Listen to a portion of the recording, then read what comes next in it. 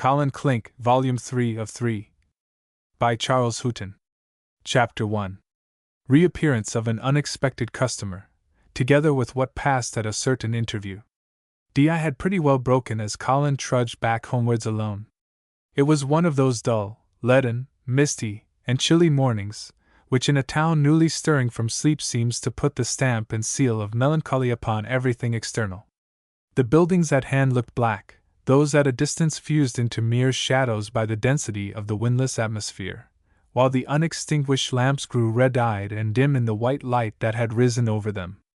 Early laborers were trudging to their work, an occasional milkmaid, who looked precisely as though she had never seen a cow in the whole course of her life, banged her pail handles, and hooped at area gates, while bakers, who had been up nearly all night manufacturing hot rolls for that interesting portion of the community now snug in bed, slipped down the shutters of their houses leisurely, and stared lackadaisically upon the portents of the weather. Altogether, it was a description of scenery by no means calculated to inspire heavy hearts with unusual joy, or to raise the spirits of any one situated as was poor Colin. Scarcely knowing what else to do, he turned off at the top of Cheapside, and walked into a well-known coffee-house in the immediate vicinity of the post office, where he ordered breakfast. 2 or 3 tables occupied the room, at which a few early risers were sitting quaffing coffee from cups which, from their size and shape, might readily have been mistaken for so many half-pint pots of ale. Well-fingered books were scattered about the place, and monthly magazines of all sorts, fitted into temporary covers, lay in piles upon the broad chimney-piece. Shortly afterwards the morning papers were brought in by a lad with a large bundle of them under his arm, a circumstance productive of a momentary scramble on the part of those who were anxious to possess themselves of the earliest intelligence of the day, before departing to their occupations.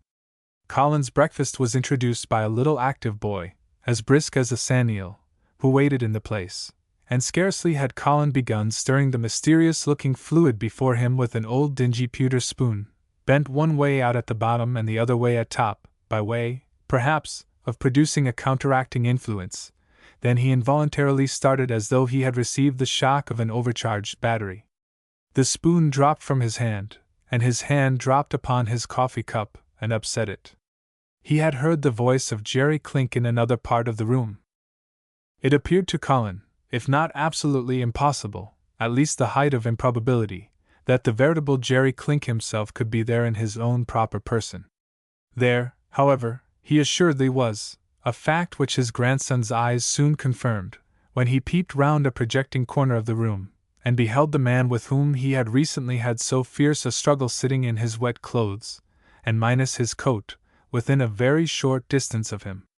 For reasons sufficiently obvious, and to prevent any farther public demonstration of Jerry's temper, Colin suffered him to take his meal in quiet, and afterwards his departure, without making his own presence known to him.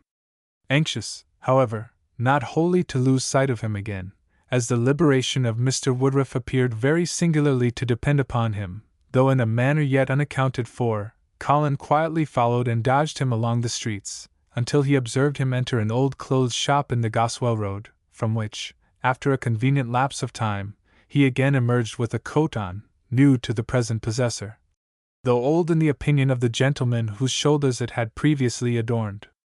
In this manner he followed unperceived in the old man's wake, but did not venture to accost him until, after a very considerable walk, he pulled up for refreshment at a small deserted-looking public house at the rear of Islington, which appeared to offer the privacy requisite for their second meeting, and the conversation that might thereon ensue.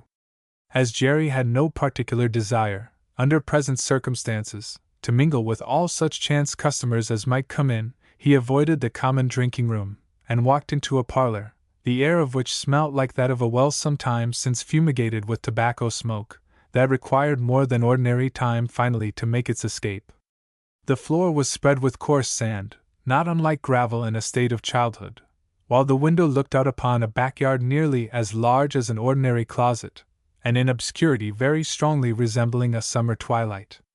As the old man seemed inclined to stop a while, a fat untidy girl, with her hair half out of her cap, and her countenance curiously smeared with ashes and blacklead, came in to light a fire already built in the grate. Glass of ale? Demanded the girl, as she blew out her candle and nipped the snuff with her fingers. Jerry fixed his eyes upon her with a degree of sternness amounting almost to ferocity.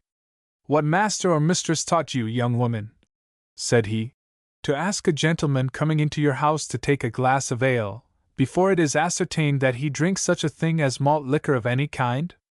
Learn your business better, miss, and go and bring me some hot water, and half a quartern of rum in it. Scarcely had the girl departed before Colin entered the room. Jerry looked at him during a space of some moments, and then turned to the fire, or rather fireplace, without uttering a word. It is almost more than might have been expected, observed Colin, taking a chair, and speaking in an assumed tone of careless surprise, that I should have the good fortune to meet with you so early again this morning. But I am thankful indeed to find you alive and unharmed, after expecting nothing less than that you must have met your death in a dozen different dangers. You thankful? Exclaimed Jerry. Nay, now, what? Hypocritical, like all the rest of the world? You care nothing for me, so don't pretend it, no, nor for your mother either. Though a poor old man, sir, I am proud to be honest, and from this day forward shall disown you, and would, though you were made the greatest man in England. You are too great a coward, sir, to be induced to lift my hand against the life of a man who has befriended me, and is my own father, too. Most certainly I am, replied Colin. What, bribery? Bribery? Exclaimed Jerry. Purchased with fine clothes, I see. Well, you are your father's son, not mine. I say, you are too much of the worm. To injure my father, I am. Or to revenge your mother's wrongs. No, sir, I deny it. But I will not do it as you wish. And any other way it is impossible. I hope not, replied Colin. An injury may be great, but there is such a thing as restitution. Mr. Lupton is very kind to me. To you? But what is that to your mother or to me, her father? Ah, I see, young man, it is all self. Mr. Lupton is very kind to me, true, to me, and that is enough. No, it is not enough, answered our hero. A great deal more must be done, and may be done, if, to begin with, I can but make you and Mr. Lupton friends. Friends! Exclaimed Jerry. Friends! Utter that word again, sir. I do, I repeat it, he continued. And I am not such a coward as to fear that you will attempt to harm me, because I say that, both for my mother's sake and your own, for Mr. Lupton's and mine, you must be friends. Remember, if you have something to forgive him, he has a great deal to forgive you also. He's something to forgive me. What is it? I suppose for having spared him so long. But if I spare him much longer, may I never be forgiven where I shall better want it. It is but an hour or two ago, replied Colin, that I prevailed on him not to raise the hue and cry after you until things could be better explained, although you have twice attempted his life. Is that it? Is that his forgiveness? Then I hurl it back in his face, and in yours, and tell him I want none of it. If he wants to take me, let him, and I will sit here till he comes. Fetch him, and let him try, and then, if the third time does not do for all, I shall well deserve a gallows for being such a bungler at my business. He has no desire to injure you at all, said Colin. How very kind of him, retorted Jerry, seeing how good he has been to my only daughter, and how badly I have rewarded him for it. But you must know how much the law puts in his power. I care neither for the law nor his power. My law is my own, and that I shall abide by. Not to prolong this dialogue, of which sufficient has been given to show the character of the speakers, I shall merely observe that Jerry Clink concluded it by emphatically declaring that never to the end of his life should he, on any consideration whatever, give up this the great object for which he lived, unless he was so far fortunate as to achieve it at an earlier period. And this asseveration he ratified by all such infernal powers as could conveniently be summed up into one long, oath-like sentence, a sentence which it is not necessary here to repeat. Finding all his efforts to overcome, or even to mollify, the desperate determination of vengeance, which Jerry still so violently entertained, altogether vain, Colin could not at the moment form in his own mind any other conclusion than that which pointed out the propriety of securing Jerry, in order to ensure Mr. Lupton's personal safety. This, however, from the inevitable consequences which must follow, was a step on the brink of which he hesitated, and from which he turned with horror. Was there no way by which to avoid the dreadful necessity of involving his own mother's parent in the pains of a fearful criminal law, to her lasting shame and grief, and his own as lasting sorrow and regret? How devoutly in his heart did he wish that he could be a peacemaker, an allayer of bad passions, a reconciler of those whose own evils had brought them into this depth of trouble. Then, indeed, all might be well, or at least so far well, as any ending may be which comes of so sad a beginning, for he felt that, after the painful disclosures which had that morning been made to him, the brightest light of his future life was dimmed, and the most he could hope for was to go through existence under those subdued feelings of enjoyment which ever result from the consciousness of evils past, and forever irremediable. Still he clung to the hope that the old man's violence might be mitigated, as he became more familiar with the thoughts of reconciliation, of atonement being made to his daughter, and as the kindness of Mr. Lupton to himself should be rendered more evident. The agitation and excitement of his mind, consequent on these and similar reflections, caused him for the time almost to forget the object he had in view with respect to the imprisoned James Woodruff.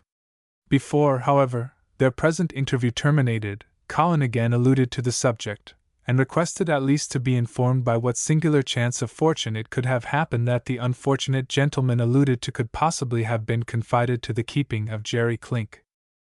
"Why, as to that," replied Jerry, "I've no particular objection to tell you, and then you'll believe me, but mind, I shall go no farther.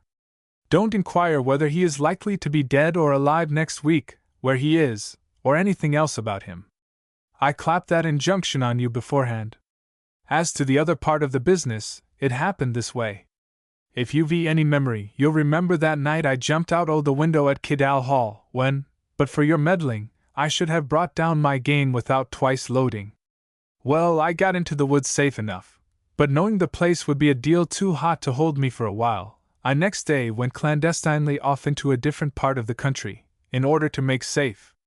I partly changed my dress and name, and at last pitched my tent under a rock in a solitary part of Sherwood Forest, where I never saw a man, and no man saw me for weeks together.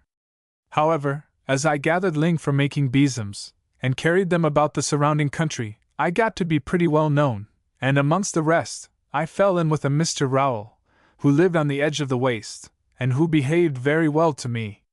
Well, one day he came down to my rock hole, and told me he wanted me to take a madman under my keeping, who had been brought to his house by his brother, and whom they wanted, for very particular reasons, to get out of the way. Well, well, said I to him, bring him down. I care for either a madman nor the devil, and can manage either when occasion calls.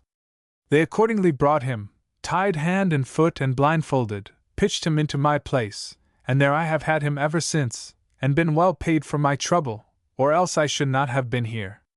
However, when the man himself told me his story, I found he was not more mad, perhaps, than those that sent him, and so, as your mother had told me all about your part of the affair besides, for she knew where I was gone to, I thought it a fair chance for making you do as a son ought to do, and revenging her dishonor, when, perhaps, it did not lie so conveniently in my power.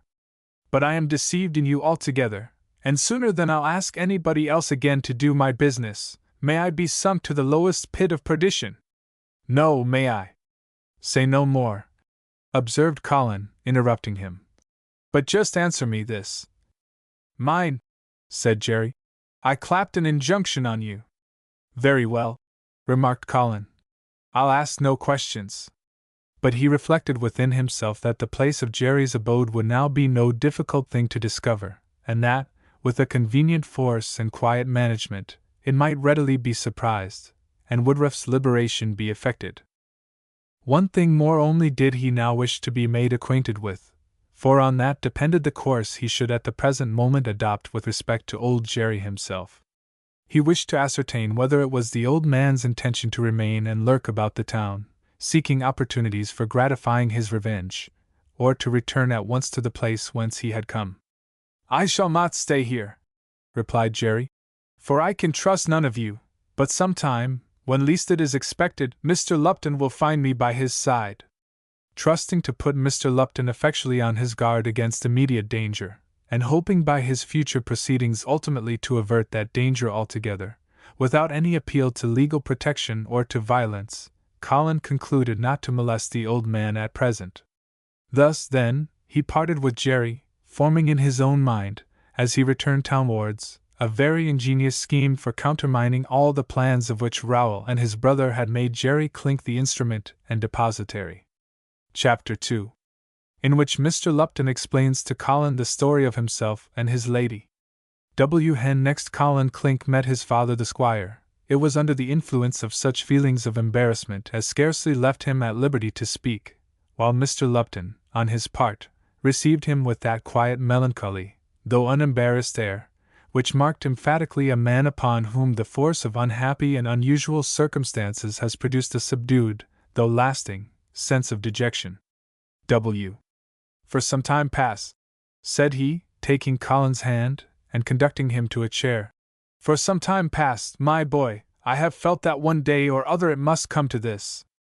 Ever since the time when Providence so singularly threw it in your power to save me from a violent end, and from such a hand too, I have been a changed man.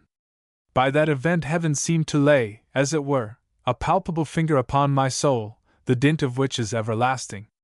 That from such retributive justice, if justice it could be called, I should have been so saved by one whose very existence itself had called that justice into action, appears to me like a marvelous lesson, in which Providence intended at once to admonish me of my criminality, and at the same time to remind me of its mercy.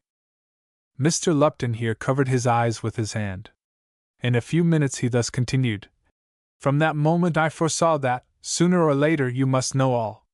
Now you do know all, and that knowledge has come to you in such a shape as to render any farther allusion to it needless. The subject is at best a painful one to us both, but most especially so to me, although I once held such things lightly, and as matter for pleasantry and joke. I now acknowledge you as my son, and I confess that a proud, though painful, time it is, now I can do so face to face. Save in yours and my own, the blood of an ancient and honorable family runs in no human veins. You are grown to manhood, and the circumstances which Providence has brought about enable me to address you thus without impropriety. But you must be told, my boy, that I was the last, the very last of all my race. My father knew it, he lamented over it, but he cherished and guarded me because of it, as though the world contained for him no other treasure. I knew it too. I grew up, as I may say, side by side with that fatal knowledge. With our ideas of long descents, and ancient honorable lines, it is the bitterest thought in a man's breast to think that here the stream must stop, that in this one body it is lost, and the sun shall shine upon its name no longer. Anxiety for my life and welfare helped to bring my father to the grave earlier than otherwise nature would have called him, and he died while yet I was very young. But before he died he bound me, on attaining my 21st year, to marry one of the members of an opulent and numerous family, which had long enjoyed his esteem. I did so, and the lady he had selected became my wife. There were circumstances between Mrs.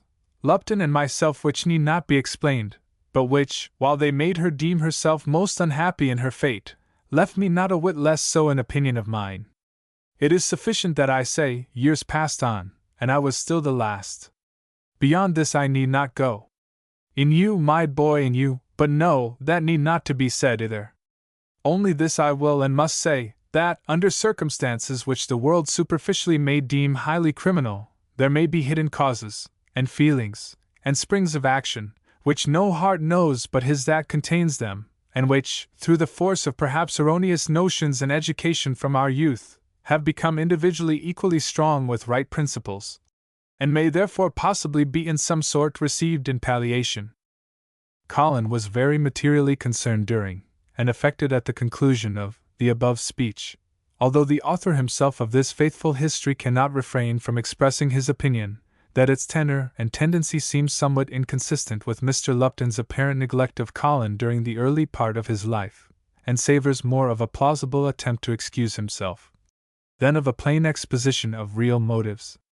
Possibly, however, by suspending judgment a while, both himself and the reader may on this point become a little wiser before this history be brought to a termination. For the present, we may continue this scene a few moments longer. With regard to Mrs. Lupton, continued the squire, as I intend shortly to introduce you to her, it may be as well to inform you beforehand that the satisfaction your presence in my house will give must not be judged from her reception of you. What it may be I cannot foresee. I cannot even judge what steps a woman in her situation may think proper to take, but whatever they be, it is needful you should see her, and be introduced to her as the heir of Kidal, before she dies. Had she acceded to my wishes years ago, had we, as I desired, been divorced before you were born, this present necessity and trouble would never have come upon us. But that proceeding she resisted to the last. And though there are circumstances pointed out by the laws which might place the power of adopting such an alternative wholly in my own hands, yet, rather than so deeply wound the feelings and destroy the future peace of a woman who loved me, and whom I had loved, I have rather chosen to endure, to pass years of unavailing regret, and come to this, even this, at last. I have neglected her, it is true, partly in hopes of thereby inducing her to give way, and partly because I had no heart to be a hypocrite. I never could very well affect what I did not feel. Mr. Lupton subsequently informed Colin that although the lady of whom he had been speaking had, during some years past, lived apart from him, sometimes residing in town, and occasionally abroad, yet that very recently she had expressed her desire and intention to return to the old hall once more, and to pass the following winter there. On that occasion it was purposed by him that Colin should meet her. I should be doing a great injustice to Colin were I to disguise from the reader the satisfaction which, notwithstanding all drawbacks, he could not fail to feel from the, to him, magnificent prospects that Mr. Lupton's discourse opened before him. To think that, from a poor and helpless farmer's boy, he should thus suddenly and unexpectedly have risen, as it were, to the rank of a squire's son, with the certainty of a great fortune to be bestowed upon him, and such a fine old house as Kidal Hall in which to enjoy it, and to pass the remainder of his days. What a triumph, too, did it not give him over all the paltry and tyrannical souls who about his native place had made his life miserable, and even done as much as lay in their power to hunt him out of existence. These feelings were far less the result of vindictiveness than of that just sense of retribution which may be said to exist in every honest breast. These matters being thus disposed of, Colin seized his opportunity to reintroduce the question regarding old Jerry Clink. With respect to him, replied Mr. Lupton, though I am astonished to find he is still alive, instead of hearing, as I had anticipated, that his body had been picked up off Limehouse, I am too sensible of his feelings, and the cause of them, to entertain against him any ideas of retaliation. My own security is all I must provide for, that I am bound to do, and, so long as that can be ensured, I shall take no farther notice of the past. We have both been wrong already, and had better on both sides avoid wronging each other any farther. Colin expressed his hopes that, bad as matters now appeared to stand, everything might yet be accommodated in a manner which would leave all parties the happier for their forgiveness, and the wiser from the troubles they had undergone. It is hopeless, answered Mr. Lupton. The man whose sense of injury, and determination to have revenge, can so vividly outlive the wear of so many years, is not, I am afraid, of a sufficiently ductile metal to be ever formed into a kinder shape. Unless some altogether unforeseen circumstance should happily come between to reverse the present tendency of events, it is to me a distinct and evident truth, that either that old man or I will eventually prove the death of the other. This opinion he uttered in such a serious and almost prophetical tone, as left upon the mind of his hearer an impression which all his own most sanguine hopes and predictions were insufficient to eradicate. Chapter 3. Wherein Peter Veriqueer makes love to Miss Sowersoft, and becomes involved in trouble. Mr. Palethorpe's reconciliation with his mistress. In pursuance of a design which Colin had secretly formed, involving a journey to Sherwood Forest, and the surprise of Jerry Clink's retreat, for the carrying off of James Woodruff, he one afternoon might have been seen wending his way towards his old quarters in Bethnal Green. The cooperation of someone, a perfect stranger to Jerry, and in whose sense and integrity entire confidence could be placed, was imperatively required in its successful execution, and in lack of a better man for the business, Colin selected his old employer, Mr. Peter Veriqueer, provided that gentleman's known indifference towards other people's business could by any possibility be overcome. On arriving at his domicile, Colin found that Peter was from home, having taken advantage of a fine day to convey his small family in the cradle coach to a favorite suburban retreat, for the enjoyment of tea and toping, not far from the Tower at Canonbury. In this, and innumerable similar places about the environs of the metropolis, it is that, on fine warm summer afternoons and evenings, especially on Sundays, the shop-tired and countersunk inhabitants of the respectable working classes assemble, ostensibly for the purpose of imbibing what by common courtesy is dignified with the title of fresh air, though in reality with equally as settled an intention of mixing the said fresh air with bottled stout, 3xl-ish, and a pipe or two of bird's eye. Here you may see the young lover anxiously endeavoring to insinuate himself into the good graces of his sweetheart, by evincing the most striking solicitude that she should soak up repeated bird sips of his cold blue ruin. You may observe them, true lovers of twilight, getting into the veriest back corner of arbor or bower, telling in security the almost silent tale, that no ear may hear but theirs.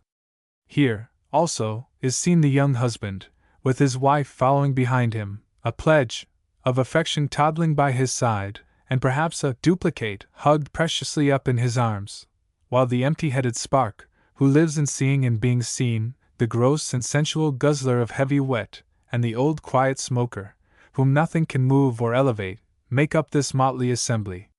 Pots and glasses appear on every side, and busy waiters running in all directions across the grass, with tray, or lantern, or glowing piece of live touchwood, to light the pipes of the company. As our hero entered the tavern and tea gardens in question, he passed beneath a low and long colonnade of a somewhat humble description, the top of which was formed by the projection of the second story of the building. Several miniature conveyances for the small aristocracy of the baby generation stood about, and amongst them that identical one on which Colin had himself once exercised his abilities, as previously described. To the left hand lay a wide lawn, on which some score or two of youngsters were disporting themselves in the twilight, while the parents and guardians, as the newspapers say, of these small gentry were lolling at their ease in certain cots, or arbors, made waterproof with pitch, which bounded the sides of the green. In one of these Colin soon found the individual of whom he was in search, having communicated to Peter some general idea that his assistance was required in a very important enterprise. "True," replied Veriqueer. "It may be of great consequence to you, but that, you know, is your own affair. It is no business of mine." "But you will be well rewarded by Mr. Woodruff afterwards, I doubt not," replied Colin. "Do you think so? Oh, then, in that case, it begins to look more like my own affair than I thought it was. Yes, good pay, you know, always makes a thing a man's business directly." And hereupon the matter was discussed at leisure, and in a manner which clearly proved that, upon sufficient reason given, Peter could take quite as much interest in other people's business as ever he had taken in his own. While Colin thus sat in discourse with his old employer, his attention had several times been partially attracted by a voice in the next adjoining arbor, but which now elevated itself to a distinctly audible pitch in the expression of the following sentiment: "Upon my word, those little dears are delightful to look on. The satisfaction of having children to bring up, dear, the pleasure and delight, Mr. Palethorpe, of leading them as it were by the nose, symbolically speaking, oh, the delight of it must be, I hardly know what to call it, but something which, in an unmarried state, the imagination can scarcely attempt to soar up to. And then their tiny voices, some ill-tempered people may call it squealing if they please, but to a father's ears, I should think, it must be welcome night and day, that is, if he has the common feelings of a father about him. It is really astonishing how happy some people might be, if they did but take something of a determination at some time or other of their lives to adopt some course with respect to somebody or other, which might, what shall I say, might, however, I mean, which might lead to something final and decisive. Sartainly, me sis," replied the individual thus addressed. I don't dispute all that. Only, when a man has a good appetite hisself, and can eat most of what's put before him, it seems natural enough that his children would go and do the same, and that would take a little more maintaining than some of us can exactly afford. I can't see myself how we could go all that length, with a proper eye to our own old age. Ah, replied the lady, there it is. I really think there is not a grain of filial feeling left in any farmer in Yorkshire. I'm sure, me sis, rejoined Palethorpe, you'll not accuse me of wanting in filial feeling, when you know there isn't a single filly nor colt either on the whole farm as I haven't showed the. I don't mean that, exclaimed the lady. You don't understand me. But I can only say it for myself, that it would be no great trouble to me, not a bit of it, to sink the whole of myself in the endeavor to raise a prodigy of children, that should prove a complete honor to any farmyard in the riding. The pretty dears! How I should spoil them out of kindness, yes, that I should, I know I should. Ugh! I could squeeze their little hearts to pieces, I could. This rhapsody left Colin no longer in the dark. Mr. Palethorpe was again in London, accompanied by the loving and amiable Miss Sowersoft. A capital idea at this moment struck Colin's mind. Mr. Peter Verqueer was already well acquainted with the story of Palethorpe's previous visit to town, and had applauded Colin for the part he had then taken in punishing that poor booby as he deserved. He therefore now only required to be informed that both Palethorpe and his mistress were in the next box, in order, as Colin hoped, to be induced to join him in an innocent trick upon the worthy couple. His proposition was simply this, that Peter should quietly walk into their arbor, sit down next to Miss Sowersoft, call for drink, as though he had just arrived, and then proceed, according to the best of his ability, in making love to that lady, no less to her own eventual disappointment, than to the annoyance and mortification of the redoubtable Samuel. Verqueer laughed at the notion, but objected that to make love to a lady in that manner could not possibly be any business of his, seeing, in the first place, that he had no desire, in the second, that he was married, and in the third, that possibly he might after all come off the worse for it. Besides, he added, what will Mrs. Verqueer say if she should happen to catch me, for I expect her up to tea here very soon, and if she should come before the joke is completed, I am afraid she would turn it into a regular Whitechapel tragedy. Oh, never heed that, replied Colin. I'll be bound to see you safe, and all right. Go in directly, and do it before the chance be lost. Here, waiter! And he whispered to him to carry a bottle of stout into the next box for his friend, without delay. In a few minutes more Peter Verqueer was sitting beside Miss Sowersoft, while Colin peeped through a nick in the boards which divided the two boxes, and with high glee observed all that passed. A fine evening this, ma'am, said Peter. Delightful evening, indeed, sir, echoed Miss Sowersoft. Yes, it is pleasant, added Palethorpe, who remembered his former exploits, and began to fear a thief, at the same time that he thought it the most advisable course at present to speak civilly to him. Admirable places these, continued Peter, for the enjoyment of the working people, who are confined in shops and warehouses from week's end to week's end. They are, indeed, said Miss Sowersoft. I should think so, added Palethorpe. And really, continued the lady, I had not the most remote conception that such places existed. It is positively like a private gentleman's private grounds. Uncommon like, repeated Palethorpe. Then you are strangers here, ma'am? asked Peter. Quite so, sir, answered the lady. We have only been up a few days.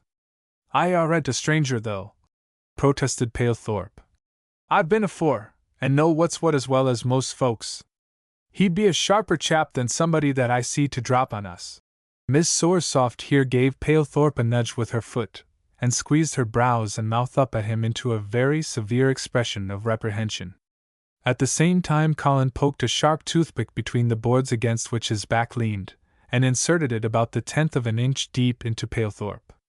The varlet jumped, as, thinking he had hitched upon a nail, and having looked under him without finding anything, sat down again a little farther off.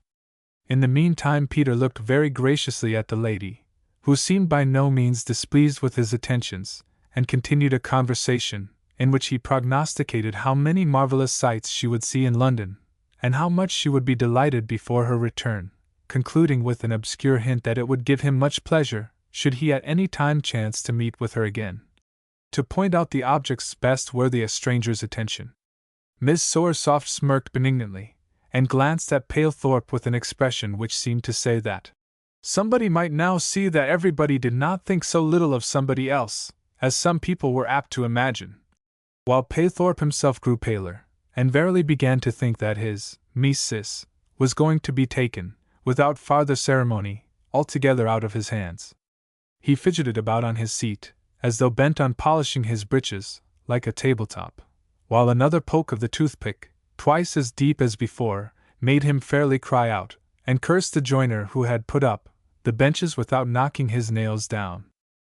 Encouraged by his success, Peter so far increased his attentions as at length fairly to arouse the jealousy of Mr. Palethorpe, who resented the insult thus put upon him by declaring that as that lady was keeping company with himself, nobody else should speak to her so long as he was by, or else his name was not Palethorpe. To which valiant speech Miss Sowersoft herself replied by informing her farming man that he was one of those kind of people who seemed as if they could neither make up their own minds to come to a decisive point themselves, nor endure to see anybody else do the same. A sentiment which Mr. Veraquere rendered still more strikingly illustrative by declaring that the gentleman who sat opposite him was like one of those ill-tempered curs, that turn up their own noses at a bone, but grumble and snarl at every other dog that attempts to touch it. Finding even his own Miss against him, Palethorpe's mettle began to rise, and he demanded to know whether Mr. Veraquere meant to call him a cur? To which Veraquere replied that he would look still more like one if he went upon all fours. Hereupon Mr. Palethorpe challenged his antagonist to a boxing match upon the green, swearing that he would lick him as clean as ever any man was licked in this world, or be d for his trouble. Peter ridiculed this threat, and begged the courageous gentleman who made it to recollect that he was not now in Yorkshire, informing him still further that if he did not take particular care, he would lay himself under the unpleasant necessity of making another appearance at the police office, as he had done upon a former occasion. Mr. Palethorpe turned pale on hearing this, while Miss Sowersoft seemed literally astounded, as she demanded in a shrill and faint, but earnest voice, whether he, Mr. Veraquere, knew Mr. Palethorpe and his calamity. "Everybody in London knows him," replied Veraquere, "and I can assure you, ma'am, that it is no credit to any respectable female to be seen with a man who has rendered himself so disgracefully notorious." Afraid that she had committed herself in the eyes of all the people of the metropolis, Miss Sowersoft looked upon the unlucky Palethorpe at the moment almost with horror. At the same time, unconsciously and instinctively she clung for support to the strange hand of that poor man's supposed rival. At this interesting and peculiarly striking part of the scene, Mrs. Peter Veraquere, directed by Master William, whom she had picked up on the lawn, bounced suddenly into the box. Colin, whose business it was to have prevented this surprise by keeping a good lookout for the arrival of the last-named lady, had been so deeply engaged in spying through a little round hole, which he had made by pushing a knot out of one of the boards, and had found himself so mightily entertained with the scene before him, that the sudden apparition-like appearance of Mrs. Veraquere almost confounded him, and especially when, in the next moment, he beheld that lady, who instantly detected her husband's situation, dart like a fury at Miss Sowersoft, whom she concluded had seduced him, and pommel away with her fists as might some belated baker, who has the largest amount of dough to knead up within the least possible given space of time. Palethorpe and Veraquere were instantly up in arms, the latter endeavoring to restrain his wife, and the former, with a degree of chivalrous feeling entirely peculiar to himself, striking her with brutal force upon the head and face, while Master William Veraquere, seeing the imminent danger of his worthy parents, struck up a solo in the highest possible key, upon the natural pipes with which he was provided for such occasions. No sooner did Colin perceive the dastardly conduct of Palethorpe, than he forsook his situation at the peephole, and hurrying to the spot, laid his old foe, the farming man, flat upon the floor with a well-directed blow of the fist. The latter looked up from his inglorious situation, and if ever man felt convinced that he was haunted by an evil genius, Mr. Palethorpe felt so on this occasion, and that his evil genius was embodied in the form of Colin Clink. A regular melee now ensued, during which Mrs. Veraqueer's cap was sent flying into the air, like a boy's balloon. The back of the arbor was driven out, and Mr. Veraqueer, locked in the arms of Miss Sowersoft, fell through the opening into that beautiful and refreshing piece of water which has its local habitation opposite the west side of Canonbury Tower. The sudden appearance of several policemen amongst the combatants put an end to the sport. Colin and Palethorpe were seized, and attempted to be hurried off, but as either had any very particular reason for desiring a situation in the watch-house, followed by an appearance before the magistrates, they contrived so far to accommodate matters with the guardians of the public peace as to be allowed to go at liberty, and each his several way. Colin's first step was to see to the safety of his friend, Veraqueer. He and Miss Sowersoft had already been fished out of the pond without rod, line, or net by the surrounding spectators, and now stood upon the bank, like a Triton and a mermaid just emerged from their palaces under the flood. The latter named of the two was conveyed into the tavern, and put to bed, while the former was induced, at the representations of Colin, to walk rapidly home with the enraged Mrs. Veraqueer on his arm. Colin himself undertaking the charge of the young Veraqueers, and drawing them down in the basket coach at some short distance behind. Peter Veraqueer naturally enough employed the whole time occupied in their journey home by explaining to his spouse the origin, decline, and fall of the history of this adventure. A statement which Colin afterwards so far corroborated as to leave Mrs. Veraqueer entirely convinced, not only of her husband's innocence of any criminal intention, but satisfied that a capital practical joke had been played upon two individuals most richly deserving of it. As to the unexpected appearance of the worthy couple in town within so comparatively short a time of Mr. Palethorpe's former inglorious expedition, it is to be accounted for upon the same principle as are many other matters of equal importance.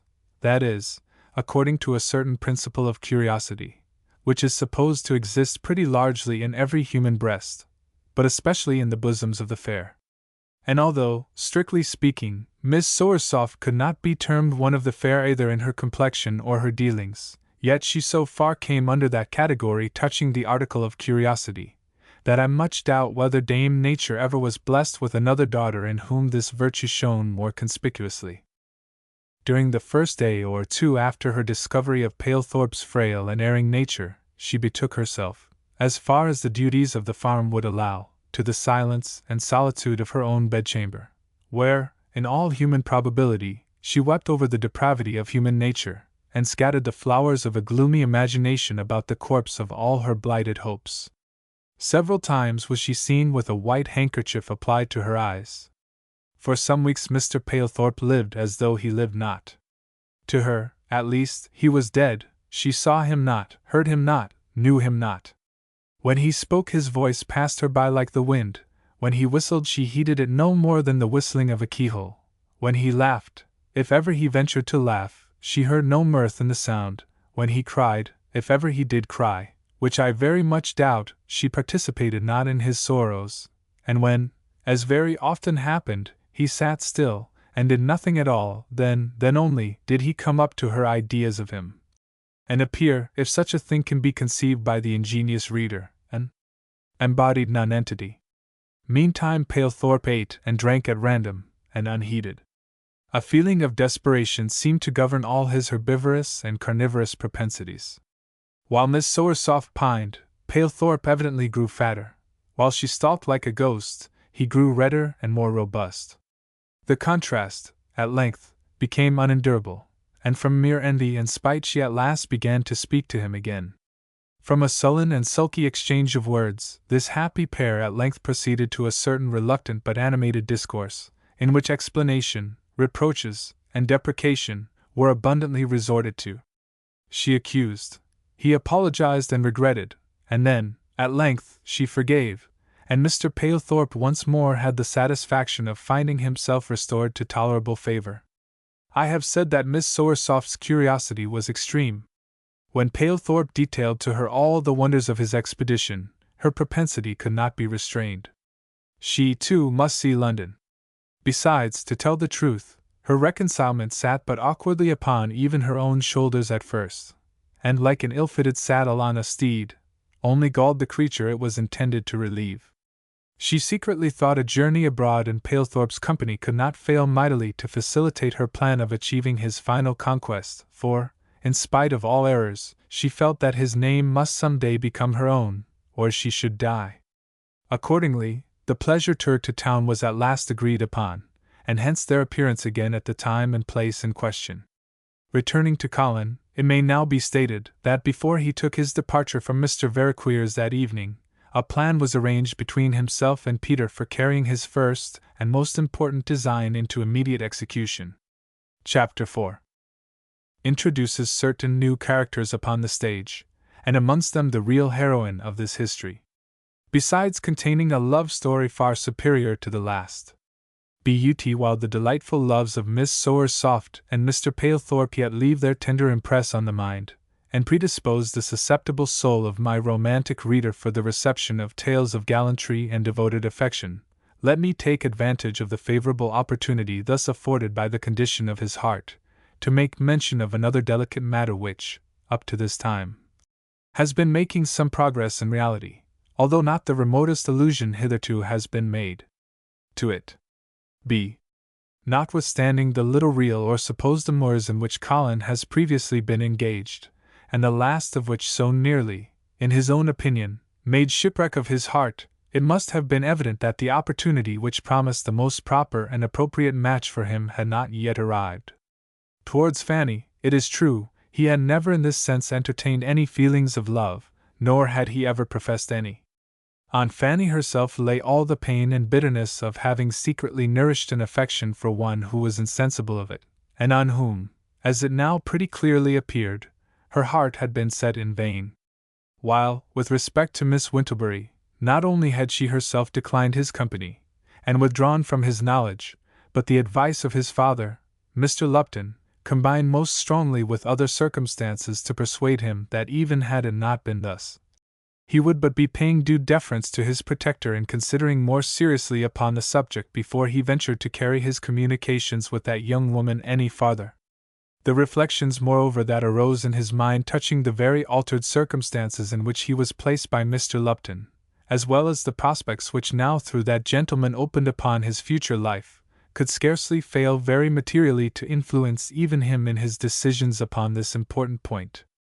But Miss Wintlebury being voluntarily withdrawn from him, and Fanny being made aware that he loved her only as a friend, and reconciled he hoped, too, to that knowledge, what considerations of any importance remained to prevent his forming some such other alliance as might at once prove suitable to his expected future fortunes and rank as a country gentleman, as well as agreeable to the wishes and advice of him by whom those fortunes and rank were to be conferred, and whom, on other accounts, he was bound to endeavor to please. While in this state of mental uncertainty, Mr. Lupton had taken an opportunity of introducing him to the acquaintance of one Mr. Henry Calvert, a gentleman of comfortable, though not large, fortune, residing in one of the northern suburbs of London, and in whose family he soon found, as his father had secretly desired, a companion very much after the heart of any young man of true sense and sensibility. This was in the person of Jane Calvert, the youngest of two sisters, and a lady within a year or two of his own age.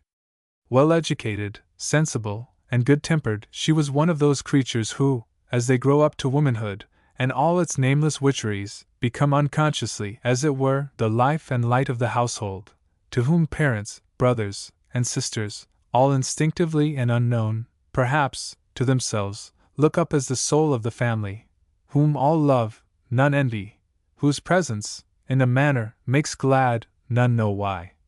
As the spring delights us unthought on, or the flowers by our wayside, inspire pleasure and gratification even when least we know whence our elasticity of spirit is derived.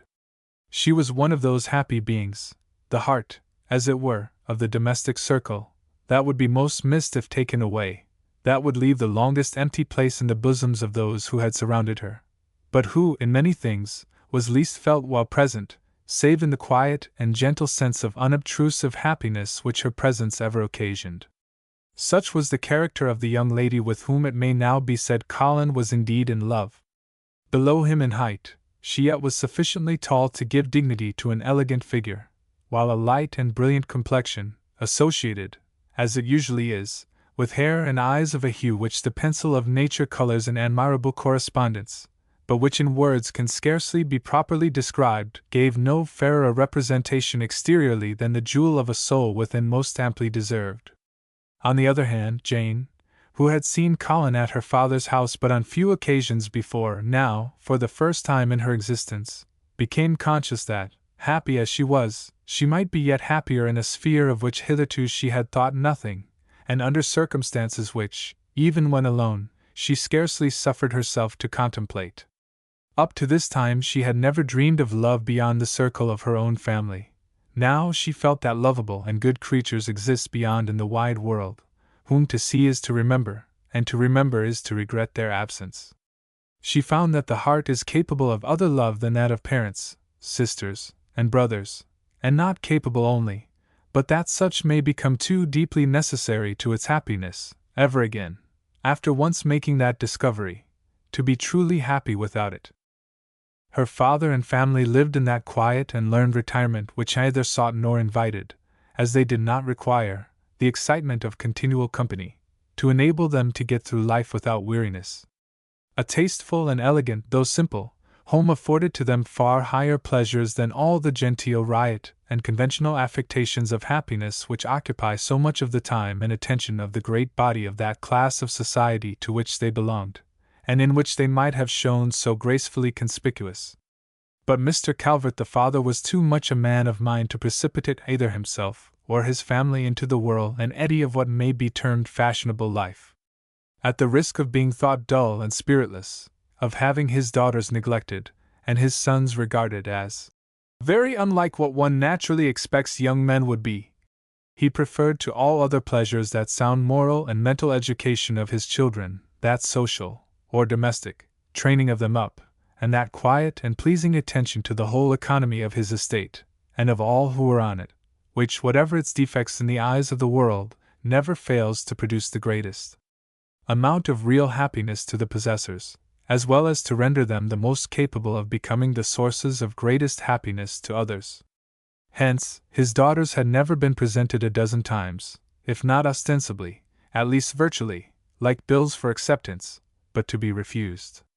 Neither had his two sons, for two he had, any knowledge of those peculiar vices which, though they might have added to their character as young men of spirit, could not by any means have done them credit on any other account. Besides their own mutual stores of ever-fresh mental enjoyment, this happy and well-judging little family found abundant recreation in a large and admirable library, which Mr. Calvert had himself selected, as well as amusement in an old-fashioned garden of extensive dimensions which enclosed the house on three sides, and overshadowed the roof with its tall elm trees, planted there perhaps in the days of Addison, and which threw a quiet, secluded air over the whole scene. Mr. Calvert's taste, indeed, was so far that of the time to which I have alluded, that Miss Jenny had been so christened after some favorite in the Spectator, while the eldest son Roger had, in like manner, received his cognomen, though his father's veneration at once for the genius of Addison and his admiration of the character of Sir Roger de Coverley. When Jane once jerked her pincushion into the pond, he reminded her of some tale of a watch being similarly dealt by, as told in his favorite book, and not unfrequently spoke of that particular age of British literature as one in which he should have been most happy if it had been his fortune to live. With such a man, and in a family with such an attraction in it as the one I have before described, it is not to be wondered at that Colin soon found himself happier than ever he could have believed. His own good looks and love of learning recommended him, while the natural powers of his mind carried him through, where else, perhaps, his previous want of habitual intercourse with similar society might have exposed him to inevitable annoyances. Happiness, however, and especially in love, seems to have been considered in the economy of human nature, like the sunlight in the world, as too bright to endure without intervals of darkness and of shade. Not long had Colin and Jane Calvert been thus acquainted, they had just learned to speak confidingly, and to breathe to each other those thoughts which before had only trembled on the lips and been stifled in the utterance, when Colin was astonished and surprised to find in the behavior of Mr. Calvert a marked and strong difference from that which hitherto he had pursued towards him. It was not essentially less kind than before, but seemed more marked by regret than by offense, as though the bosom in which it originated felt like that of a friend who secretly knows that he must part, not that he would, or wished to do so. Jane, too, seemed downcast, but her regret spoke in her eyes, not words, in long painful suspenses of thought, as it seemed, though in reality in deep worlds of thought traced out in the brain until they seemed to have no end. And then sometimes, when her father, or her mother, or brother, or sister, chanced to catch a momentary glance of her countenance, they would find those pretty eyes wet, as if the little wellspring within would come to the top and overflow in spite of her. Did they ask her what was the matter, she smiled without feeling, and replied, "Nothing." But instantly she would leave the room and go alone to her own chamber, thus telling it was something, though a something not to be told.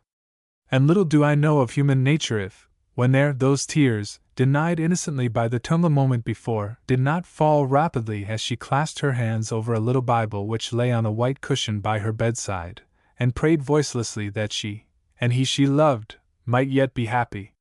These things, it was observed by Colin, first occurred some short time after Mr. Hooton and Mr. Calvert had had an interview of several hours' duration in a private room, and during which, he now felt little doubt, the question of the possible future union of the young people had been seriously discussed. Still, it was not easy for him to imagine the cause of this strange difference, nor could he for a while arrive at any explanation from either party at all satisfactory on the subject. All that he knew was, that nearly the whole family, with the exception principally of Mr. Roger Calvert, even Jane herself, and that was worst of all, conducted themselves towards him in a manner which left little doubt upon his mind that some strong cause or other was in operation, which, in their eyes at least, appeared to render the continuance of his acquaintance with the young lady in question unadvisable, and a course to be decidedly avoided. Still there was no harshness, no decided neglect, no offensive carriage, from any party. The feeling seemed to be that Jane should decline his acquaintance as gradually and as kindly as possible, but that decline somehow it must be, and forgotten and given up forever must be the affection, the deep affection, I may properly say, he had conceived for that excellent young creature. One day, however, as he was rambling amongst the shrubberies with Roger Calvert, the most blunt and open-hearted friend he had in the family, Colin mentioned the subject to him, and ventured to ask plainly what was the real cause of this coldness towards him. "Perhaps," replied Roger, "I am not doing exactly right by telling you, though, for my own part, I think you ought to know. But since you have so plainly required me to name the reason, I will do so. Mark, however, beforehand, that I do not agree with my father and mother in their opinion about the matter. I hold that whatever may be said in the Old Testament, it is not Christian of us, it is not our duty, nor do I see how we can justly do it, to visit the sins of the fathers upon the children." Conviction flashed on Colin's mind like a burst of light. His cheeks became pale and then red, while he would have burst into tears had not his pride of heart forbidden him. "I told you," continued Roger on observing his emotion, "that I did not know whether it was right or not to tell you, but as you wanted to know, and I am no keeper of secrets, it is no blame of mine. Frankly, I tell you it is all owing to the story of your birth, which your father told to mine some days ago together with all the rest of what he meant to do for you, in order that there might be no misunderstanding afterwards between the families. My father and mother, indeed the whole family, like you uncommonly well, and as for myself, I think you a regularly good-hearted fellow, and should have no objection any day to make the second at your wedding with Jenny. But then their rigid and straitened notions are not mine, although I have on several occasions told them just as plainly as I am talking to you now, that they and I are by no means alike in opinion. I can assure you it is nothing else, for though in fact such a match would be quite equal to anything Jane could ever expect, if not greater, as Mr. Lupton volunteered to make a will in your favor, as well as to give you a handsome fortune down before the marriage, yet with them, especially with my mother, it is a sort of matter of conscience which they do not seem at present as if they could overcome. It is the source of much grief to them, that I can tell you, and especially as Jane seems to have taken such a liking to you. But then, you see, However, I can only say this, and I am her brother, and would not see a hair of her head touched, nor a lash of her eye wet unnecessarily, no, not for the best man in England. But this I promise you, that if I were in your place and in love with any young person that I cared anything particular about, I would make up my mind to have her, and have her I would, let anybody, either man or woman, say or do whatever they liked. That is my spirit, though I should not have told you so if I had not cared something about you. In this strange speech Colin saw at once the bitter cause of all his fear, combined most oddly with something which yet inspired him with hope. Surely he could not altogether fail, with perseverance, and the assistance, to begin with, of such a spirited auxiliary as Roger Calvert had thus proved himself likely to be. That same night, as he was upon the eve of his departure for Sherwood Forest, on the doubtful expedition for the liberation of James Woodruff, Colin desired and obtained an interview with the young lady. It was after a very early meal, about 8 o'clock in the evening, when they walked out along that portion of the garden which lay immediately in view of the front of Mr. Calvert's house. It was a soft, mellow autumnal night, the air was still and warm, the leaves were scattered abundantly on the paths by some rude bygone blast, and now lay in drifted heaps along the edges of the grass plots and under every sheltered corner, while an increasing moon, that gave just light enough to keep darkness out of the sky and total blackness from the earth, seemed to sail, like a forsaken wreck, amongst the white and billowy clouds that overspread the sky. Jane leaned more fondly, he thought, upon his arm than ever before, and during some minutes they paced to and fro, without either of them venturing to speak to the other those words which at best must have been as it were but the preface to trouble. This silence lay heavy on each heart, and yet each feared to break it. The first word would sound like a parting knell, and neither felt courage to utter it. Still they walked up and down, until at length that meaning and eloquent silence, which was at first painful, became insupportable. Suddenly Colin stopped in his path, laid his hand earnestly upon the arm of his companion, and bent his face earthward, as he said, "Young lady, there is no farther occasion for disguise or secrecy on the part of yourself and your family. I know it all now. We must part, that is fixed, part once more, and forever. For myself, as I know myself, and that whatever evil may be supposed to attach to others, I, at least, have not individually deserved this. It is contrary to my nature to endure unkindness undeserved. I am thought unworthy of you, and am treated as though I were, but I will not in reality render myself so, by acting a mean and cowardly part, by pressing my acquaintance where it is not desired, and persisting in those attentions which even she, to whom they are offered, even she, thinks proper to reject." "Oh, no, do not say so!" exclaimed his companion. "It is not so, indeed, it is not, indeed." "I speak," replied Colin, "only from what I have seen and experienced. I have loved you, I do love you. And for the rest, you know that as well as I." "In truth, sir," answered Miss Calvert, "I know nothing whatever of the cause of all this. A few days ago only, I thought we were so happy. And now—" A flood of tears here told, in the most pitiful of all languages, the difference between that time and the present. "You know nothing of it?" demanded Colin. "Nothing, I assure you," answered his companion. "Then why," asked he, "why do worse than even others did, and shun me without knowing why?" "Because my father and mother both," sobbed the lady, "told me that it would be better we should not love each other, and that I must try to forget you. And you will do so?" "I must try, I must do so, for it is my duty." "But will you, can you?"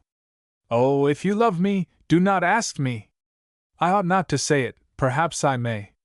If it must be so, I hope I may, but I feel, yes, my dear Colin, I feel that what they demand of me is impossible. I can never banish you from my bosom, never. No, not if they would give me the world." If ever the reader of this history have been in love, he or she must be perfectly well aware that a climax of feeling of the kind above described is not arrived at without involving ulterior consequences, which philosophers and grammarians have agreed to designate by the verb to kiss.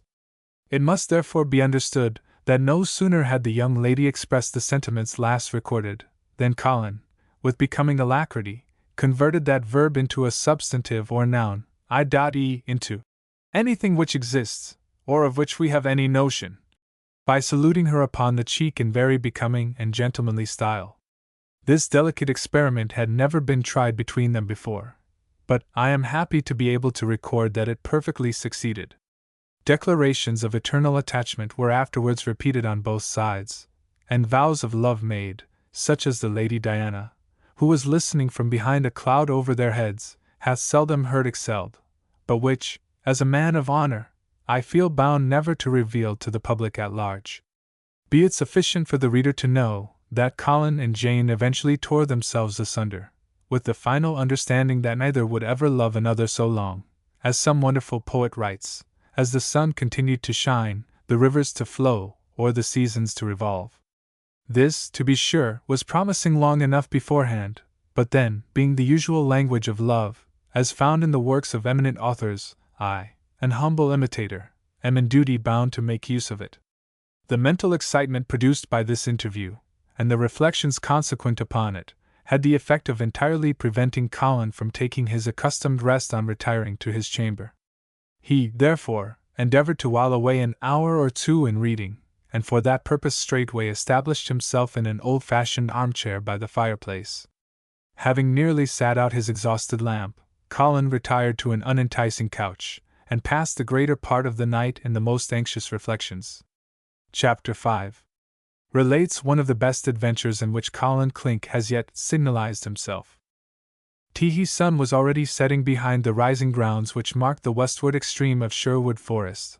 Long lines of variously colored cloud, like far-off promontories jutting into seas of gold and silver, marked the place of his decline, when Jerry Clink, silent and alone, might have been seen sitting on a turfen bench by the doorway of a sort of half-hut, half-cavern, which lay in a small dell in the heart of the waste, far below those horizontal lines of light that now only tinged the heath-covered tops of the higher hills, or brought out in ghostly relief the scattered and tempest-worn oaks which stood like skeletons far aloof around.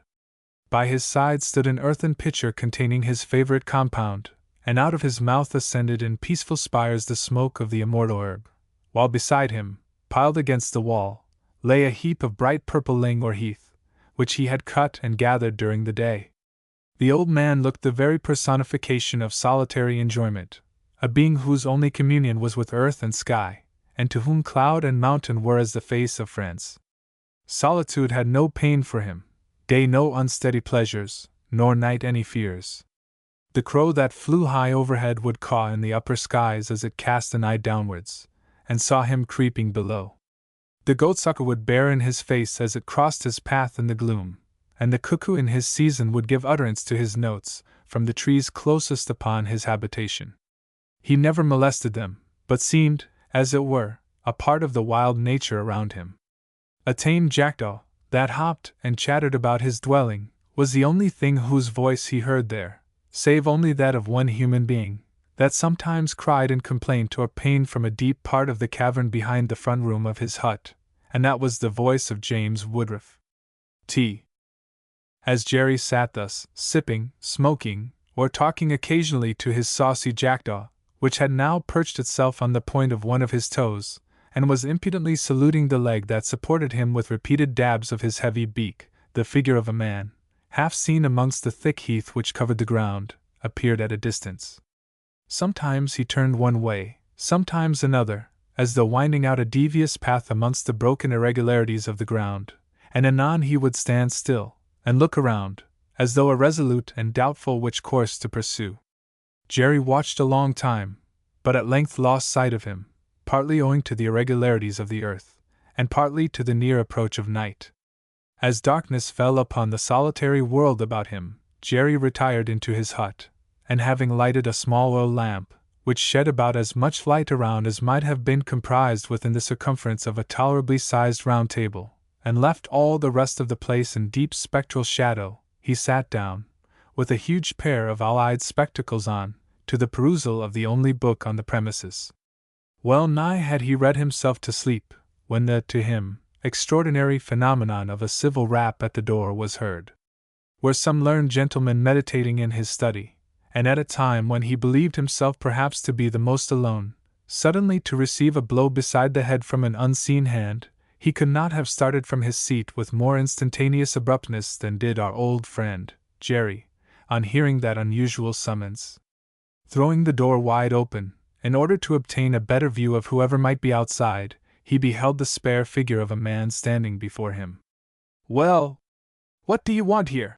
gruffly demanded Jerry. "I'm lost in the forest," replied the stranger. "Though that, to be sure, is my business, and not yours. But if you could either direct me elsewhere not far off, or give me shelter till daylight." "No," interrupted Jerry. "I shall have nobody here." And thereupon he was about to shut the door in Mr. Peter Veriquier's face, for he it was, had not that gentleman made it his business to clap his foot against it, and thus prevent Jerry's intention being carried into effect. The latter instantly flew into a towering passion at this interruption, and with a fearful oath threatened to ram his knife through him if he did not give way immediately. Peter replied that he had no intention in the world to affront him, or to force himself into the house of any man who did not think it his duty to admit him, but at the same time he appealed to him as a Christian to give him shelter for that one night. Jerry swore that no man nor woman either should ever cross his threshold, especially at that time of night, unless they strode across his corpse. Saying which, he kicked Mr. Veriquier's shins as savagely as might a vicious horse, and set him dancing an original hornpipe of his own extemporaneous composition, while old Clink slammed to the door, and bolted and barred it immediately. It seemed then that the stratagem which Colin had formed, and of which Mr. Veriquier was deputed to carry out the first part, had failed. This plan had been, that Peter should introduce himself to Jerry as a traveling merchant who had lost himself, and was in want of a night's shelter. That he should contrive to learn as much as possible of the place while in it, and then, during the night, while Jerry was fast asleep, quietly open the door to Colin and Roger Calvert, who had joined him in the enterprise, and who should have been waiting not far off, in readiness to take advantage of the opportunity thus afforded them at once to secure old Jerry from doing any mischief, and then to effect the liberation of James Woodruff without disturbance or unnecessary violence. But as Jerry's brutality and caution had rendered this design ineffective even at its commencement, Peter had no other course to pursue but to wait about in the neighborhood of the cottage, of the situation of which the parties had pretty well assured themselves previously, until such time as his confederates should come up, and other modes of operation could be devised. Accordingly he selected as comfortable a spot as the nature of the ground would admit, within sight of the hut, where he crouched down amongst the brushy heath, and waited, as he conceived it his business to do, until at length he heard the bell of some distant village church clock strike 12. In the stillness of the night it seemed as though that long drawn-out sound might have been heard across an infinite space of country, but it was the more welcome to Peter's ears for being the signal which had been agreed upon for the appearance of his associates, Colin and Roger Calvert. In a short time he discerned indistinctly two figures cautiously approaching over the broken ground, and apparently on the lookout for their preconcerted signal from the cottage door. Peter rose, and advanced to meet them. It was with some difficulty at first sight of him that he prevented their retreating, as thinking all was not right, and they were discovered. But, having contrived to make himself known, they instantly approached, and heard from him with disappointment the story of his ineffectual attempt to get admitted to a night's lodging within Jerry's cottage. Under these circumstances, how to get into the cottage without disturbing the savage inmate was now the question. They had come thus far on a ticklish enterprise, and to remain in the neighborhood long might excite so much suspicion as would eventually render all their efforts nugatory.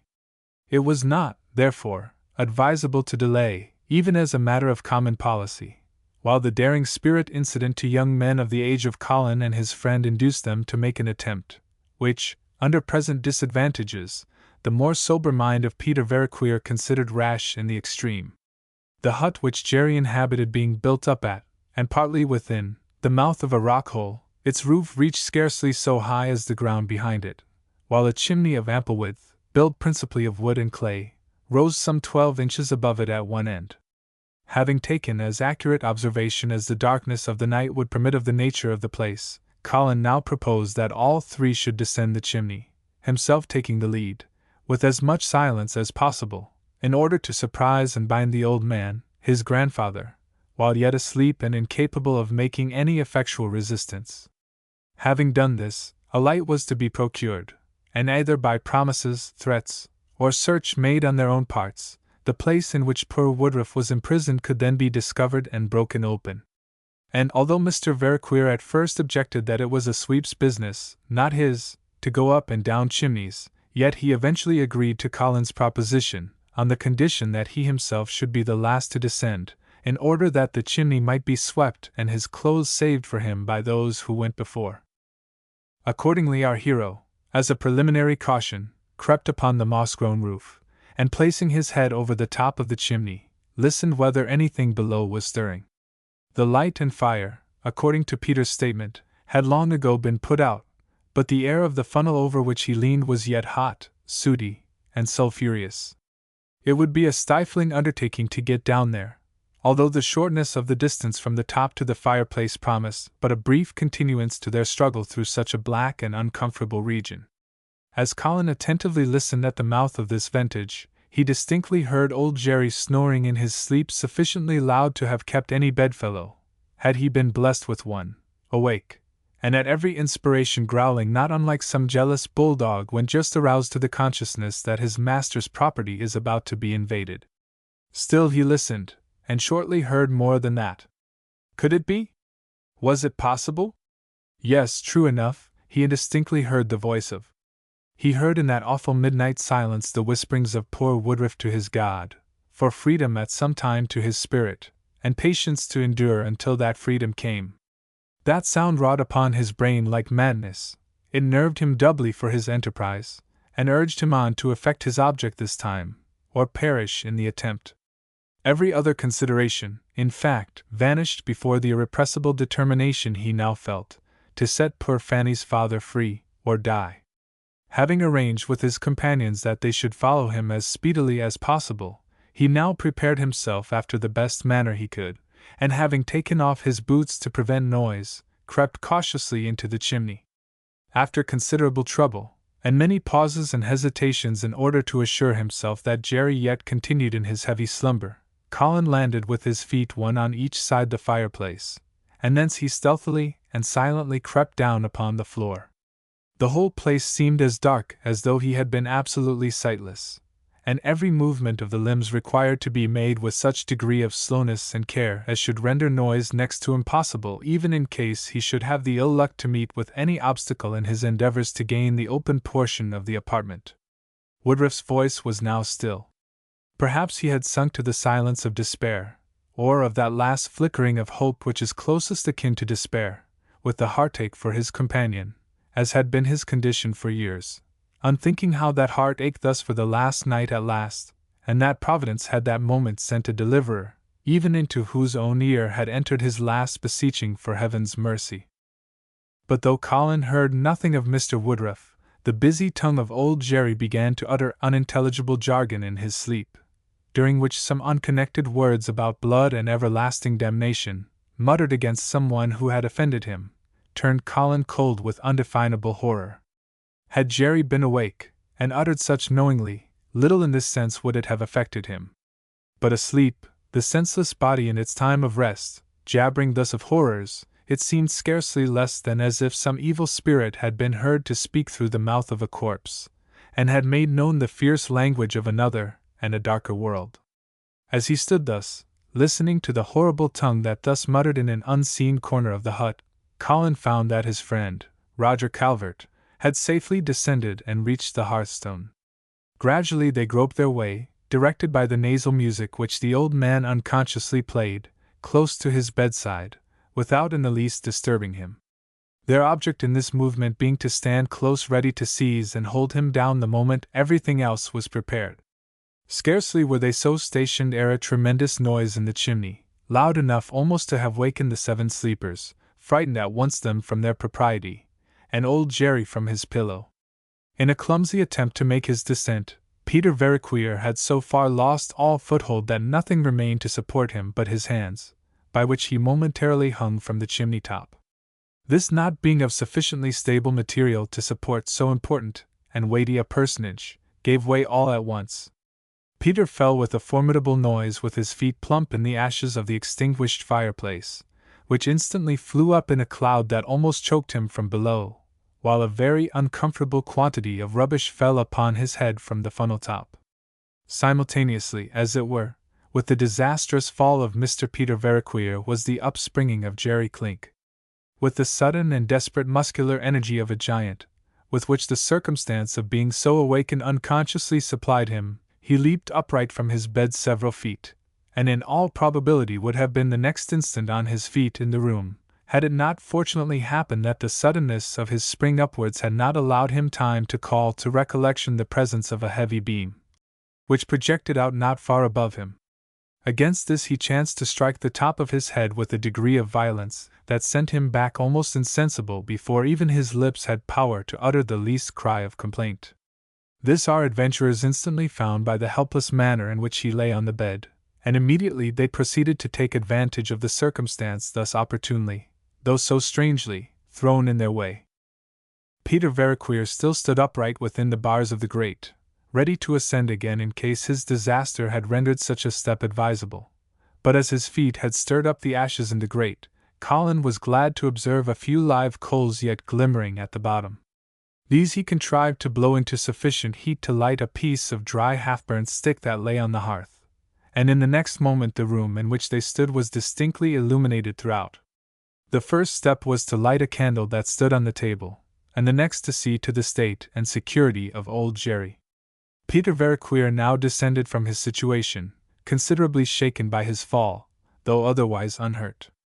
The only complaint he made being that it was the builder's business to have constructed the chimney-top more solidly, and then it would never have been any concern of his to have tumbled down it.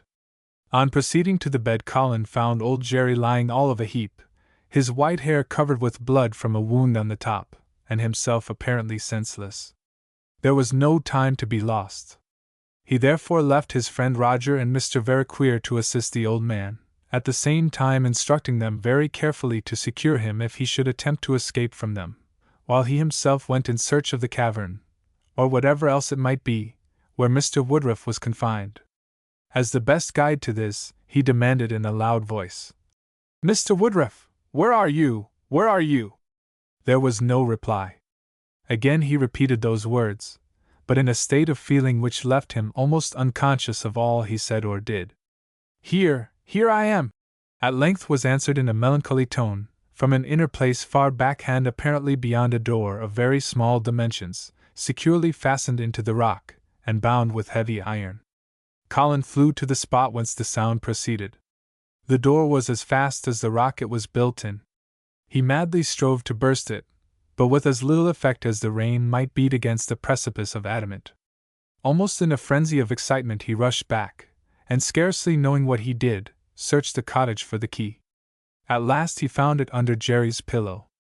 Colin rapidly hastened again to the door, he inserted the key, he turned it. A damp sweat stood upon his brow, and his eyeballs seemed almost ablaze, but their sight was nearly gone. He seized the handle, dashed the door open, and beheld James Woodruff standing with his hands chained together before him. "You are free!" cried Colin, almost hysterically. "Free! Free!" He could but repeat that word. To him there was then no other in the language. "You are free!" Poor James looked at him doubtfully, madly, I might say, and replied, "Do not play with me, whoever you are. It is cruel to trifle with sorrow like mine." "You are free!" again cried Colin. "Come forth, you are free!" James looked at him as though those deep black eyes, which yet had lost none of their luster, would pierce to the very center of his soul, and asked, Is it true?" "It is!" exclaimed Colin. "As God is good!" Poor Woodruff placed his hand upon his forehead, as though those words had annihilated thought, and planted insanity where reason was before. When he removed it again, his eyes were fixed on Colin, as though set there for everlasting. He staggered towards him with desperate energy of spirit, but with the feebleness of a child in body. He approached him, stretched out his arms, strove to speak, failed, strove a second time, and a second time he found no words. At last he shrieked, literally shrieked, as might a woman, and fell on his face in a swoon. It would be unnecessary to tell in detail the immediate circumstances that afterwards took place. These can be quite as well imagined as described. Suffice it simply to state that Mr. Woodruff was soon raised from the ground and placed on the bottom of Jerry Clink's bed, that a bottle of the old man's spirit was soon discovered by Roger Calvert in a cupboard, and brought forth, in order that a needful portion of it might be applied in the restoration of the poor captive to consciousness. This desirable purpose having been achieved, Mr. Woodruff sat up, and looking wildly about him, again asked doubtfully if it really was true that he was free? Our hero eagerly assured him of the fact, and desired him not to trouble himself farther about it, as he was amongst none but friends, who would take care that no possible harm of any kind should again befall him. He reminded him that he himself was that same Colin Clink who had once before concerted a plan for his escape, entreated him to be calm and collected, and gave him the fullest assurances that all his troubles were now at an end, and that in the course of a short time he should be conveyed to a place where the infamous powers of his enemies should never be able to touch him again.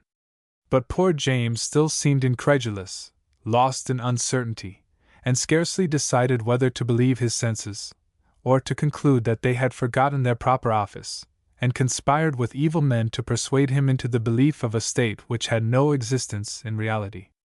Colin informed him that the unprincipled villain Dr. Rowell, his brother-in-law, was now in prison, and awaiting his trial on a charge of murder, so that nothing was to be feared from that otherwise most formidable quarter, while in other respects the most influential persons were now his friends, and would not only secure the liberty he at present possessed, but also take steps to recover everything of which he and his daughter had been so long wrongfully dispossessed. At the name of his daughter James started, for the memory of her had not before, from over-excitement, awakened in his mind. But when he heard her name, only her name, and nothing more, tears gushed from his eyes, and he sobbed convulsively during some minutes. Colin knew that this passion would give the mind relief, and therefore abstained from farther discourse, and let his tears flow on. Meantime, however, every necessary means were adopted to provide for an immediate and successful evacuation of the premises. The night was advancing, and every advantage ought to be taken of the cover afforded by darkness. The chain which bound Mr. Woodruff's hands was soon knocked off, and indignantly thrown by honest Roger through the window, while Jerry's long coat, that identical garment which we have seen him previously purchase in the Goswell Road, was forced on to the late prisoner's back, in order to enable him the better to resist that open air to which he was now so unaccustomed. It must not be supposed that during all this time old Jerry himself had been neglected. When all the necessary precautions to prevent his attempts to resort to any violence on his recovery had been carefully adopted, they turned their attention to his condition. Every means had been used in order to bring him again to a state of sensibility, and at length their efforts had the desired effect. The old man opened his eyes, at first gradually, but at length turned them in piercing scrutiny on the people about him. When he saw Mr. Peter Veriqueer, who held firmly one of his feet down upon the mattress, the selfsame stranger he had that night turned away from his door, when he beheld his own grandson, Colin, standing at his head, and the man over whom he was put in charge, James Woodruff himself, sitting free at the foot of the bed, then old Jerry made an effort to get up, but the exertion was too much for him, and he fell back, loudly and deeply cursing all around him, until he became again insensible. It was not by any means in accordance with Colin's principles or feelings to leave the old man in this state alone, whatever advantages it might afford him for making a safe retreat from the place, and thus securing Mr. Woodruff's safety against any pursuit on the part of Jerry himself, or of such of the people at the house of Dr. Rowell's brother, as he might possibly arouse to join in such an expedition. He therefore begged of Roger and Mr. Veriqueer to use their utmost exertions in restoring him to perfect consciousness before they took their departure, in order that no chance of his dying beyond the reach of assistance might possibly happen. Accordingly, after some trouble, he was a second time brought round, and when seemingly in a state to be questioned, Colin told him what their purpose there had been, and demanded to know whether, if they left him entirely at liberty to shift in the best way he could for himself after they were gone, he would agree neither to follow them himself, nor to give any alarm to any other person, at the same time observing, That unless he would consent to this, he should find himself under the very painful necessity of tying him down to his own bedstead, and so leaving him to whatever fortune Providence might see fit to put in his way. On hearing this proposal, Jerry fell to cursing and swearing in a manner truly fearful, and declared that he would follow them wherever they went, as long as that rascally carcass he inhabited had strength to put one leg before the other. Nay, he even carried his resentment beyond his mortal powers, and declared that he would track their footsteps as a spirit, after his body had dropped dead, as it might do, upon the road. Finding all argument utterly useless, Colin at length determined to set out, trusting to the old man's miserable bodily condition for security against alarm or pursuit, without resorting to any coercive measures for detaining him in his present locality. Accordingly, a short time found Mr. Woodruff and his 3 friends upon the wide waste of the forest, tracking their way in the dark northwards, while Jerry Clink, in a state of excitement bordering almost on delirium, rolled himself out of bed directly after their departure, with a determined resolution to make his way up to the house of Dr. Rowell's brother, and give the alarm touching what had that night happened. Chapter 6. A Chase by Night, and the Death of Jerry Clink. Whither are we bound? Demanded Mr. Woodruff of Colin, as soon as they had reached the open air. To Kidall Hall, replied he. My father, Mr. Lupton, charged me, in case our attempt succeeded, to convey you there for the present, where most probably he will meet us either on, or shortly after, our arrival. I have provided a vehicle at a village near the forest, which will be ready the moment we reach it, and then all fear of pursuit will be at an end. The night was still dark, but clear, transparent, and fresh. A healthy breeze swept across the waste, and sighed through the branches of the trees around. How I thank God for this! Exclaimed Woodruff. And you, friendly strangers, whom I can never compensate, for the delight I feel in this liberty is beyond all estimation. It seems incredible to me even now, and the world looks a new place, as if I had risen into another life after a grave. Yet how magnificent it is, how beautiful it is! The very feel of the earth under my feet, the live wind in my face, and those glorious stars that I have so long and so often looked on, though without this rare and goodly prospect below them, O God! O God! He stretched his hands to heaven, and sunk upon his knees, while the 3 friends stood silently by, unwilling to interrupt him while he poured out his heart in thankfulness and prayer. Fearful, however, of lingering too long, Colin used his influence to urge him onward, or he would have remained in this mere ecstasy of adoration none can tell how long. Accustomed to darkness, the night suited him. Individual flowers and leaves, which to his companions appeared as masses, he could see with separate distinctness. He plucked them with the eager delight of a child. As they strode forward, he would linger occasionally to gather the wild berries as though they had been delicious fruit. This excitement, and the unaccustomed exertion of such walking, at length overcame him, after they had traversed 2 or 3 miles of the forest, and notwithstanding all his endeavors, Mr. Woodruff became incapable of proceeding farther without assistance. Under these circumstances, Mr. Roger Calvert and Peter Veriqueer volunteered to carry him, a task which they performed admirably, while Colin sometimes marched before, selecting the most level ground, or lingered behind in the endeavor to ascertain whether old Jerry had contrived to give any alarm, and set a pursuing party after them. This precaution of his proved not to be altogether needless, as he crouched down amongst the heath, in the endeavor so far to bring the ground over which they had passed into a horizontal line with the sky, so as to enable him to detect whatever upright objects might present themselves upon it. He fancied he beheld certain moving figures in the direction in which they themselves had come. Hereupon Colin requested his friends to hurry forwards as rapidly as possible, while he remained where he was still farther to reconnoiter. His suspicions soon proved to be just. The figures rapidly advanced, until he could distinctly discern 5 men, one of whom, by his voice, Colin instantly recognized to be Jerry himself. He was exclaiming passionately, and, as far as Colin could catch broken words, was calling down imprecations on his own head, and devoting it with frantic rage to perdition for having so completely disabled him from following in pursuit with all the expedition which otherwise he could have used. All his doubts being now satisfied, Colin had nothing to do but press forwards, and hurry his companions also onward. This, however, their burden in great part prevented, and as Mr. Woodruff partly ascertained the cause of so much haste, he became excited to an extreme, and begged of them rather to let him be killed upon the spot in resisting, than ever again see those horrible walls, or endure aught like what he had endured before. Every effort was made to pacify him, and assure him that no power should seize him again, but his new and long-lost liberty was now so dear to him, that the very thought of a possibility of being a second time deprived of it made him tremble like a terrified infant.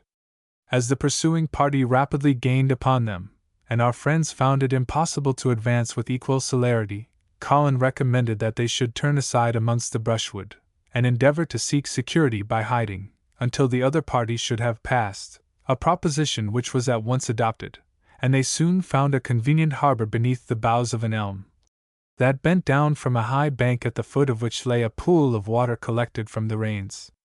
While silently standing there, the parties approached, and the voice of old Jerry could distinctly be heard, as he swore that he thought his skull was broken, and he should never survive it, while his discourse in other respects seemed to bespeak a somewhat disordered mind. How the circumstance happened Colin never could distinctly ascertain, but true it is, that scarcely were they silently congratulating themselves on the success of their stratagem, when a loud cry from Jerry Clink, accompanied by a wild rush upon them, announced the fearful fact of their discovery. Mr. Woodruff had previously been seated against the bank, and before him the three friends now stood, prepared and resolved to defend him to the last. Within a few moments a tremendous scuffle and fight ensued, during which Roger Calvert and Peter Veriqueer conducted themselves most gallantly, and severely beat three of the assailants between them.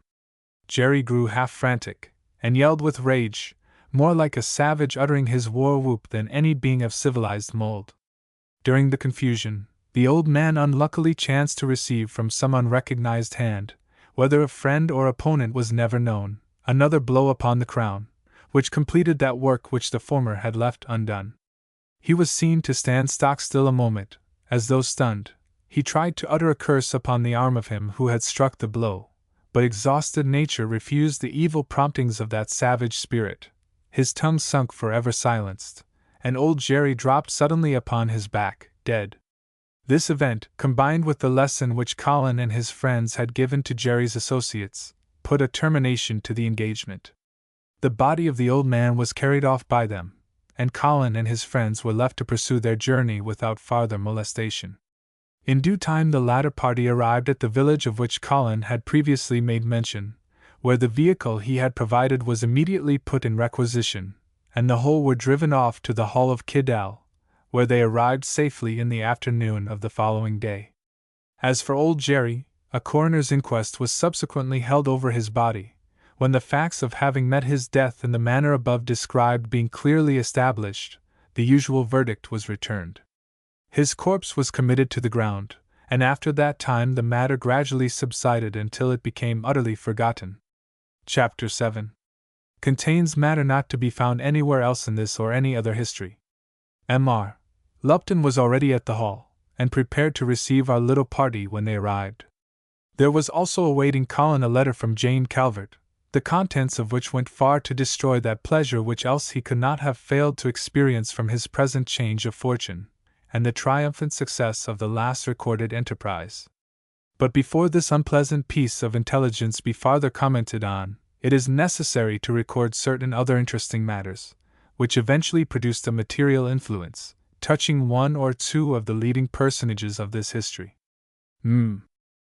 The story of Mr. Woodruff's liberation, and of his arrival at Kiddale Hall, accompanied by his deliverers, soon became known to the inhabitants of the district, and as the fact of Dr. Rowell's imprisonment, with all the main circumstances leading to and connected with it, had previously created no little sensation amongst them, the presence of James Woodruff excited universal attention.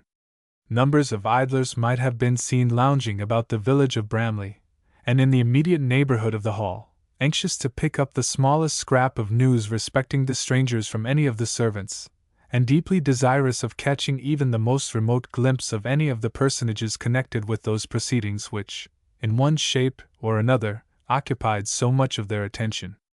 Meanwhile, Colin caused a special and cautious messenger to be dispatched to Fanny Woodruff, for the purpose of informing her, in a manner the least likely to overexcite her feelings, of the arrival of her father at the squire's mansion, and to appoint a particular hour on the ensuing day, when her meeting with him should take place.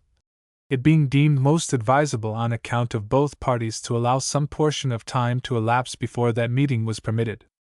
Particular apartments were, in the meantime, appropriated to Mr. Woodruff, as being better adapted to his present state both of body and mind. To recapitulate at length the circumstances attendant on the meeting between poor James Woodruff and his daughter forms no part of my design. It is enough to state that the feelings of each were wrought upon by that interview to the highest extreme, that hours seemed to them but as minutes, and that night scarcely separated them even temporarily without the bitterest tears. Some time afterwards, when the condition of all parties would allow of it without pain or danger, an entertainment upon a large scale was given at the hall, at which every one of the individuals most interested were present, besides a considerable number of the neighboring gentry, their wives and families, whose sympathies had been aroused by that bitter story of persecution and criminality, of which Mr. Woodruff had been made the victim, and while all lamented the past sorrows of that worthy man, they rejoiced with double feeling at the conclusion which was now put to his sufferings, and extolled in the highest terms the very humblest individual whose instrumentality had been required in the singular adventure that terminated in his release. On this occasion it was that Mr. Roger Calvert, the blunt and honest brother of Jane, first became acquainted with Fanny Woodruff. Fanny, as has been previously observed, was by no means deficient in personal attractions, which now were rather heightened in interest than depreciated, by the more delicate character her features had assumed since the period of her first meeting with her father. Grief and anxiety had, if I may so speak, spiritualized her looks, and attached a degree of interest to her general appearance, which it did not possess before, while the devotedness and love with which she watched her father, the eagerness to anticipate his slightest wants, and the patient unwearying watch she kept over him, while yet the yoke of the world into which he had come back sat newly and awkwardly upon him, all conspired to stamp both her person and character with those amiable qualities which recommend themselves to the notice, and not unfrequently to the love of the truly sensible and discerning. While Mr. Roger Calvert yet tarried at the hall, he had frequent opportunities of becoming more intimately conversant with both herself and her parent. So favorably did these unpremeditated interviews affect the young man, that it soon became evident that Fanny strongly attracted his attention. And though at the outset she exhibited a degree of reluctance to be wooed, bordering on absolute indifference, and which offered small hope that ever she would consent to be won, a state of feeling which the presence of Colin contributed not a little to produce, yet at length her heart relented somewhat, and she found, besides, in the character and disposition of Roger perhaps a better substitute for Colin than the chance of 1,000 might give her, a good reason this to her mind for listening with more favor to his suit than she would or could have done to that of another person who might have occupied the same position. She heard Colin, moreover, always express himself in such high terms of his friend, as could not fail to have considerable influence in predisposing her in his favor. Then, too, there was that strongest tie of all, the demands of gratitude to her lover for the part he had taken in restoring to liberty, and his friends a parent whom else she had looked upon as forever lost to both. This attachment caused Mr. Calvert to prolong his stay considerably beyond his original intention, combined as it was with the pressing solicitations of Mr. Lupton, who would not think of permitting so early a departure to the son of a friend who had been one of his dearest acquaintances even in boyhood. Fanny, it is perhaps almost unnecessary to relate, had left Lawyer Sylvester's house almost immediately after the happy arrival of her father at Kiddale. The leisure thus afforded her was taken ample advantage of by Roger, whose attentions to his daughter were marked by Mr. Woodruff with deep interest and pleasure, that gentleman feeling that no reward in his power to bestow could ever so much as approach that idea of return which he entertained for the boundless service that had been rendered him, though the greatest in his power to give, had he even possessed worlds, would yet in his estimation have been the hand of so dear a child, with such a portion on her marriage as would place her in ease for life out of that recovered property which soon he should again obtain. Thus sanctioned at once by her sense of gratefulness, by the approving smiles of her poor restored father, and the lavish praise bestowed upon the individual who sought her hand by Colin, it is no matter of wonder that her estimation of Roger daily grew more favorable, until at length she fairly yielded to his solicitations, and received him as that certainly accepted lover who was one day to make her his bride. With respect to Colin's mother, Mrs.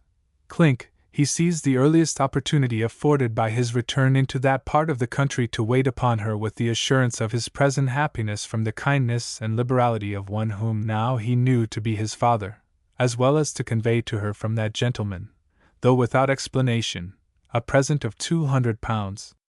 Mrs.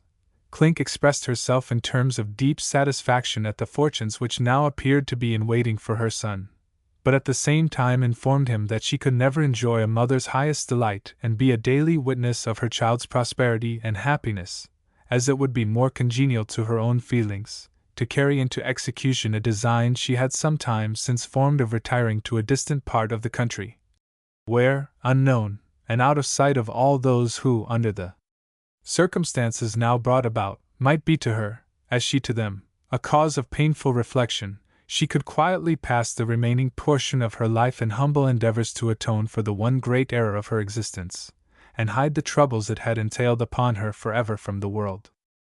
Circumstances, said she, too plain to be named, or more particularly alluded to, urge me to adopt this course. Though you are my son, I should find it impossible under these altered prospects to act in everything as a mother's heart would dictate. Though I am your mother, you too would find it still more impossible at all times to act as your filial feelings would prompt you to do. To live so closely together, with these bars between our intercourse, which nothing but the death of one who I hope will yet, for your sake, live long, could not be consistent with either your disposition or mine. It is better, then, that I should quietly retire to some far-off obscurity in which to pass the remainder of my days, and be content to hear occasionally of your happiness, while with humble and contrite feelings of heart, I endeavor to fit myself for that fearful and tremendous appearance before an immortal judge, which, sooner or later, with this weight of sin upon my soul, I shall be called upon to make.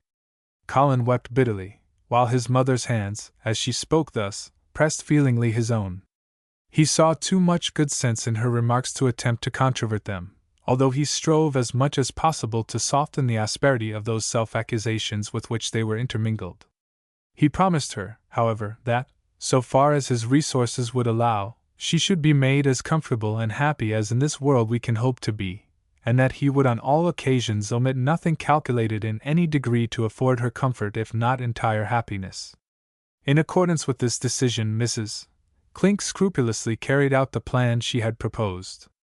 She retired with a competency to a small village in Derbyshire, where she dwelt in peaceful seclusion many years afterwards, receiving from time to time those affectionate communications from her son which formed in great part at once her company and her consolation. Chapter 9 tells of trouble in love, and trouble after marriage. Miss Jenny is persuaded by Mrs. Lupton to abandon her affection for Colin.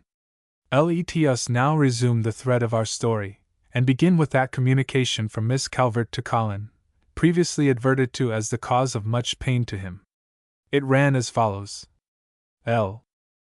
Since Mr. Clink quitted our now forsaken-looking house my mother has had much to say to me, too much that it is impossible to tell again, and that I am most unhappy in ever having heard. I know not why it is I should have been destined to so much trouble, for I never wilfully harmed one human creature even by a word, nor ever injured the meanest thing that had a life to enjoy, and which the Creator had made for its own enjoyment.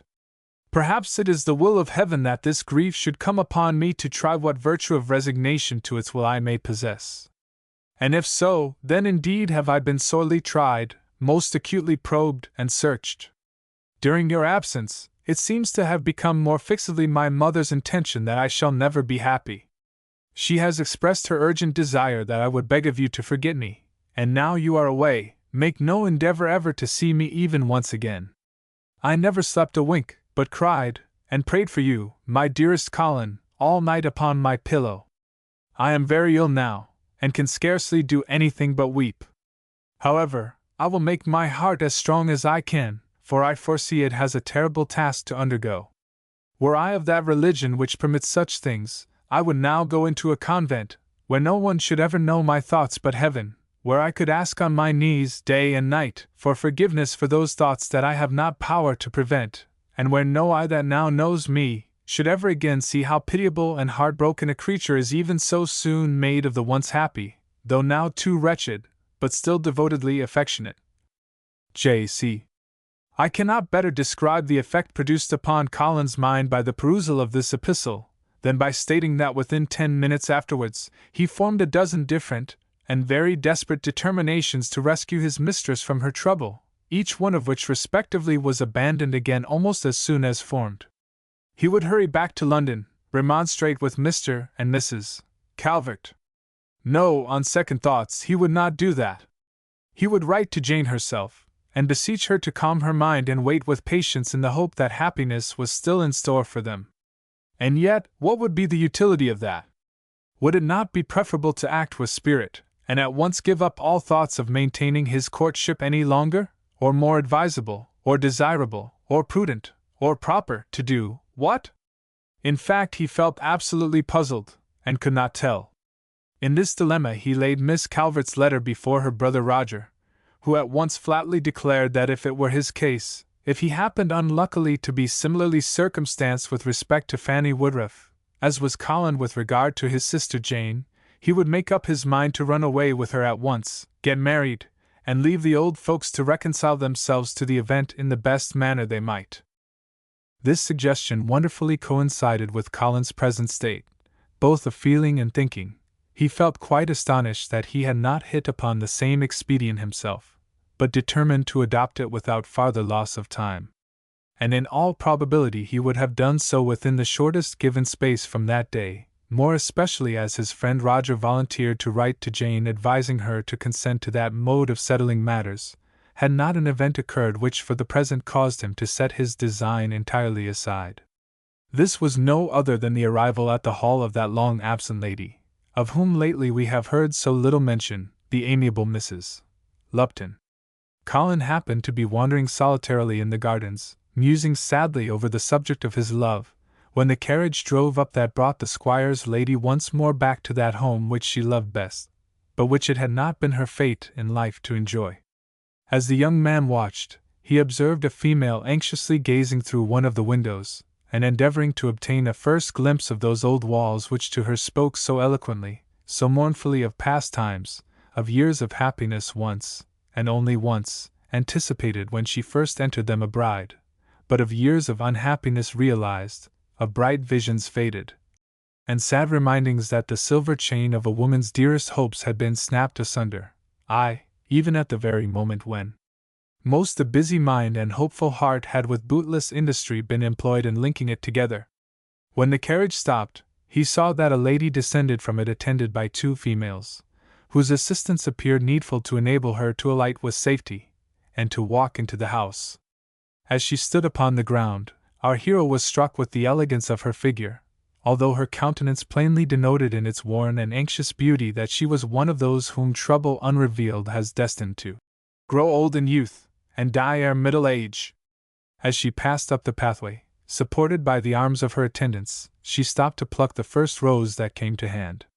"There," said she, gazing on it with an expression of countenance which might most properly be termed affectionate.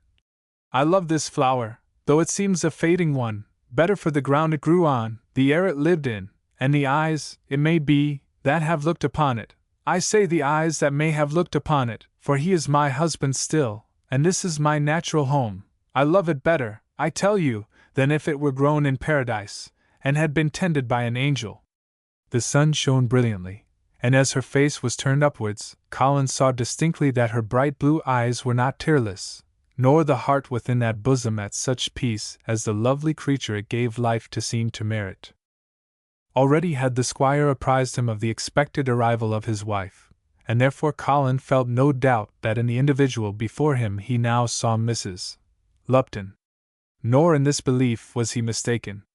As she entered the hall she regarded everything, the minute equally with the great, with that degree of interest which any individual might be supposed to feel, who after many years should turn over anew the leaves of some old record of their bygone life, wherein was shown again the past as now existing, save that it now looked upon no future of possible joy or rest, unless in that world which, happily, is beyond man's reach to darken or make sad.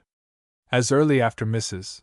Lupton's arrival as was consistent with a proper consideration of her state of health, and the quietude necessary after the fatigue of the journey she had undergone, Mr. Lupton desired and obtained an interview with her alone, which lasted during a space of 4 or 5 hours. In the course of that time communications of deep interest to both parties must have been made, as it was observed that more than once the services of Mrs. Lupton's attendants were required in order to save her from fainting, while the eyes of her husband evidently betrayed that even on his part their conversation had not been conducted without tears. That same evening Mr. Lupton conducted Colin into the apartment where his lady was sitting, and presented him with the remark, "This, madam, is the young man of whom I have before spoken." A gentle inclination seemed to mark that she perfectly understood what was said and done, although the terms in which her reply was couched evidently betrayed that the long years which had elapsed since last we saw her affecting interview with Miss Mary Shirley in that same old hall, had produced no permanent restoration of the then partly overthrown and too deeply troubled mind. She looked in Colin's face fixedly, and apparently without emotion, and although it is, perhaps, needless to add, she had never seen him before, she remarked, "Yes, I have the pleasure of knowing him well. I remember that face as well, nay better than any other in the world, though it is more than 20 years since I saw it before." It has already been remarked that Colin bore a more than common resemblance to the squire. "And when," she continued, "when shall I see it again? Never more. I shall never see it again. It went from me soon after I was Wednesday." "Now pray be calm," interposed Mr. Lupton, in a persuasive and kind tone, when he found that the agitation and excitement resulting from what had so recently passed between them had produced a temporary recurrence of her disorder.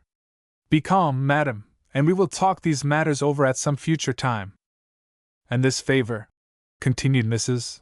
Lupton, "I shall beg of you particularly. I would have no one put me out of this house any more till the end, for though there are so many wicked people about that want to lead me astray, I will endure everything patiently, and soon get me out of the way where no man's snares shall revel me again." Under the unhappy and painful circumstance of this temporary alienation of mind having thus again occurred, Mr. Lupton and Colin very properly retired from the room, leaving the unfortunate lady in the hands of her female attendants, one amongst whom was her old companion Miss Shirley. "Mary," whispered Mrs. Lupton, as the last named individual approached her, "I have seen Walter Lupton again, just as when he used to see me at my father's, but I am resolved I will not marry him.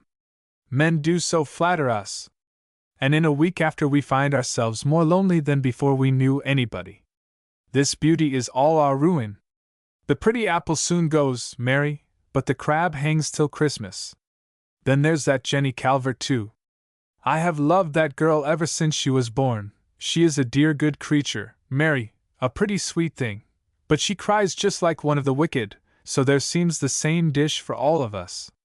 Now I tell her never to marry one of Walter Lupton's friends, else we may be all alike, and I would not have her like me, not for a silver penny 6 times counted." "But I understand," replied Miss Shirley, "that he is a very worthy young man, and that Jane is deeply in love with him. She cries for what she has not over what she has." "Then let her have him by all means," answered Mrs. Lupton. "For if the girl loves so much, she must be unhappy to her life's end without him, and as there is a chance that all men may not be alike, and all women not so unfortunate as I, most unfortunate, I would advise her to try that chance. I would have her happy, as she most deserves." Not to prolong the description of this and similar painful scenes, be it sufficient to state that, after the lapse of a few days, when Colin was again introduced to her, Mrs. Lupton had fully recovered her self-possession, and perfectly comprehended certain arrangements which Mr. Lupton had mentioned to her touching that young man whom he intended to make his heir, and whose parentage was no longer to her a mystery. In these arrangements she quietly acquiesced, not because she felt any interest in them, or would allow herself in any manner to acknowledge that she could in the least be identified with the young man whom Mr. Lupton had now introduced to the house, but simply because her husband had proposed and desired them. At the same time, while his every wish was hers, personally she felt that degree of indifference, respecting any arrangements he might make, not unusual with individuals who have been long hopeless of all happiness, so far as the present life is concerned, and who, consequently, contemplate the world to come as their only place of refuge and of rest, while the present, with all its pleasures, its anxieties, and its affairs, proportionably sinks in their estimation, as scarcely worthy even of a moment's serious consideration. Whether this feeling was unconsciously accelerated by the closeness of an event which shortly after happened, and which, happily, perhaps, it may be deemed, put an end to all Mrs. Lupton's earthly sorrows, I will not pretend to divine, yet it has occasionally been asserted that the nearness of death, although at the time unknown, will often produce those exhibitions of sentiment and feeling, as regards the things of this world, which are never so fully made under any other circumstances. It is not for the writer of this history to speculate on such a subject, with facts alone has he to do, and therefore, the reader must here be informed that now Mrs. Lupton's proper faculties had returned, she strenuously opposed, notwithstanding what we have previously recorded as having escaped from her lips, the marriage of her young friend, Miss Calvert, with Colin. On that one question only did she evince the least interest in anything connected with him. But no sooner was she made aware that he was the object of that affection which had caused Miss Calvert so much trouble, than she retired to her room, and without delay, addressed to her the following communication, dated from the hall. Believe me, my dearest Jenny, when I express to you the pain I feel in writing to you on such an occasion as the present, and in obtruding my sentiments upon you respecting a subject of such deep interest to your own heart, that upon the next step you take in it may probably depend your happiness or misery during the whole of your afterlife. But as I am not happy, and have felt too grievously the impossibility of being made so any more in this world, it will not be difficult for you to credit my motives in wishing you to think, only think, how, by an ill-considered proceeding, you may do that in one moment which a whole afterlife of pain can never remedy, and from which nothing but the grave can afford you a refuge. The young gentleman who has been introduced to you is not exactly what he has been represented, Mr. Lupton's friend. He is something more. Would that he were my son, for your dear sake! Then, my dearest girl, should I wish him no higher happiness than the possession of so good and true a creature, nor you any better love and care than I should delight in exercising towards you.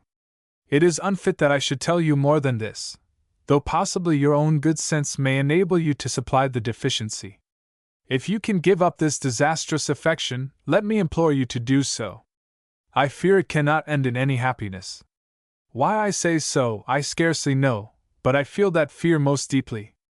Perhaps my own wretchedness makes me doubt whether there be such a state as happiness really to be met with, in any shape, in the world. But whatever the cause, let me again and again, as you regard the last words of a true friend, beseech you never to consent to such a match as would make you mistress of this unhappy and mournful house. I know everything, and warn you advisedly. Ever and forever, your affectionate Elizabeth Lupton. By a singular coincidence, the same post which placed the above in Miss Calvert's hands, also conveyed to her two others, one from Colin, and the other from her brother Roger.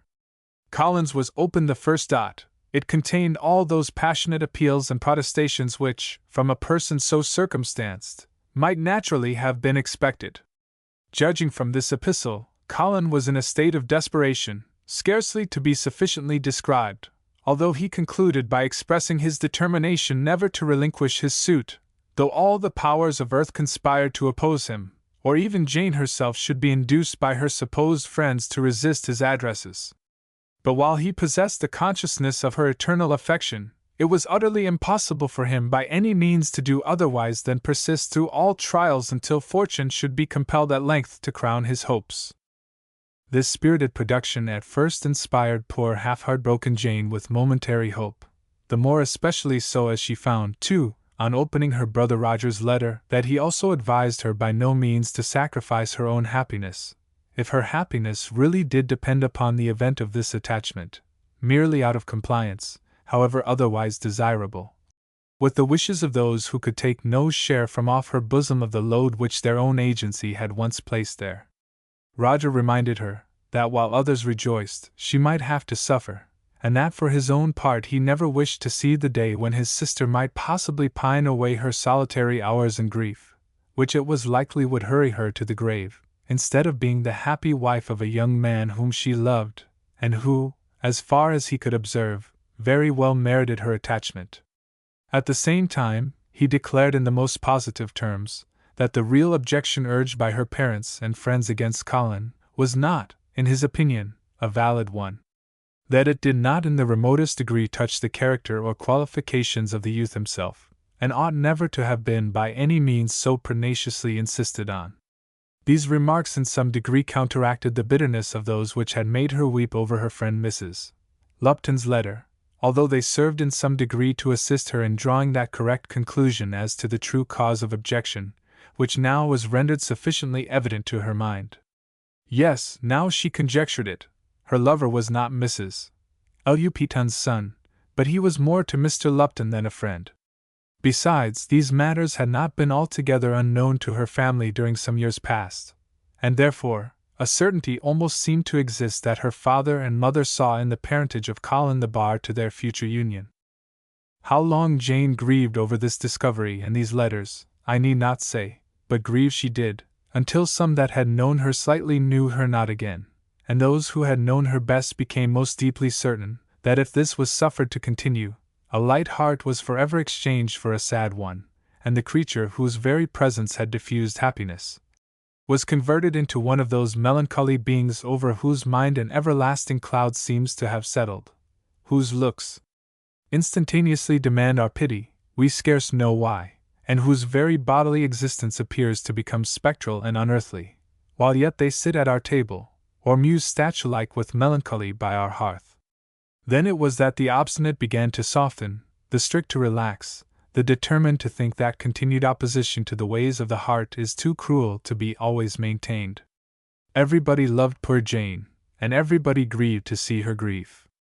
So at length they proceeded from the direct exertion of counter-influences upon her, to the tacitly understood holding out of hope, and the sometimes expressed possibility that matters might yet be ultimately arranged to her satisfaction. Meanwhile, as the squire's object in introducing his son to Mrs. Lupton had been fulfilled, Colin took the earliest opportunity, in company with Roger Calvert, to return to London, and throw himself with passionate sorrow before his mistress. But before we follow him thither, and record his fortunes, the reader will, perhaps, be pleased to hear something respecting certain other of the characters who have figured in this book, to whose interest, be it hoped, he does not feel altogether indifferent. Chapter 10. A corpse missing. The trial. The verdict. The effect of it. A fearful night scene at Nabfield. In order that the charge brought against Dr. Rowell, of having been guilty of the murder of Lawyer Skinwell, might if possible be clearly substantiated, Mr. Lupton had not omitted any means at all likely to conduce towards that end, not the least important of which was the disinterment of the deceased's coffin from its grave, in the churchyard of Bramley, where it had been laid.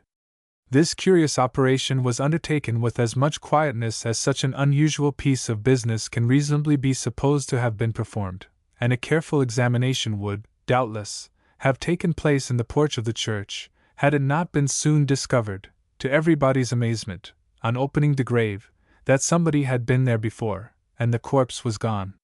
This fact was no sooner ascertained than speculations innumerable, and of every variety, started into existence with the suddenness of a batch of summer flies, and strange stories were published, which had never so much as been dreamed of before, by the very parties who now gave instant birth to them, of dim lights having been seen, or supposed to have been seen, in the churchyard after dark, of something like the sound of a spade having been once heard there in the dead of night, though, when heard, or what favored mortal had heard it, could not precisely be made out, as well as of suspicious-looking strangers having, at one time, been observed staring over the yard wall, as though marking in the mind's eye some spot which was destined to become the scene of future dark and mysterious operations. All these things, however, ended, as such things usually do, exactly where they began. The vulgar, that is, 999 at least, out of every 1,000, swallowed them with intense interest, while the place itself, in which Mr. Skinwell's remains had once been deposited, and from which they had also been thus unaccountably abstracted, became as a standing wonder throughout the parish, and was daily visited and marveled at by bewildered and curious bipeds of both sexes. Certain parties who had had the misfortune to fall under Mr. Skinwell's hands during his lifetime went so far as to insinuate that a lawyer's corpse was a very tempting bit to the old gentleman himself, and a likely thing, nothing more so, to have been carried off by him. But this insinuation was commonly thought at once so palpably libelous, that though many heard, few took the trouble to repeat it.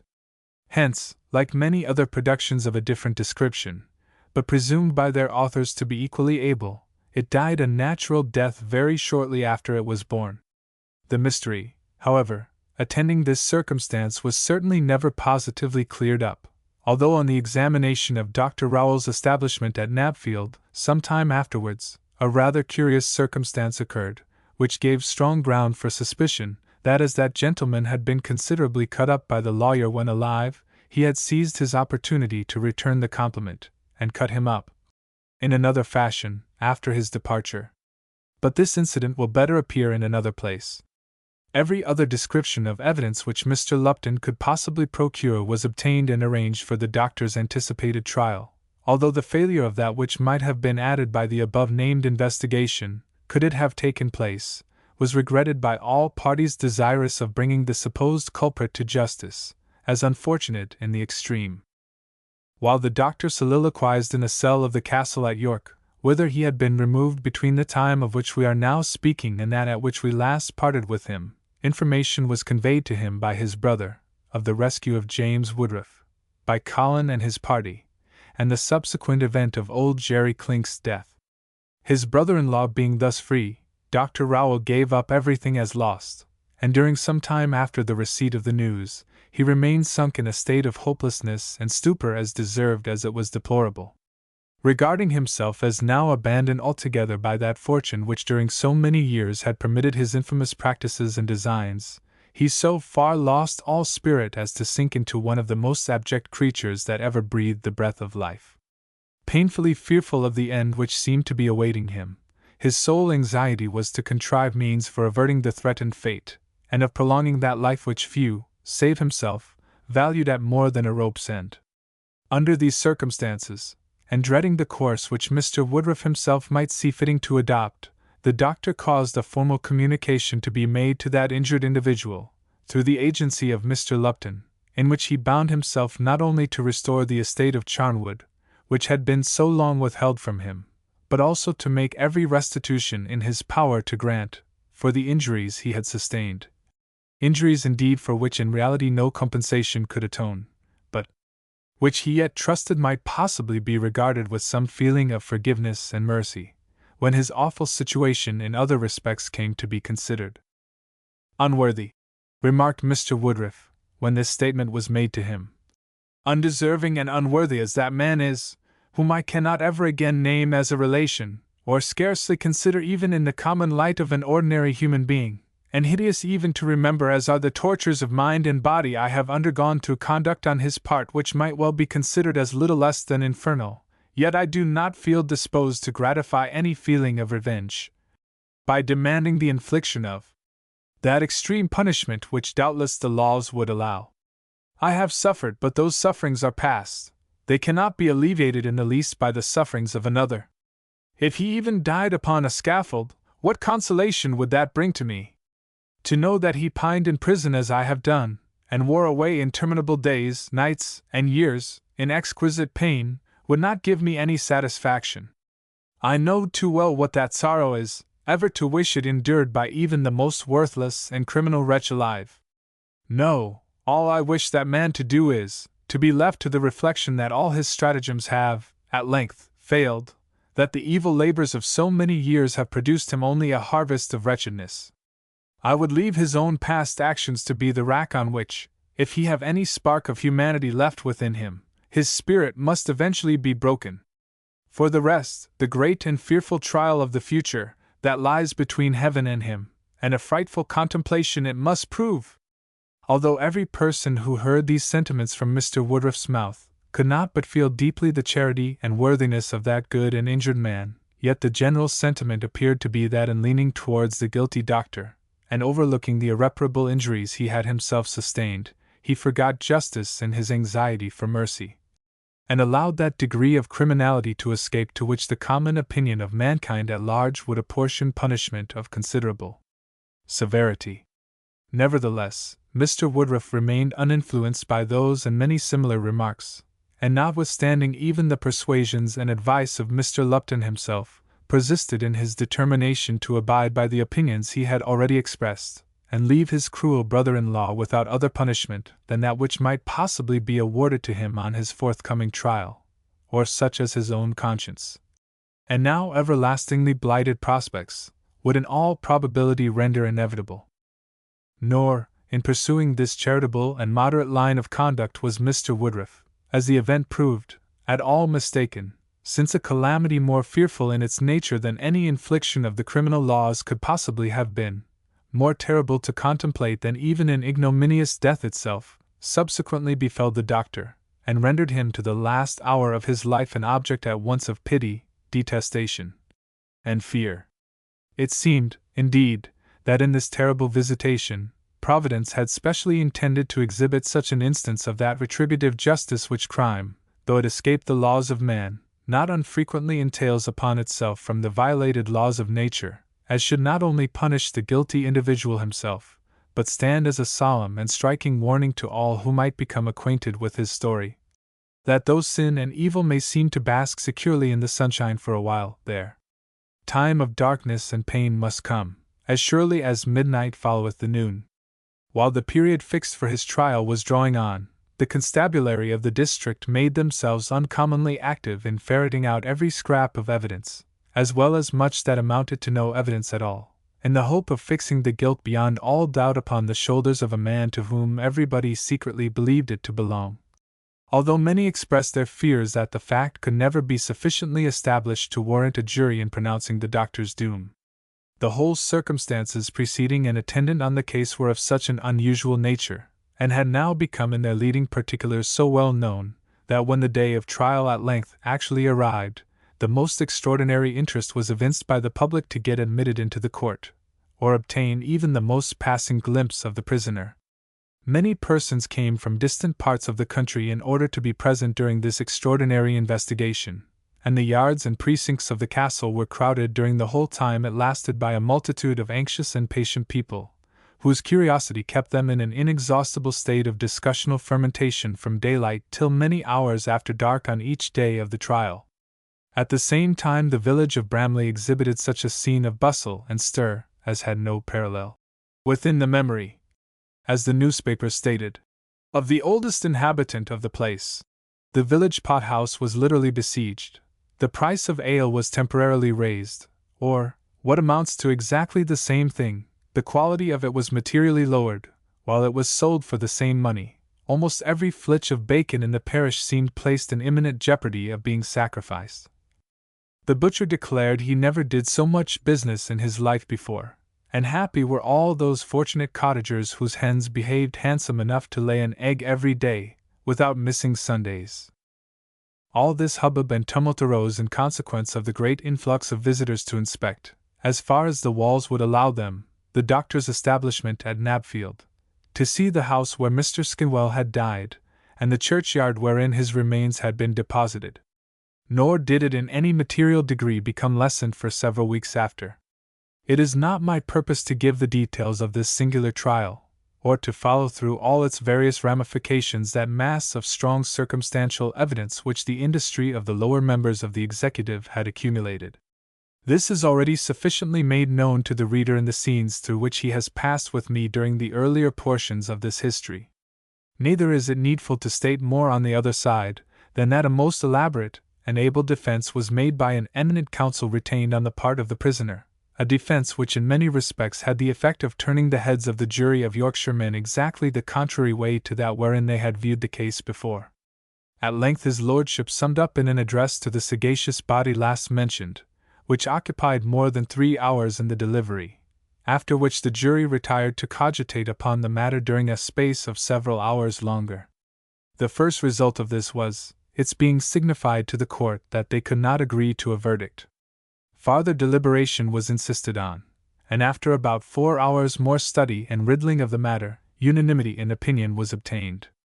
They returned into court a few minutes before midnight, and before a breathless audience pronounced a verdict of not guilty. No sooner was it uttered than the prisoner himself dropped insensible in the dock. The people in the court murmured. The words "not guilty" were instantaneously repeated on the stairs, and again outside, like magic. They ran with the rapidity of lightning down a wire, firing nearly every bosom present with indignation. The multitude almost yelled for the murderer's blood. But the verdict had gone forth, and a jury of his countrymen had pronounced him innocent. They cried for him to be brought forth and set at liberty amongst them, while some more desperately threatened to wait till he came out, to sentence him over again, and execute him on the spot. The time of night, the darkness that reigned above and around, the fearful passions of the mob now aroused in some instances almost to frenzy by communication and collision, all combined to render the scene that almost immediately ensued one never to be forgotten by those who witnessed it. Under all the circumstances of the case, it will not, for an instant, be supposed that Dr. Rowell was set at liberty that night. For his own sake there was but one course to pursue, and that was, to detain him within the precincts of the castle, in order to ensure his safety, and on the morrow to convey him privately away at an hour too early for the public to be made aware of his departure. Afterwards the crowd outside, evincing no disposition to disperse, was driven away by the aid of the police. Some of them, however, disappointed in this, assembled again, almost as though by common consent, at some little distance outside the walls of the city, and nigh a convent of nuns, which stands by the side of the Leeds road. The cry here soon became, "For Knapfield!" The spirit of destruction had arisen amongst them, and the fierce threat of fire had succeeded that of blood. In the dead of night, under a black heaven that prevented almost anything being seen, a dense press of men moved rapidly but stealthily off along road, field, or farm, over river, fence, or garden, in a direction that offered the straightest line between York and Knapfield. Scarcely a word was said, or an audible breath drawn, during this fearful march, though many were the heavy, pointed stakes drawn from the hedges in their path, many the rails and branches torn down, and converted silently into clubs, as they proceeded. The dire determination of mischief, mistaken for justice, which existed in more than 100 breasts, seemed gathered into one fierce, dark power, hurrying headlong and irresistibly to its work of desolation, if not of death. Their outset had not been observed from the city, and none, save, perhaps, some late and solitary farm servant, peeping fearfully from her lighted window when the dog barked, and the tramp and crash were heard as they passed below, knew of them on their road, and even then a few minutes' wonder who they were, and what they were going to do, followed perhaps by a dream of farms on fire, or poaching conflicts in the woods, was all that ensued. But nobody followed them. Like a meteor that falls unseen when the world is asleep, that little band was only known to have been by the trail of destruction, the dint in the earth it left behind it. Once only in its course was it distinctly recognized. In the very heart, as it were, of deep and peaceful sleep, the hall of Kidal was startled by a great and prolonged shout beneath its walls, a huzzah 3 times repeated from above 100 tongues, in which the names of Woodruff, Lupton, and Colin were distinctly heard, and in the next moment all was again as still as those spirits had given birth to those sounds, and then fled upon the next blast that whistled by. In comparatively a brief time afterwards, the walls of Knapfield were scaled, the gardens were trampled down, the trees uprooted, and the ponds in them drained dry. All this was done in silence. The place still slept in imagined security. But next came the thundering at doors, the tearing down of shutters, the smashing of glass, and amidst all this, the shrieks and cries of the now aroused inhabitants, though scarcely sensible from fear, astonishment, and drowsiness. The battle had begun, and the invading party had entered the premises. Scattered up and down the house might now have been seen numbers of exasperated and desperate men, with their faces blackened, and otherwise disguised, so as to render recognition next almost to impossible.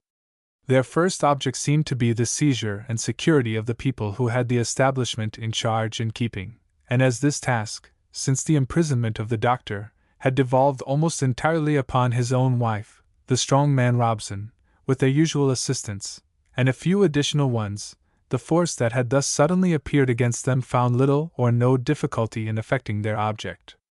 Robson himself had started up on hearing the noise produced by the first assault, and made his way, half-dressed, into one of the lower rooms, where he soon encountered half a dozen of the men already described. Thinking the disturbance had arisen in consequence of some of the patients having broken from their cells, he began to call upon them, in his usual manner, to submit to their keeper, whom, he doubted not, they would instantly recognize. But he was soon convinced of his mistake when he found himself inextricably seized by many arms at once, and, at the same moment, informed by those who held him that if he were not quiet, both in limb and tongue, they should knock him in the head without any further ceremony.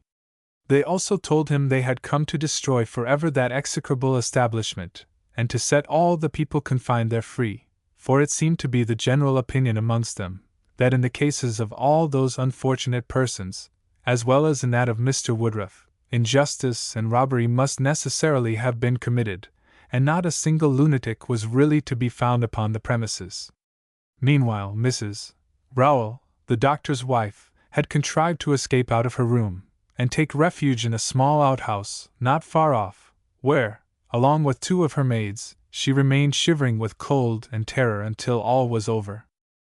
Many others of the assistants and dependents of the establishment having been secured, a portion of the mob proceeded to pile up the furniture, pictures, and see, in the middle of the rooms, or to carry it out upon the lawn in front of the house, and set it on fire, while others, having now armed themselves with pokers, hammers, and other more effective weapons, flew to the various departments of the house, and by main force broke open the cells and let out all such of the inmates as chose to avail themselves of the privilege.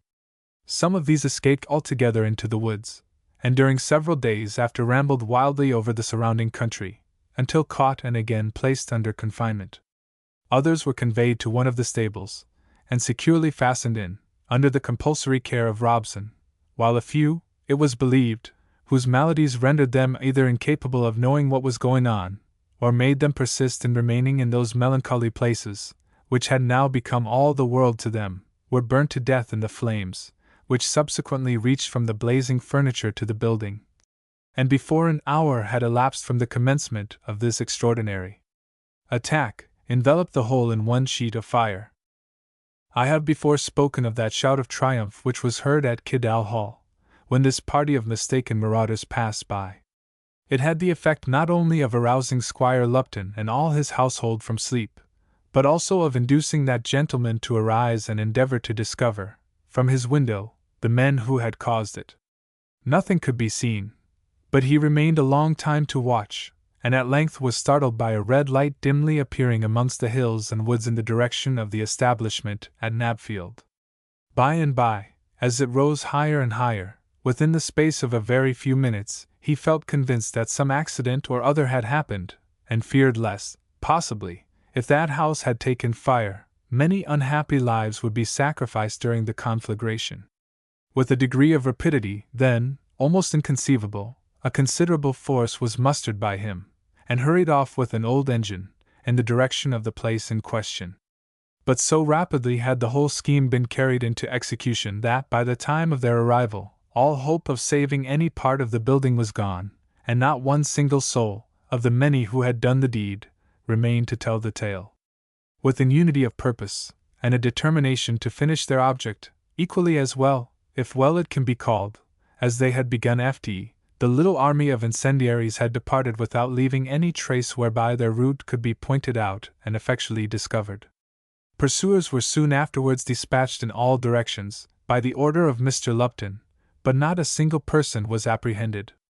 And although, eventually, A reward of £500 and a free pardon to any person not actually guilty of the offence was offered by the government, in hopes of discovering and bringing the offenders to justice. Such was the feeling of every individual concerned, however remotely, in the transaction, that no clue was ever obtained at all likely to lead to their conviction. It was also remarked, as a circumstance particularly worthy of note, that, as far as could be discovered, no attempt at robbery had been made, as the plate and other similar valuables, which the multitude had found, were thrown into the fire along with every other more combustible and less costly article. Chapter 11. Strange morning doings. Dr. Rowell returns to view the ruins of his house. The mysterious chest, and what was in it. And notwithstanding the personal violence which, it was to be feared, Dr. Rowell might receive by making his appearance upon the scene of his former crimes, he no sooner was informed of the total destruction of his establishment, and of nearly all the property it contained, as related in the preceding chapter, than he grew half frantic, and immediately declared his resolution to visit the place, be the consequences of his temerity what they might. And accordingly, in a state of excitement bordering closely on absolute derangement, he set off from York on the following morning, in as private and unobserved a manner as possible. The alertness, however, of the public eye was too great to suffer him wholly to escape, and as he was driven at a rapid pace through the streets of the city, the scornful hisses and execrations of many of the people trebly increased his excitement, by making him feel that most bitter of all feelings in its bitterest form, that he had become despicable and odious in the eyes of his fellow men, and henceforward could no longer hope to dwell amongst them, save as one liable to be continually pointed at, to be shunned, perhaps plainly and openly insulted, without any living creature looking upon him as worthy of receiving pity. On arriving at his late residence, he beheld only a black ruin in the midst of desolation, with but one solitary object near it which had survived the general destruction, and that was the old yew tree under which James Woodruff had passed so many weary years, and which now brought back to the doctor's eye, suddenly and completely, as might the drawing up of a curtain, a perfect picture of all the past that had led to this sad scene. The tree used to look black before, but now amidst greater blackness and the smoke and ruin of the place it grew in, it looked green, gaily green in the sunshine, as though even it rejoiced and felt glad over the wild justice that had overtaken one guilty of so many crimes as was he who once oppressed the helpless there unopposed. He could have hewn that tree by the roots, for the thoughts it awoke in his mind, and wished it burned to a pillar of charcoal along with all else that was blasted and calcined about it. Outside was a throng of gazers, kept off partly by the rural constabulary, and partly by some of the yeomanry of the district. These he hated for their idle curiosity, their prying into other people's business, and could he have had his will, would have swept the ground clear of them at one stroke of his arm. Standing on a rising knoll at some little distance, he recognized Squire Lupton and James Woodruff, with his daughter Fanny, gazing over the ruins, and watching with deep interest the progress of the workmen, who were busily employed in recovering from the hot ruins as much of the property on the premises as might have escaped with only partial or no damage. At that sight, he would have got out, but he dared not. He felt as though the people would murder him, and cast him into the mouldering heaps of his own house. Unrecognized in his carriage he was secure, and having drawn up pretty closely to the spot where the last named little party stood, he gazed with an intensity of look almost indescribable upon the operations going on amongst the ruins. It was plain that some strange idea had come into his mind. It seemed written in his very features that something might be found there which he would have no man know, a thing for his eyes only, and not to be seen by such men as those. But it was a wooden box, thought he again, and it must be burnt. It could not escape, it is not likely, not possible. No, no, not possible. And yet, as he comforted himself thus, that possibility was still standing on his brow as plainly as did the mark on Cain's, the mark that told ineffaceably before heaven and earth his guilt, and warned every man he met to shun him. Still the workmen worked, and he still gazed. At last they carried out on a hand-barrow a heap of broken furniture, of partly destroyed boxes, and pictures shriveled like a parched scroll. Somebody standing by now observed to his neighbor that the face of that man in the carriage was frightful. "'Tis it, 'tis it!" exclaimed the doctor, fiercely, madly, with hysteric passion, unconscious of what he said and did. At the same time he dashed his fist with the force of a stone through the glass of the window, and having rapidly opened the door, rushed distractedly past all impediments up to the men in question. This sudden apparition, for scarcely less even in the midst of daylight did it seem, so completely astonished and alarmed the people that all those along the course he took fled backwards in fear, while those beyond the scene of action as earnestly pressed forwards to ascertain what was amiss. Mr. Lupton, James Woodruff, and Fanny, besides many others amongst the crowd, almost instantly recognized the person of the doctor, while the first-named gentleman as instantly hastened after him in order at once to know the cause of this wild proceeding, and to prevent, by the interference of his magisterial authority, that mischief which else he feared might soon ensue. "That's it! It's mine, my own!" cried the doctor, as he literally threw himself upon a box of considerable dimensions, deeply scorched but not burnt through, which the workman carried. At the same time he clasped his arms about it, as though he would strain to carry it away. The workman interfered. "Molest him not," said Mr. Lupton, and they desisted. "I swear it is mine!" again exclaimed Mr. Rowell, on hearing the voice of the squire. "And no man shall open it while I live. I'm innocent, for they judged me so last night. People will destroy me, if it is seen. They'll swear it is his body, if they see it." "What body?" demanded Mr. Lupton in astonishment. "Him, no, I did not do that. Him that died. You know. Everybody over the world knows now. They shall not open it, I'll die first. I defy them all." And again the insane doctor endeavored as though to hide it out of sight with his arms and body. Mr. Lupton saw in all this something more than exactly appeared upon the surface, and accordingly, both as better for the doctor himself, and more consistent with his own duty in so remarkable a case, he commanded the constabulary to seize and protect Mr. Rowell back to the carriage from which he had come, and then to convey the mysterious box safely down to Kidall Hall. In the execution of these orders, the doctor made such a desperate resistance, and raved so furiously and incoherently, repeatedly declaring he should be hanged tomorrow, that they wanted to murder him, that the body was not distinguishable, and that he was haunted by a horrible spectre, as pretty clearly evinced that his mind had overshot the firm ground of reason, and had fallen into that same fearful abyss of insanity from which it had been his profession to rescue others, and on the plea of his having fallen into which, he had also so cruelly practiced, during many years, upon the unfortunate James Woodruff, his relation.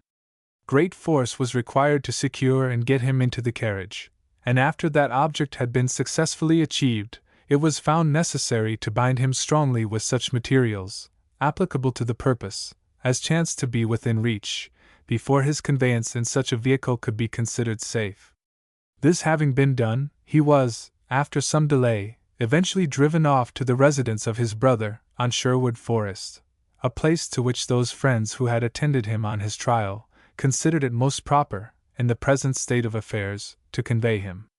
During these transactions the excitement of the assembled multitude was so great that, but for the presence of the yeomanry, and the judicious measures adopted by Mr. Lupton, it is to be feared the disorders of the previous night would have been concluded by a yet more horrible catastrophe, in the murder of the doctor, in open day, upon the memorable site of his own destroyed and now for our vanished establishment at Knapfield. This fearful consequence was, however, happily avoided, and all danger being now past, Mr. James Woodruff and his daughter Fanny again joined company with Mr. Lupton, and followed, with agitated and anxious feelings, in the wake of the great crowd that accompanied the conveyance of the mysterious box to the squire's own residence. A short time after their arrival at the hall, the three above-named individuals, along with one or two other persons, whom Mr. Lupton purposely admitted as witnesses on the occasion, retired into a private room, situate in a remote part of the building, whither the chest had already been carried, under the care of several officers, and remained present while a heavy lock upon it was broken, and the uplifted lid for the first time displayed, to other eyes than those of Mr. Rowell, a sight so horrible, that even the strongest nerved man present recoiled with sudden fear, while Fanny uttered a loud shriek of terror, and fell insensible into her father's arms.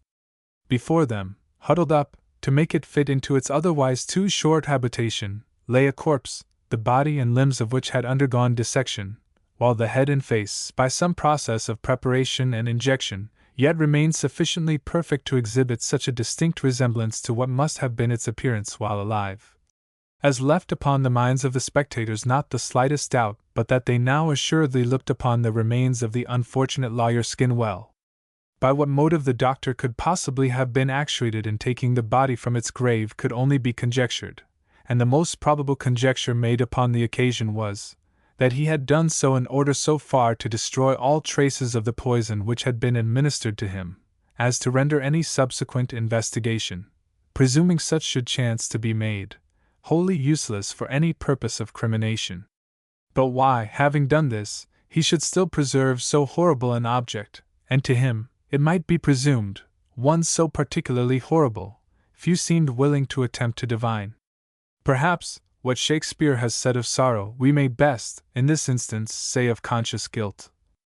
Whatever the cause, however, the fact itself was there most plainly proved, since the remains in the box were subsequently identified, not only by Fanny Woodruff and Mr. Sylvester, the deceased's former clerk, but also by many persons in the village, who had known him intimately when alive. As no object could now be attained by keeping the body, it was, some time afterwards, placed in its old coffin and reinterred, amidst the marvellings and the pity of numerous rustic spectators. Another most remarkable circumstance, however, remains to be recorded, in connection with this event, before I conclude this chapter, as it may also serve, with the above, in some degree, to illustrate Dr. Rowell's strange conduct and exclamations touching the chest, in the scene recently described. Placed immediately beneath the head of the corpse, and forming, in fact, a rest for it, was found a much smaller, though far more antique and curiously ornamented box than the one already described, and which, eventually, proved to be the identical one wherein the title deeds of the estate of the Woodruffs of Charnwood had been kept during many generations. On being opened, it was found still to contain them precisely in the same state in which Mr. Rowell had so many years ago possessed himself of them, after securing the person of their legitimate owner. The effects of Mr. Skinwell's conduct in resisting the doctor's solicitations to cooperate dishonestly with him in altering or destroying those writings, as previously recorded, now became apparent, and deep, indeed, was the regret of all, that through such conduct he had, in all human probability, come to such a frightful end. Mr. Woodruff having then taken them again into his own custody, all matters connected with the affair were settled in the best manner circumstances would allow, and after a brief interval from the period now spoken of, he and his daughter set out on their first journey, again to behold and to take possession of their hereditary home. On their arrival, however, they found it inhabited, under rent of Dr. Rowell, by tenants whom the reader will feel no less surprised than was Fanny to find there. Chapter 12. A Meeting and a Parting. Being one of the most agreeable, pathetic, and loving chapters to be found in this great history. An long period of observation was required after Colin's arrival at Mr. Calvert's, to enable him to discover that deep anxiety, and care, and watchfulness, now reigned throughout that house touching her, his own beloved, who so lately was as its life-spring and delight. The absence of joy, if not the positive presence of melancholy, was visible in every countenance. The voices that spoke in a lower tone than formerly, while those of Mr. and Mrs. Calvert were seldom heard at all. The blinds of the windows seemed to be permanently kept more than usually low, unconsciously, perhaps, on the part of the inmates of the place. But then, that little circumstance agreed with the general tone of their feelings, and so it became as it were natural. He also observed that though it was that precise time of day when a canary bird that hung in the sitting-room usually sang so gladly as to make itself heard nearly over the whole house, the singing bird was now mute. A piece of white muslin that had been thrown over his cage many hours ago to keep off the sun, had ever since been forgotten. It kept him silent, yet strange enough, nobody appeared to miss his singing, nor to think a moment of the little ruffled and discontented heap of living music that fretted in gloomy silence beneath. And At length, Jane, who he had previously been informed had lately confined herself almost wholly to her own chamber, was introduced by her sister, the latter having, with careful consideration, already cautiously communicated to her the fact of the arrival of her brother Roger, and of Colin. How changed! Thought Colin as his spirit absolutely shrank at the first sight of her.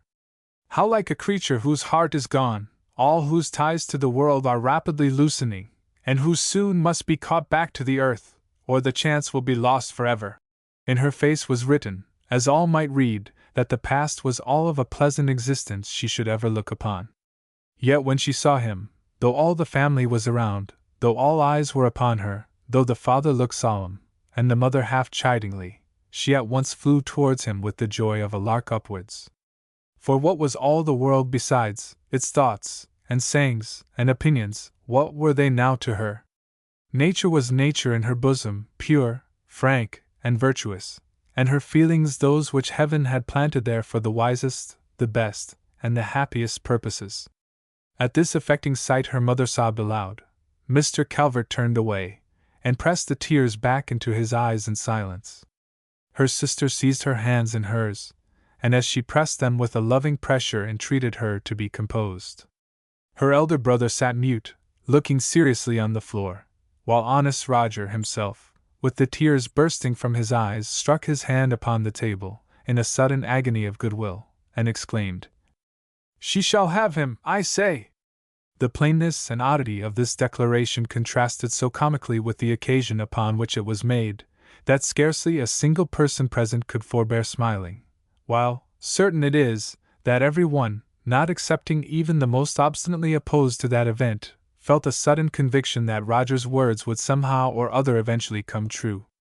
But as suddenly as that conviction flashed across the mind, so, with respect to Mr. and Mrs. Calvert, did it as suddenly again cease. For though, during some few brief moments of promise which the temporary excitement of their feelings had produced, they felt half inclined to relent, and to endeavor to make the best of those circumstances which it seemed in vain any longer to oppose, yet, as the cause of that sudden conversion lost its temporary influence, they fell back upon former old objections with almost increased prejudice. Just as in many other cases people will adopt a new doctrine for a while, but when the particular circumstances that caused them to do so are removed, will as surely return with additional liking to their old and familiar opinions. Long and curiously did these two afterwards discuss the matter, and how finally it should be settled, while Colin and Jane, with a far less expenditure of sage remarks and clever suggestions, were rapidly settling it in good earnest without any discussion at all. There were no pros and cons with them, no question about conventional proprieties, nor any considerations as to what the world might, or might not think, in reference to them. Enough for Jane that Colin was, in his own person and mind, all that a young man should be, to be lovable and deserving of love, and for Colin, that Jane seemed to merit more than the utmost of what it was possibly in his power to bestow. While the last-named pair regarded the question as altogether one of the heart, and into which no other conceivable interest should be allowed to intrude, the parents of Jane held it as totally a question of the head, or imagined right or wrong, and of propriety or impropriety, so far as the maintenance, or the sacrifice of their own peculiar opinions might possibly be involved. But inasmuch as even the worst philosopher may venture most safely to back the heart against the head in any contention of the kind here spoken of, the reader will not feel surprised to learn that Colin and Jane would certainly have triumphed, had it not unluckily happened that some time before their forces could be brought perfectly to bear, Mr. Calvert one day sent a message to Colin, requesting his company in the former gentleman's study, and on his appearance delivered to him the following very disheartening and painful speech. After what has occurred, Mr. Clink, since your return to town, and from the scene it was our painful fortune to witness between you and my daughter on your arrival here, I feel a firm conviction, which every day serves to strengthen, that the time has arrived when it becomes my duty as a father to come to some positive and decisive determination in this matter. Much as I respect Mr. Lupton, for notwithstanding his deep indiscretions, upon which it is not my duty to pronounce any judgment, I yet know him to be in many respects most highly deserving of esteem, and worthy and deserving a young man as I certainly think you yourself to be, Yet there are causes which from the first made me fearful, when I found your preference for Jane, that a continued acquaintance between you could not lead to any happiness. I shall not allude to those causes in any more direct manner, for you probably can judge sufficiently what I mean, without the necessity for any more explicit statement. Poor Colin here blushed crimson and bowed his head down, as Mr. Calvert proceeded. But with my habits of thinking, and the principles I have always cherished from my boyhood, it would be inconsistent with my usual practice, were I to hold those causes as too light to be regarded as an obstacle to your ultimate views. To me they are of every importance. I might more properly call them insurmountable difficulties. And though I am perfectly aware that such matters are too frequently regarded with careless, and, as I take it, with criminal indifference, yet I hold them as so far affecting in themselves the moral principles of society, as so far contrary to the dictates of religion, and to the obligations due to the more correct portions of the community, that I feel, painful and bitter as is the task, I feel compelled thus plainly and distinctly to declare my sentiments to you in the hope that, after having so done, nothing more will be required in order to assure you of the course which it is most necessary for me to wish you at once and immediately to adopt. Sir, said Colin, as his heart seemed to swell into his throat and almost prevent him speaking, I cannot, sir, but respect your motives, and feel more deeply how much I shall lose if I am under the necessity of quitting this house and seeing those who are in it no more. I know what your objections are, they are not to be removed, and are irremediable. I am what I am, and for myself I have no apology to offer, no excuse to make. He would have spoken more, but at that moment he could not. Stay, observed Mr. Calvert. Do not mistake me. It is your misfortune, not your crime, and for misfortune which no power of yours could ever remedy, apology or excuse can never be demanded. It was my hope some time ago that Jane and yourself might possibly dissolve this acquaintance yourselves, when my sentiments, and those of her mother and family were made known to you both, and thus render such an explanation as the present needless. But I have been mistaken, and in permitting that farther communication which I foolishly hoped would terminate itself, we have only fastened the bands more tightly, and increased the probabilities of pain on that after separation, which, difficult as the words are to me to speak, I still am compelled to say, must be effected. We cannot go on thus any longer. Even now it is a question of every importance to you both. To my poor dear daughter it may soon become a question of life or death. The possibility of such a result must be averted. The step must be taken in time. Though the blow be painful, it must be struck. Nevertheless, when you are gone, carry with you the assurance that I still continue, along with all my family, to think honorably of you, to remember your worthiness, to look with melancholy pleasure upon the time when we could entertain you personally under our roof, and to regret to the last hour of our lives that so unhappy an ending should have come to the young affection of one whom it would have been our delight, if possible, to have blessed with the good creature, for such my Jane is, the good and worthy creature he had sought. So saying, Mr. Calvert pressed Colin's hand energetically during several minutes. Bless you, my friend, added he, as he gazed upon the heartbroken youth beside him. Bless you, even now I cannot part with you without betraying more than becomes me as a father in such a case. And as he falteringly uttered these words, his eyes confirmed them with nature's purest token of severed friendship. Your worthiness, at length replied Colin, makes me, sir, lost what to say. Had you treated me harshly I could have replied, but as it is, I feel still the more bound by the very efforts made to shake me off. If you will have it so, sir, I know not how to oppose, though certainly it is impossible for me ever to comply. Not by that, then I mean to say the wishes of so worthy a man shall not be carried out as far as heaven will give me power to do it. But though I go away never to return more, believe me, sir, my heart will be left with those I leave. I shall do my best to forget where I am, to inhabit this place still in imagination, and live out my life at least with the memory of her whom I am forbidden to know in any other manner. Endeavor to be reconciled, observed Mr. Calvert. And remember that even the most favored cannot say that this world was made for happiness. No, indeed, exclaimed Colin bitterly. It is not indeed. I am afraid, rejoined his worthy friend, that on neither side shall we ever cease to feel pain on this subject, but it will be our duty to bow with humility before those decrees which we cannot escape, and to endeavor to persuade ourselves that everything may possibly be after all for the best. It cannot, sir, replied Colin in the agony of his spirit. It can never be for the best that we should be separated forever. It is impossible. For however well it may be for others, to us it can be nothing but inevitable misery. Do not speak thus, my young friend, answered Mr. Calvert. I am myself an old man, and have many times found in the course of a long and not uneventful life, that out of those circumstances which at the time of their occurrence promised nothing but unhappiness, the unseen agency of Providence not unfrequently deduced consequences the most important to our future welfare.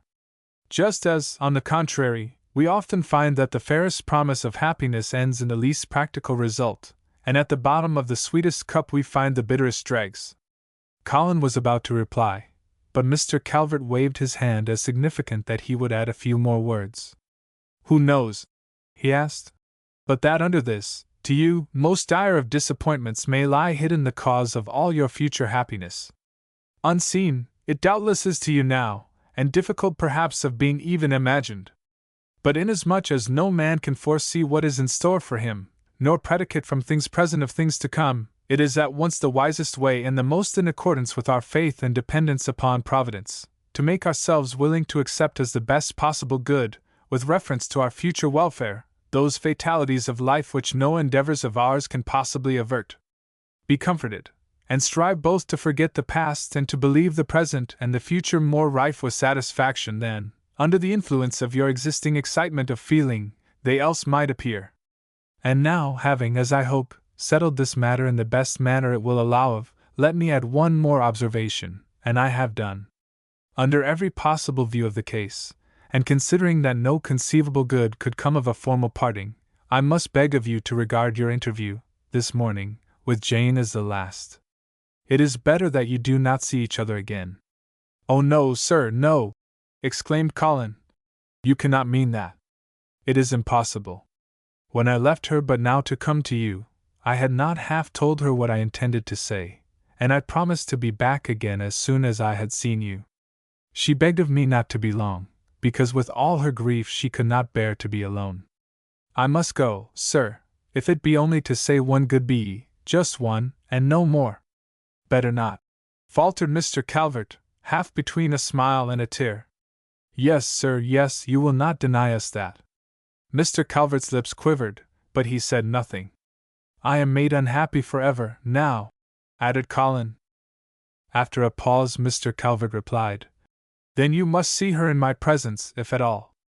Anywhere! Exclaimed our hero gladly. But let me see her again. Jane was now sent for. When she entered the room, Colin could no longer restrain himself. The sight of her made him burst into tears. Jane, my girl, began the father as he took her hand, and led her gently beside his own chair. I hope you will sustain yourself for a few moments, while I simply explain to you that Mr. Clink and I have had some conversation upon the same subject as that upon which your mother has already spoken to you. The matter is now finally settled.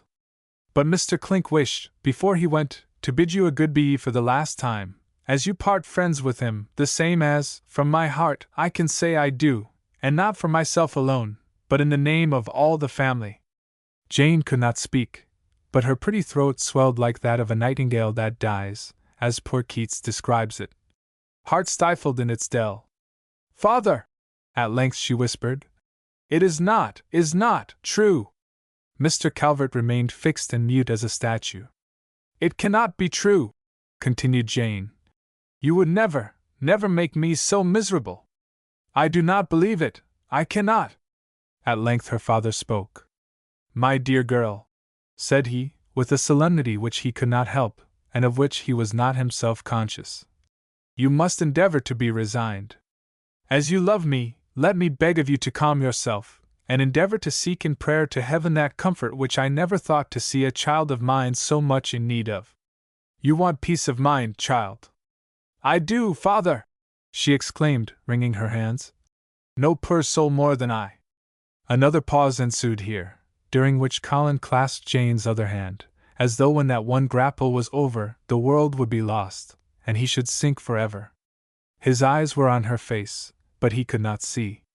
"And now," added Mr. Calvert, half chokingly, "do not prolong this scene. We can do no more. Bid each other a loving good-bye, and be that kiss the last." "I cannot!" exclaimed Jane, hysterically. "I cannot! Father! I love him, and shall love him everlastingly. You will not part us, I know. He will never leave me, never! Oh, no! No, no, no!" And poor Jane fell into a fearful convulsion that made all cheeks pale and eyes wet from mere pity at her trouble. This event brought others of the family into the room, and amongst them Colin's best friend, Roger. No sooner did he see what had happened than his spirit and his feelings were at once aroused. "I tell you," he exclaimed passionately, though without addressing any one in particular, "I tell you, you will kill the girl if you go on in this way with her." And then Jane was carried away and placed on her pretty white bed, and tended carefully by her mother and her sister and her waiting maids, until life came reluctantly back again, and she waked once more into the consciousness of misery. "Is he gone, mother?" she demanded in the first faint tones that conscious animation supplied to the tongue. "Is he gone?" "No, my dear, he is not gone, nor is he going yet," replied Mrs. Calvert. "That's right, that's right!" she exclaimed. And then, as she looked her parent earnestly in the face, she asked, "Mother, do you remember how you ever loved my father?" That little simple appeal was irresistible, as a world of tears soon testified. After that Jane grew calmer, and sat up with her mother and sister to catch the air from an opened window that looked through a nest of vine leaves into the garden.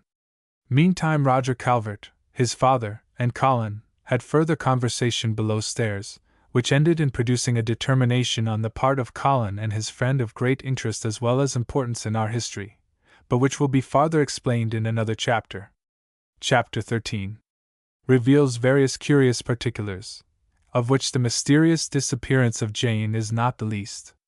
In the desperate state of things implied by the proceedings last recorded, it will not be marveled at that measures equally desperate should have been projected by Colin in conjunction with his friend Roger, though eminently calculated, provided they could but be carried out, to bring him that final satisfaction which it appeared impossible for him to attain through any other more moderate course.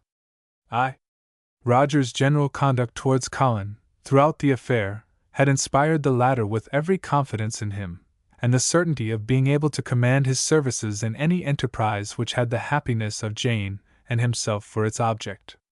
Nothing indeed but that confidence could possibly have induced Colin to take the earliest opportunity that offered, after the scenes described in the preceding chapter, to draw Mr. Roger Calvert into an unobserved part of the house, and propose to him that they should settle the matter at once and forever in a manner already suggested, that is, through the medium of an elopement during the night.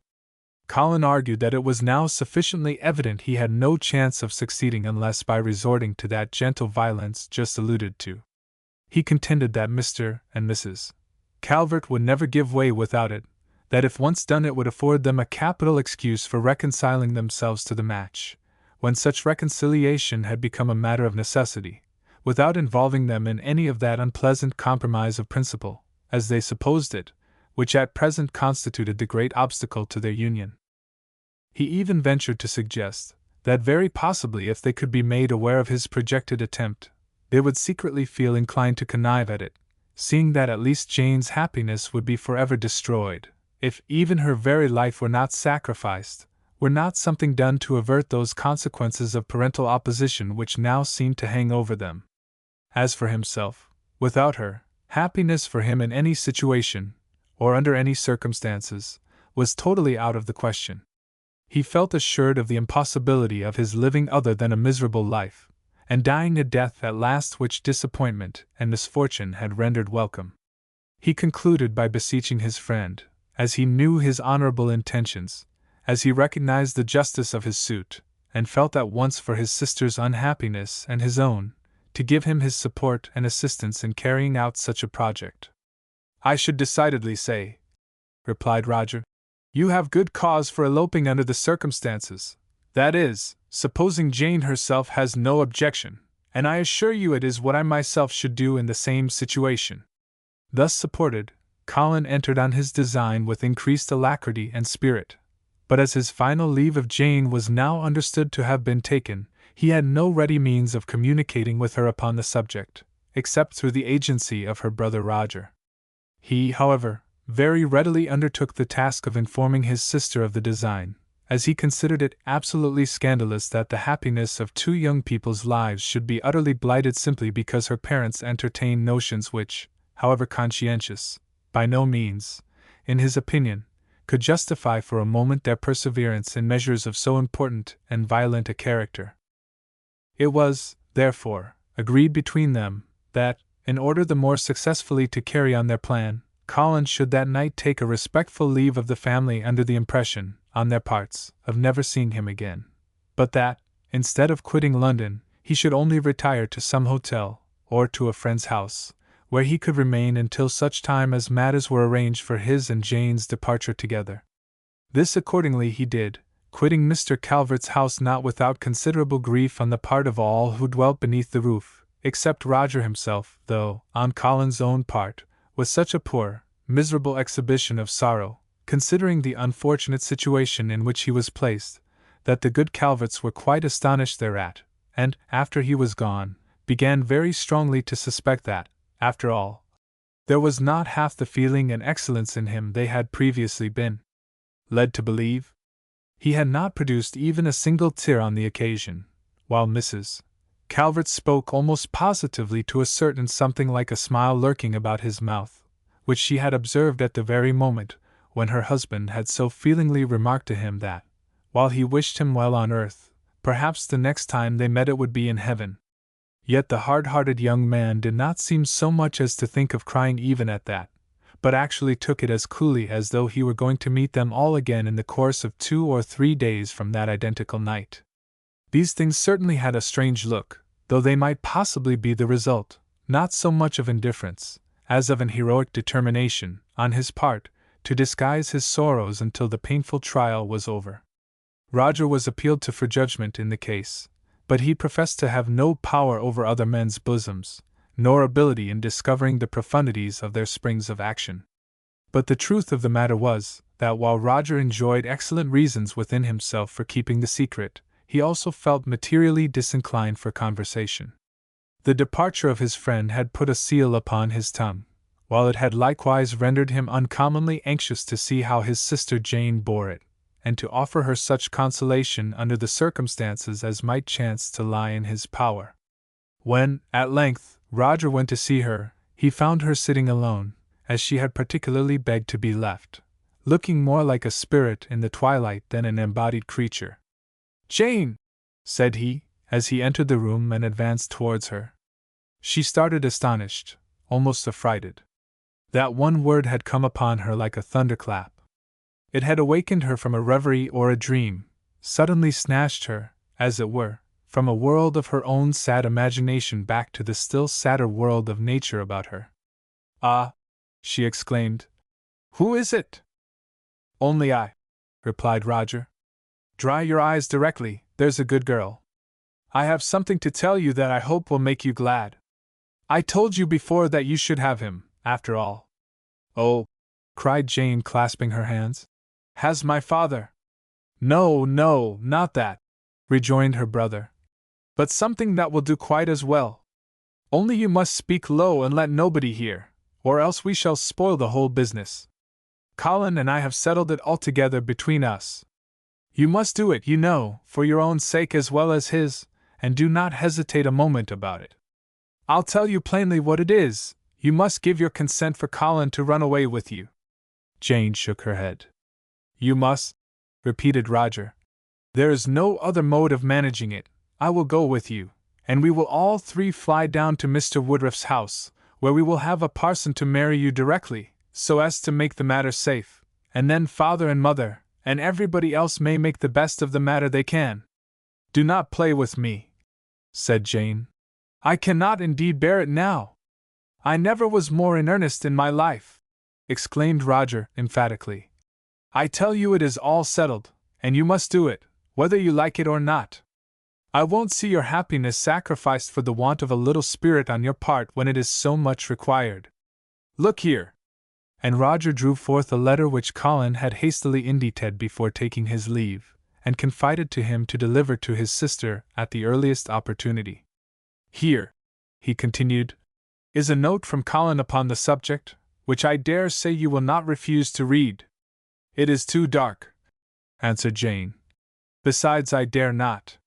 What would they all think of me if I were to listen to such a proposal as this? Nonsense! Exclaimed Roger. They would think a great deal better of you after it was all over than ever they could think of themselves, if they should have to put up for you a tablet in the church, with an inscription that you had died of disappointment brought on by their own rigor. Here, take it, and I will fetch you a lamp to read by. Jane took the letter, and her brother hastened out to fulfill his intention. The moment he was gone, Jane rose with uncommon alacrity and hastened to the window. Yes, there was yet light enough to make most of it out, although she thought it dark not a minute ago. The letter said 100 sweet and happy things, such as she felt certain no man had ever said before, such as even he had not ever thought of saying on any other occasion. It promised a certain and easy reconcilement with all parties. It told her he was sure of it, and bade her feel no fear. It visioned a world of delight for the future, and represented its writer as lost utterly, if she would not listen to her brother's advice and consent to act upon it. And then it concluded with more love signified in half a dozen little words than anybody else, she believed, could express in half a volume.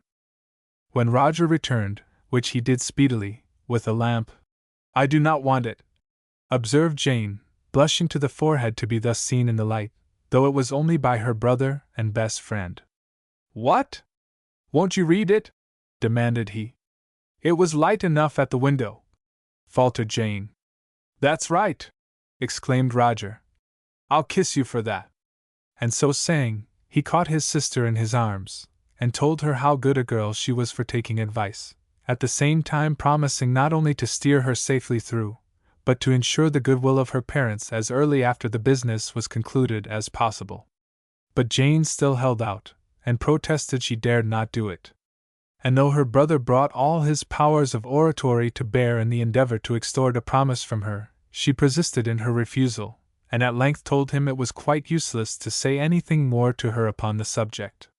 Roger went away both puzzled and mortified, but within a few days afterwards it was remarked by all the family that Jane seemed quite astonishingly recovered from her melancholy.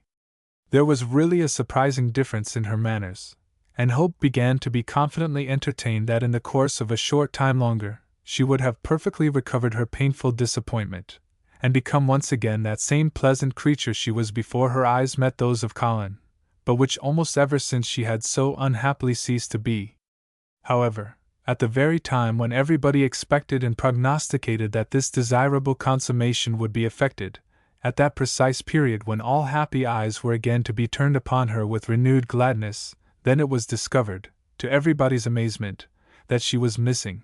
Roger, too, had disappeared in a manner equally mysterious, nor was Jane Calvert ever found again. A fact more remarkable than all. Chapter 14. A scene in a lady's chamber. Before the elopement, and after it. Arrival at Charnwood, and who was found there. Hen, our friend, Roger, first observed the change in his sister's spirits more particularly alluded to above. He regarded it as an omen so much more to be relied upon for its real significance than any words, that thereupon he wrote to Colin at the place where he was waiting in expectation, stating the circumstances that had occurred, at full length, and insinuating that if Colin felt inclined to adopt a bold course and prepare everything in readiness for the expedition, he would engage, without any further delay, to persuade his sister to fly with them about daybreak on a certain morning which he named. Mr. Clink, as may well be imagined, most eagerly seized upon the opportunity. His heart was on fire. Now was everything to be risked, and everything to be won. After the receipt of that letter he could not sleep nor rest until the arrival of the eventful morning.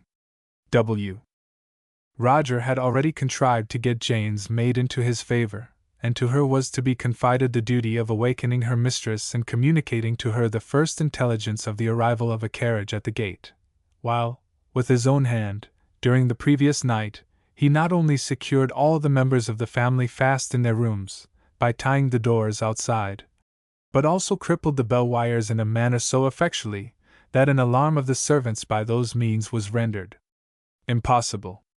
At the latest possible hour he communicated to his sister the fact that everything was in readiness, and that Colin would be near the house before sunrise on the following morning to set off with her and himself on their journey to the house of Mr. Woodruff, that gentleman having already been communicated with on the subject, and his consent obtained, partly because he could refuse nothing to Colin, and partly because his own daughter had used her influence in persuading him there could not possibly be any harm in affording such a refuge to the fugitives.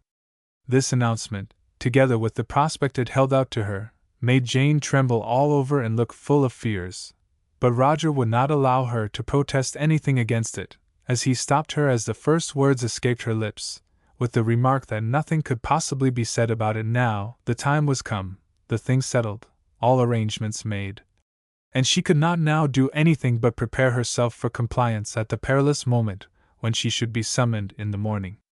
So saying, he bade her good night, with an additional declaration that he could not hear a word of denial. If the truth were told, I should tell how all that night poor Jane's heart throbbed incessantly, and sometimes, in correspondence with her thoughts, leaped suddenly as if it would go out of its place. I should tell how she never slept a single wink, how earnestly she said her prayers, and how long. How, after many hesitations, and at last with many tears, she eventually put her trembling hand to the reluctant yet loving task of putting up such trinkets and jewelry as could not be dispensed with, while her maid, as busy and as pleased as a summer bee, employed herself in a similar task with her dresses. And then, when all was over, how she stood silent a while, looking on those places and around that room, which tomorrow her mother should find empty, and which now for the last time beheld her who had tenanted and adorned it from her childhood.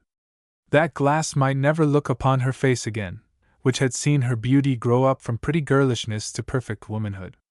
That window would never more have the same eyes through it that had become familiar there, nor those leaves any more be put aside by the fingers that had so often saved them unbruised, when the little casement was closed for the night. I should tell how, as these and similar thoughts passed rapidly through her mind, the tears stole silently down her cheeks until she sank upon her chair, and declared, while she did so, that she should never have the heart to go. But the heart has a way of its own sometimes, and sudden courage on occasion which it has not resolutions to contemplate beforehand. So, after the night had worn away, and when the time came for flight, before yet the stars were gone, or any light more than a first dim gleam on a black ground was seen in the east, she plucked up resolution to be firm, but lost it again immediately, for the sound of a carriage wheels, the carriage that was to whirl her away from her old home to a new life in a new place, faintly but distinctly came upon her ear. "'Tis he!" she exclaimed. "Truly, ma'am, I hope so," replied the maid, "for I want to see you safe off and happy." "Hush!" said Jane, in a whisper. "Listen, listen!" In the next minute her brother Roger gently tapped at the door. It was true. She must go, and no delay be made, not a moment's waiting. And go she did, but in such a way that when half an hour after she found herself sitting beside her maid, with Roger and Colin opposite, and being driven at a tremendous pace on the North Road out of the metropolis, she could not remember how she had got downstairs, or walked to the carriage, or who had helped her, or whether she had done so without any assistance at all. But there she was, and of little else did she seem conscious. With her lover matters were considerably different. Full of self-possession, and elated in the highest degree, he felt then as though but one idea existed to him in the world, and that one which may best be expressed in the exclamation of one of Moore's angels. Before we proceed to inquire how the fugitives sped after their arrival at the end of their journey, it may interest the reader to be informed that they very narrowly escaped detection and pursuit, in consequence of an odd accident that happened through their very precautions to be safe, and which, had it unfortunately occurred some hour or two earlier, would inevitably have frustrated their design. Very early in the morning, and before the family had arisen, the house dogs began barking most furiously, which, from some unknown cause, rang an alarm from cellar to garret of the whole establishment. Both servants and master were soon in motion, anxious to discover the cause of this unusual hurly-burly. The latter looked first out of his window, but discovering nothing, then attempted to ring his bell, whereupon the wire dropped down into his hands, as it had very cleverly been unhooked by his son Roger, from the crank outside, in preparation for any contingency of the kind which now arose. He next tried his door, and was still more astonished to find it secured outside, so that all egress was, for the present, prevented. While this was going on, various others of the household were going through similar operations, and discovering themselves placed in similar predicaments until, at length, it became generally believed throughout the house that a gang of thieves must have entered it, and converted the place into a temporary prison, in order the better to effect their nefarious designs. When, however, fortune had so far favored them as to allow of an escape, a search was instantly instituted. But still the cause of the disturbance remained as unexplained as before. By the time that every person under the roof had arisen and assembled, under feelings of the most anxious inquiry, it was remarked by one or two of the more sagacious and reflecting amongst them, that neither Miss Jane nor Mr. Roger appeared to have been aroused by the same noise, which had put themselves into such an extraordinary consternation. This fact appeared unaccountable, for the rooms of both commanded as audible hearing of any external commotion as any rooms on the premises. Some of them cleverly imagined that the pair alluded to must have slept uncommonly sound, and assigned as good reason for that belief the fact of Jane's previous ill health, and Roger's well-known activity in all sorts of laborious exercises. But while these last mentioned were speculating upon probabilities, Mr. Calvert himself had hastened off to Roger's room, and his eldest daughter to that of Jane, in order to ascertain from those two individuals themselves the actual and bona fide state of the case. What was their amazement to find both nests cold, and the birds flown. Mr. Calvert felt so amazed at this discovery, that he was obliged to sit down on the stairs a few minutes in order to recover himself, while his daughter, with the natural feeling and action of a woman so circumstanced, flew back again, the moment she discovered the deficiency alluded to, screaming all the way she went, that Jane had been stolen away. A good guess at the real truth instantly flashed across the mind of every one present. A conspiracy, to which nobody but themselves were privy, had evidently been entered into and executed by Jane and Colin, aided by Roger, and all agreed, in their own minds, that, instead of ever seeing Jane again, they should be, somehow or other, introduced to Mrs. Colin Clink. Mr. Calvert, at first, took the thing in uncommon dudgeon, and ordered his horses out to pursue the flying trio, but by the time every saddle and harness were got ready, it luckily chanced to be discovered that nobody knew whether to prefer the east, west, north, or south quarters, in the proposed search after them. Not the remotest clue could be obtained as to which road they had taken. Probabilities, however, being in favor of Kidall Hall, Mr. Calvert and his son very shortly afterwards set out together on a hurried expedition to that residence, in hopes of arriving there and learning tidings of the runaways, in time to prevent that marriage which, under his present feelings, Mr. Calvert felt determined never to sanction, in any shape. In the meantime Colin and his friend were making the best use of their time, by a series of civil forced marches along the road, and beguiling the hours thus occupied, by forming all sorts of ludicrous conjectures as to the progress of events at the house from which they had so ably effected their escape, thus endeavoring to rally Jane's spirits. It was in the course of the following day that our little party had the pleasure of beholding the walls within which they were to be made secure of future happiness, secure, at least, so far as mutual affection, well tried, and an earnest heart for each other's welfare, may be considered capable of effecting that end. Thus felt Colin and his pretty companion, while Roger regarded his first view of the house with remarkable interest, since it also contained her who was everything to him, and with whom it had long since been decided he should eventually join his fortunes, for better and for worse. Mr. Woodruff's residence was situated in one of the pleasantest portions of Leicestershire. It was one of those old, large, and substantial brick buildings, so characteristic of a particular period of our domestic architecture, but which can scarcely be better described, with their ornamental brickwork, cornices, and moldings, than by simply saying they convey an idea of comfort, stability, and even of substantial well-doing on the part of the occupant, which is in vain sought for in any other class of either old or modern erections. Its grounds were full of old and stately trees, which almost seemed to speak their own dignity, and declare to the passer-by that beneath their branches had flourished some generations of the true old English gentlemen. To this place were they most heartily welcomed by Mr. Woodruff and his daughter on their arrival.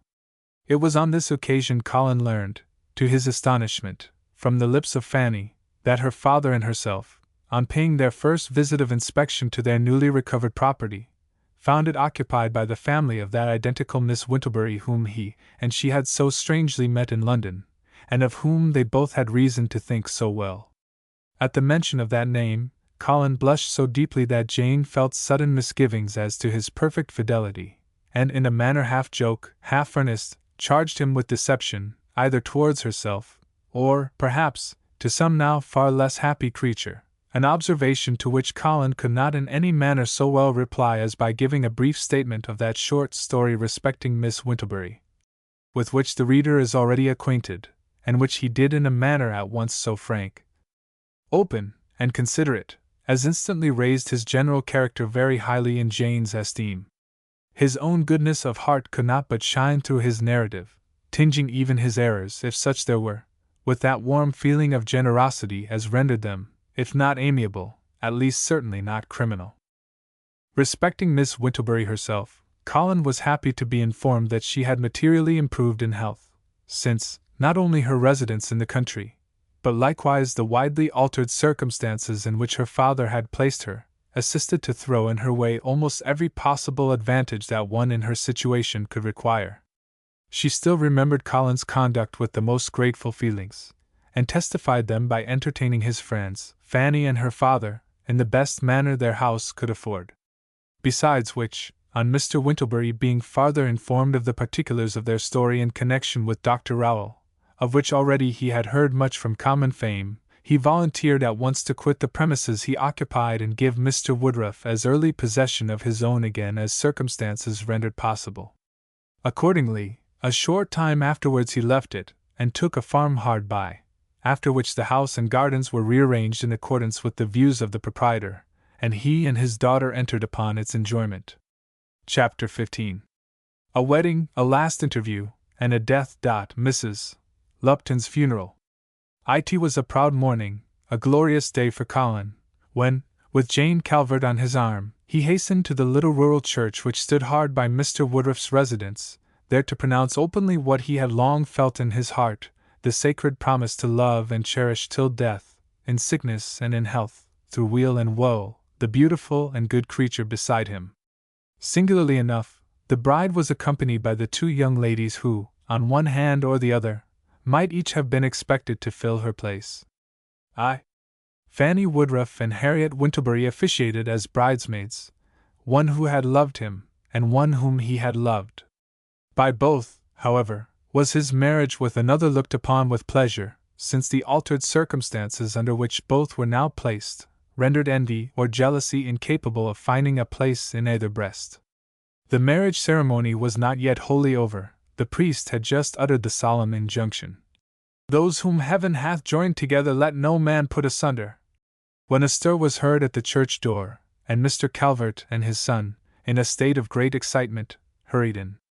The former rushed towards the altar, and suddenly seizing his daughter Jane by the arm, exclaimed, "I forbid the marriage!" The priest waved his hand as signifying him to draw back, and pronounced before all present that Colin and Jane were man and wife together, concluding with that blessing which so beautifully finishes the church ceremony on these occasions. As the party retired in confusion and pain, Mr. Calvert approached them, and taking the newly made wife's hand, "Jane," said he, "as you are my daughter, I never expected this. However, I will not reproach you now. The thing is done, and cannot now be undone. It is not for me to put asunder whom God hath joined together. I must make the best of it in my power, and therefore, seeing there is no remedy, Let me join in the blessing that has been pronounced, and ask of heaven that ye may so live in this life, that in the world to come ye may have life everlasting." At these words and this conduct, poor Jane burst into tears and wept bitterly as she clung round her father's neck, while Colin stood by, deeply affected both by the distress of his wife, and the manner in which, at this last scene of all, Mr. Calvert had conducted himself. Roger complimented his father and brother in a good-humored manner upon their being too late, and declared the uncommon gratification with which he found them thus disappointed, while Fanny and Miss Wintlebury could not refrain expressing in their countenances, if not in words, the sincerity with which they joined in the young man's sentiments.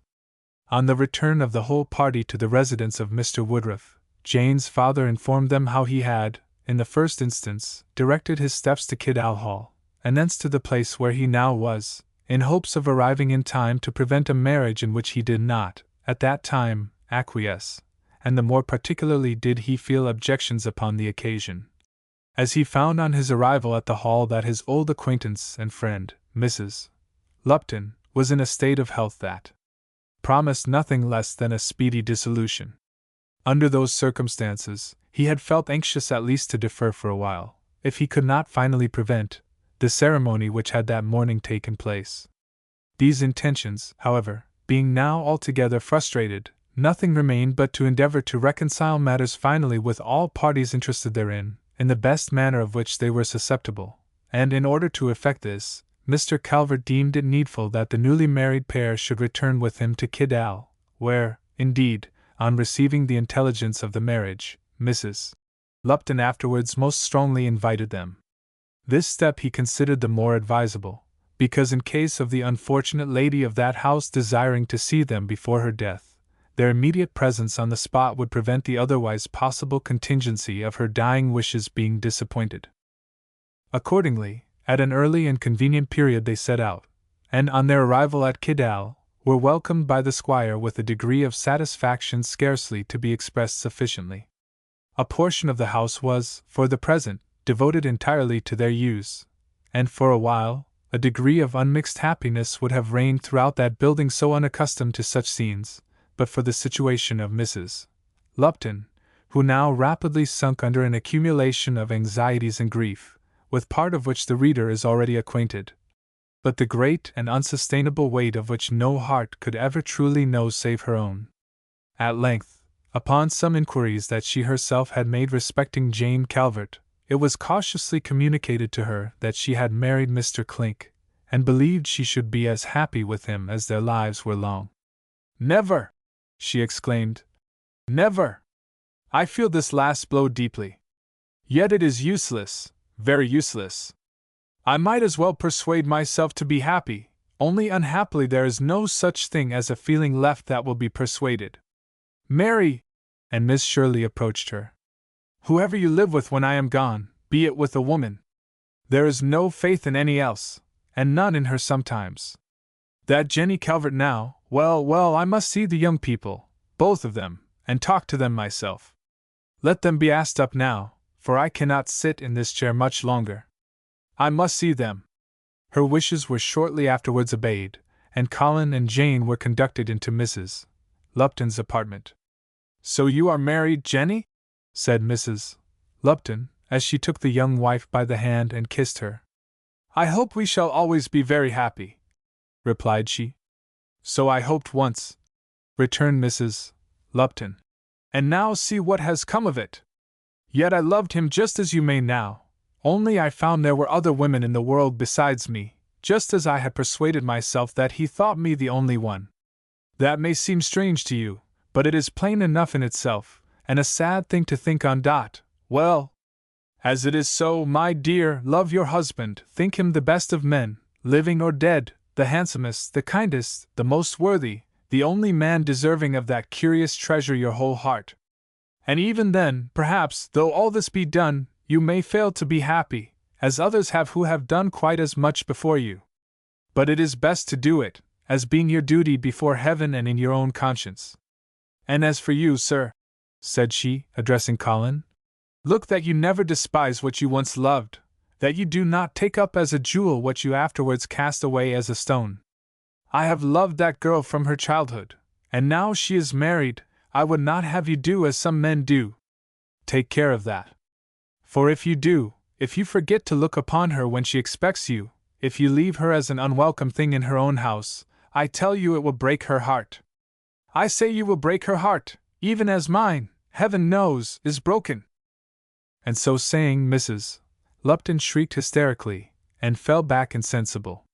Grieved to the soul, Colin and his wife retired in tears, while Miss Shirley assisted in having the poor lady conveyed to her own room and laid in bed, where such restoratives were resorted to as her case seemed to require.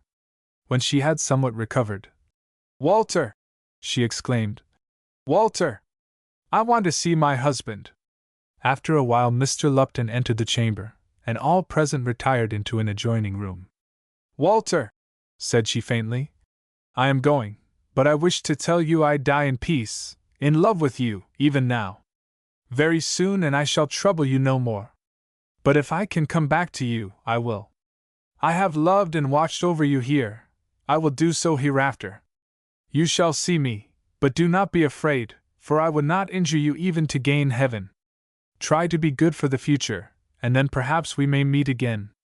I have lost happiness here, but I hope for it to come. It is mine, I know it is. Heaven will not make me miserable forever, as I have endured so much. Give me your hand, say one good kind word to me, nay, kiss me truly, and I am content. See you. There about the bed angels are asking me to come. I knew they would. I knew those blessed creatures would pity my misery, and wait for me when the gate of the everlasting was opened. Heaven bless you, bless you! And as she uttered those words the gripe of her hand on his became convulsive. I will come again, she exclaimed with preternatural energy, as she strove to rise up towards her husband, but sunk back dying, dead, in the effort. If ever grief was in any house it was there on this occasion, when the death of Mrs. Lupton became known. All the household, as well as those who were not of it, flocked round the bed whereon she was laid, to weep in truth and earnest heart over the corpse of one who had won all love from all but him who should have loved her most, though from him she had won it even at last when such love became useless. And if ever the living felt truly that the dead should be strewn with flowers, sweets to the sweet, if ever it were felt that a funeral garment ought to be decked with the choicest offerings of the garden, and the melancholy grave be made beautiful, assuredly was it felt then. Not one but felt that a friend was lost, that an emptiness existed in the bosom unknown before, and never to be remedied, while some gave loose to that expression of grief which tells us that all hope was gone with the departed, and that the world had nothing more left in it for man to love, or by man to be beloved.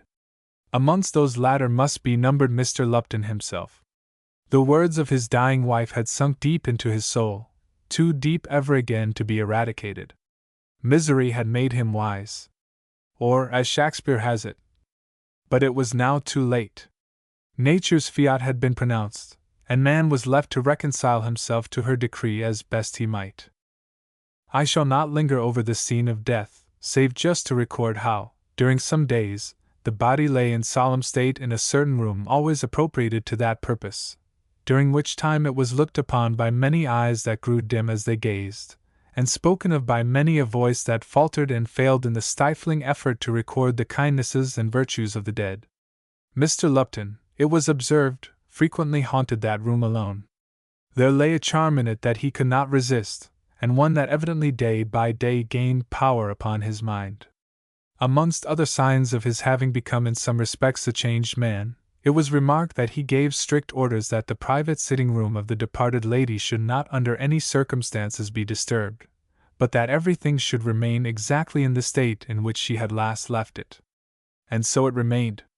The very work-table stood open as when last she had sat there, the snow-white muslin was thrown negligently upon it, and there also lay the open book with which, in some perhaps painful moment, she had tried to beguile her weary heart, and to forget her own too real sorrows in the imaginary joys described of another. At length the night for the interment came. The doors which opened into the courtyard, conducting to the little chapel, were thrown back upon their reluctant hinges, and amidst the uncertain and mingled light and shadow produced by flickering torches, while all friends attended in a black and mournful troop, The corpse of the Lady of Kidal was carried in and laid in like state beside the similar remains of many a fanciful beauty and many a stalwart man who had laid down their beauty and their strength, and gone in there before her. Some time ere midnight the solemn ceremony was concluded, and the grave doors were closed, not to be opened again, perhaps, until that widowed man who now walked slowly from them should himself return, and with the tongue of death, demand a lodging there. All gathered together in the great hall itself that night, and few, save those to whom it was absolutely necessary to visit other portions of the building, ventured out even with a light. The dead, somehow, seemed to pervade every place under the roof, to have become endued, as it were, with the principle of ubiquity, and to affright, with its presence, the air of the whole house. The servants fancied they heard noises and groanings, and took abundant pains to alarm one another with the most horrible stories they could produce by the combination of memory and invention. Neither, at last, did they retire to bed until, by common consent, all had finished their work exactly at the same point of time, so as to enable them to make their transit, from the great kitchen to the top of the staircase, in one compact though small squadron. Now, whether there be or be not any truth in the supposed appearance of such disembodied forms as were here evidently dreaded to be seen, I shall leave to the reader to determine for himself, but I am bound to relate a curious occurrence which took place during the night, as being, I can vouch for, a true part and parcel of this our history. Chapter 16 relates what happened to Mr. Lupton on the night of the funeral. Together with some curious information respecting Longstaff, and Mr. and Mrs. Samuel Palethorpe. It was late when Colin Clink and his wife retired to rest. Their apartment lay in a snug recess formed by the projection outside of two tower-like portions of the building, in one of which also his father's room was situated. Setting aside all melancholy and superstitious influences arising from the mournful ceremony which, so short a time before, had taken place, the night seemed sad and forbidding in itself. When he looked a few moments from the window, it was as though the blind, dead sky came close to the panes. The landscape that lay far below appeared a black gulf, over which the soughing of the wind sounded like the fitful panting breath, the expiring complaints, of some vast unseen creature of the darkness, whose existence might thus be shadowed to the ear, though not to the eyes, of man. But when associated with the melancholy subject which weighed heavily on all hearts, its influence became far more sensibly felt, and Colin could not but feel as though nature had conspired with death to impress the loss that had just been sustained more solemnly upon the mind. During an hour or more after Mr. Lupton had retired, Colin indistinctly heard his footsteps as he paced restlessly up and down the room, musing, perhaps, on both long past and recent events, contrasting each, and planning how the actions of his life, could that race but be run over again, should assume a form and regulation different, in many things, to those that had been. Colin himself could not sleep, but lay a while lost in thoughtful abstraction, until at length he was startled by the sound of heavier and more hasty feet in Mr. Lupton's chamber, just as though, in turning round, a man should suddenly encounter one whom he did not wish to see, and hastily fall back to avoid a closer meeting. A moment or two afterwards he heard a heavy fall upon the ground. Our hero instantly leaped up and hurriedly dressed himself again. But before he had time to get out of his room, Mr. Lupton's bell had been rung, and his valet summoned to him. Finding such to be the case, Colin remained within his chamber.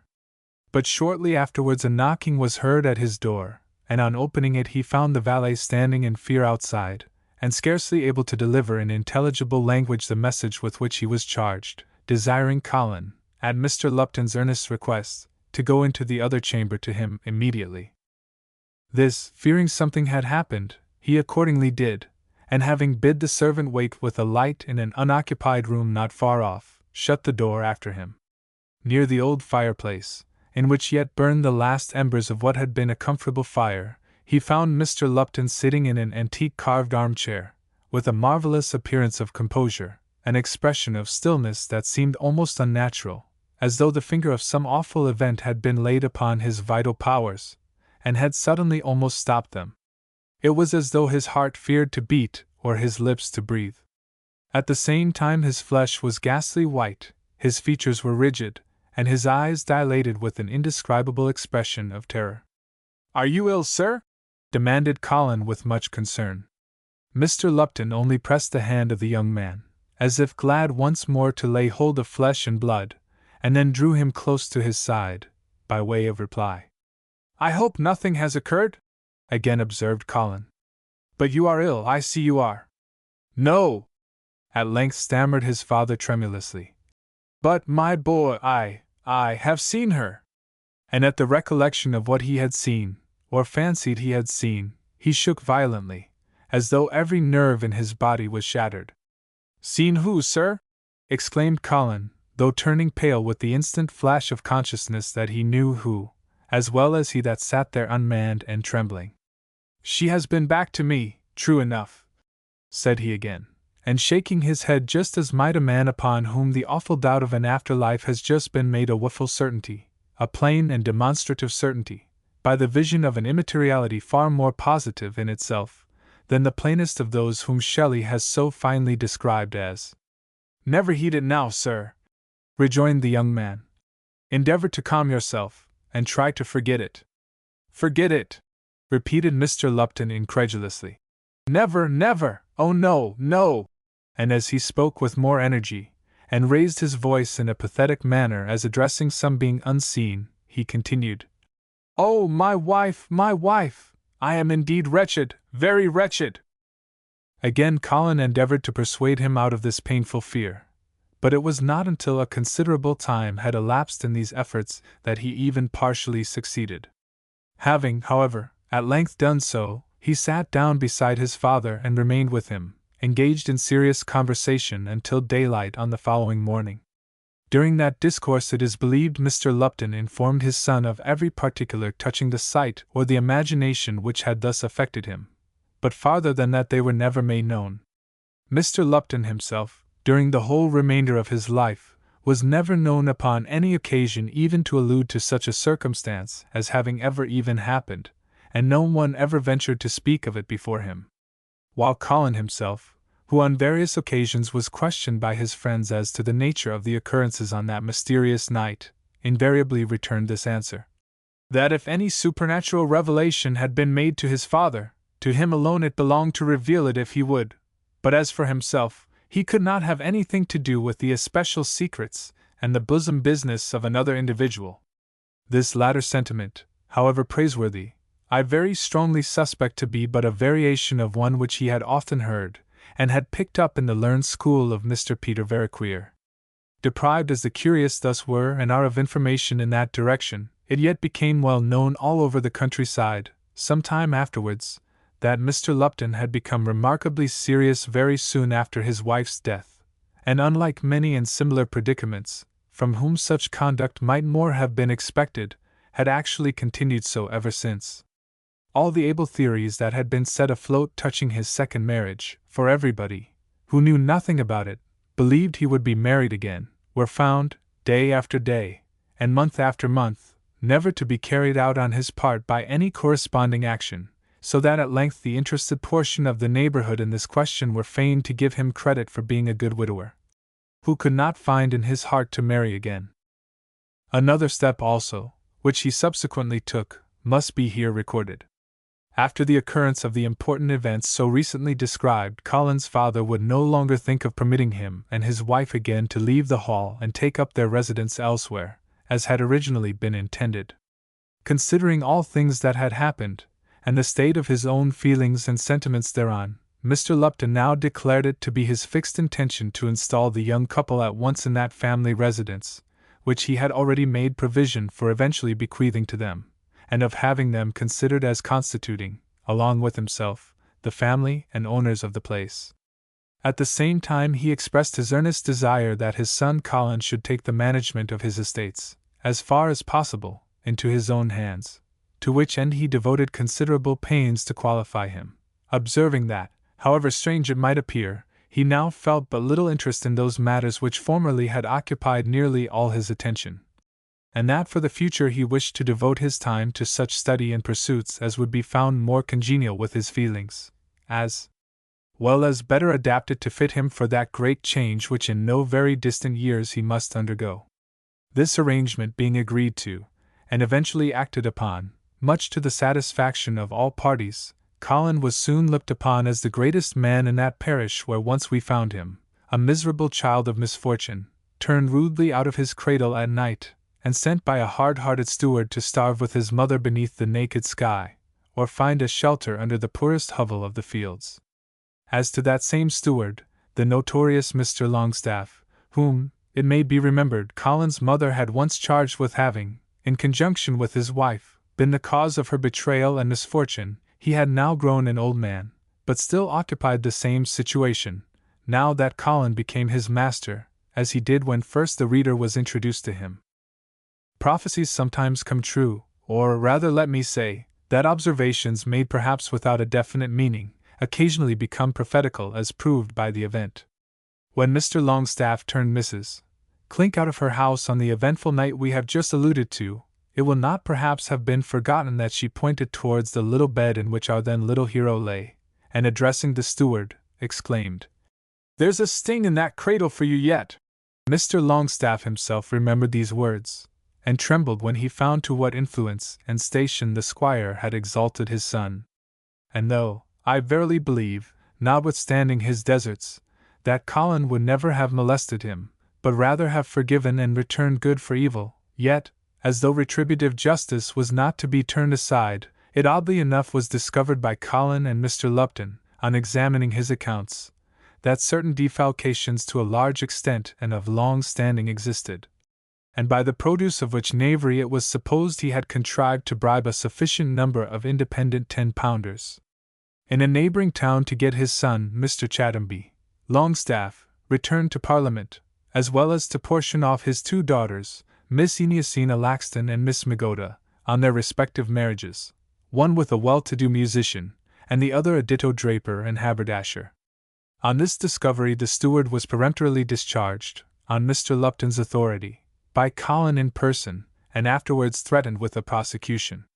But as he made himself quite as humble as he had before been proud, said a great many pitiful things about the dignity of his family and the ruin of his character, as well as promised to pay the several sums back again, if not before, at least very soon after his son should have got a place under government, the squire consented, under the influence of his son's persuasions, to let the old boy off and suffer the grievance to be hushed up by them, and misrepresented for the better by Mr. Longstaff himself and his clever family. I am not certain, but to the best of my memory Mr. Longstaff eventually established himself as landlord of a small inn in a country town some 60 or 70 miles from the scene of his former exploits. For this duty, in fact, he was by nature quite as well, if not better qualified, than for some other of a more ambitious nature which he had previously taken upon himself. To return to our more immediate friends, it is necessary now to state that although Mr. Lupton had practically given up almost every power and authority connected with his own extensive establishment and estates, and placed them in the hands of his son, he yet deemed it his duty to continue those official duties connected with the administration of justice which he had fulfilled during so long a period of years. Owing to this determination on his part it is that we stand indebted for a scene between two old and familiar acquaintances of the readers, which otherwise we could not have enjoyed any possible opportunity of witnessing. Some months had elapsed after the establishment of our hero in the house of his father, when one day, as he was pacing up and down the lawn, with his wife upon his arm, he observed an unfortunate-looking woman, with a countenance deeply expressive of disappointment and indignation, advancing towards the hall, and apparently from the direction of the Windsor Road. The harsh and half-prim, half-slatternly outline of the figure would instantly have assured him, even if other characteristics had failed, that in the individual who approached he beheld the never-to-be-forgotten Miss Sowersoft. When sufficiently near to recognize her and be recognized by her, she came to a full stop, in order at a respectful distance to pass her compliments, and evince her good breeding by courtesying very low, and muttering, "Good morning to you, sir!" "Good morning, Miss Sowersoft," answered Colin. Again she courtesied as she addressed Mrs. Jane with another, "Good morning to you, ma'am." She then continued, "I beg your pardon, sir, but I am not Miss Sowersoft now. I am sure I never expected to say that I regretted being Mrs. Palethorpe." Indeed! Exclaimed Colin. How is that? Oh, sir, rejoined Mrs. Palethorpe, I do not wish to remind you of those circumstances, unfortunate circumstances I am sure they were, which brought me into connection with you in your juvenile days. But I am sure you cannot forget what a brute that man was from first to last. You must be aware that it was next to impossible for anybody to live in the same house with him even at that time. But I have been a poor infatuated creature. Here she began to cry. Though I am paying dearly for it now. He is a sad man indeed. Colin now observed that his old mistress had very recently been favored with a remarkably black eye. Does he ill-use you? Demanded Colin more seriously. He is a disgrace, sir, though I say it that should not, a disgrace and scandal to the name of man. I have come here, sir, I assure you, to see if the squire will bind him over to keep the peace towards me, for only last night, and it is his regular work now he is married, and master of the farm, only last night he came down from Barwick as drunk as a lord, and he insisted on having a posset immediately. The fire was out, sir. Mrs. Palethorpe here wept afresh. And Dorothy was gone to bed. Mrs. Palethorpe could not, for human nature will fail and sink sometimes, get any further. Though Colin and Jane had much ado to forbear laughing at this account of her grievances, the former yet requested her to be comforted, and assured her that he had no doubt Mr. Lupton would very soon take such steps with Mr. Palethorpe as should effectually prevent him from resorting to personal violence for the future. As I suppose, he continued, this black eye is an evidence of some of his handiwork. It is, sir, exclaimed Mrs. Samuel, with passionate firmness. I simply told him as gently as I could how circumstances stood, when he made no more to do than strike me 2 or 3 blows. He repeated them, in the face, and made me this figure that I am ashamed of anybody seeing me. And then she covered her face with her handkerchief. Without farther parley, Colin now bade Mrs. Palethorpe follow him, and led her into the presence of the squire. That gentleman, for the first time since the death of his wife, was observed to smile when made acquainted with the poor woman's story. In the course of making out her case, she informed Mr. Lupton how, upon her visit with Palethorpe to London, she had somehow consented in a foolish moment to be married to him, immediately on their return, that, accordingly, that event had taken place at Barwick Church, how tipsy he got the first day of their wedding, how scandalously he had neglected everything since, except his drinking, and how abominably he had treated her almost from that very day up to the present moment. As Mr. Lupton had previously been made familiar with the whole story of their love and their conduct by Colin, he did not feel any very deep grief at Mrs. Palethorpe's present case, though, at the same time, he rejoiced at the opportunity afforded him for punishing as degraded and criminal a being as ever was brought before him. He accordingly issued a warrant for Palethorpe's apprehension, and during the same day had him brought up. When he made his appearance, Colin was in the next room, and beheld a countenance more expressive at once of the ferocious brute and the sot than could probably be met with anywhere else throughout the countryside. Mr. Palethorpe seemed indeed to have made himself so uncommonly glorious the night before, as to forestall all the glory of the ensuing 48 hours.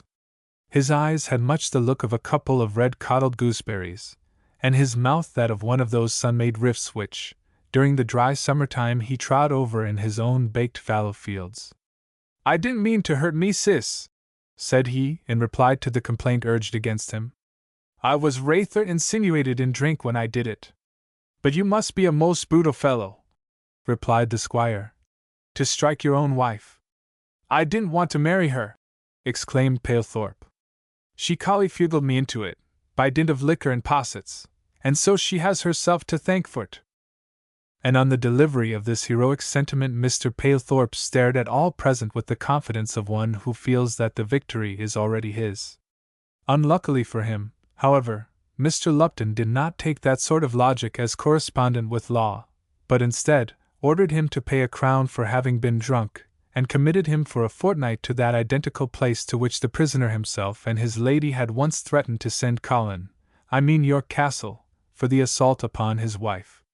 In addition to this, it is perhaps scarcely necessary to add, he was bound in sureties to keep the peace towards all the king's subjects for the space of 1 year, a restriction which not only materially lessened the amount of domestic revolutions in the farm at Winwer, but also the number of physical outbreaks at the various pothouses and village wakes throughout the surrounding neighborhood.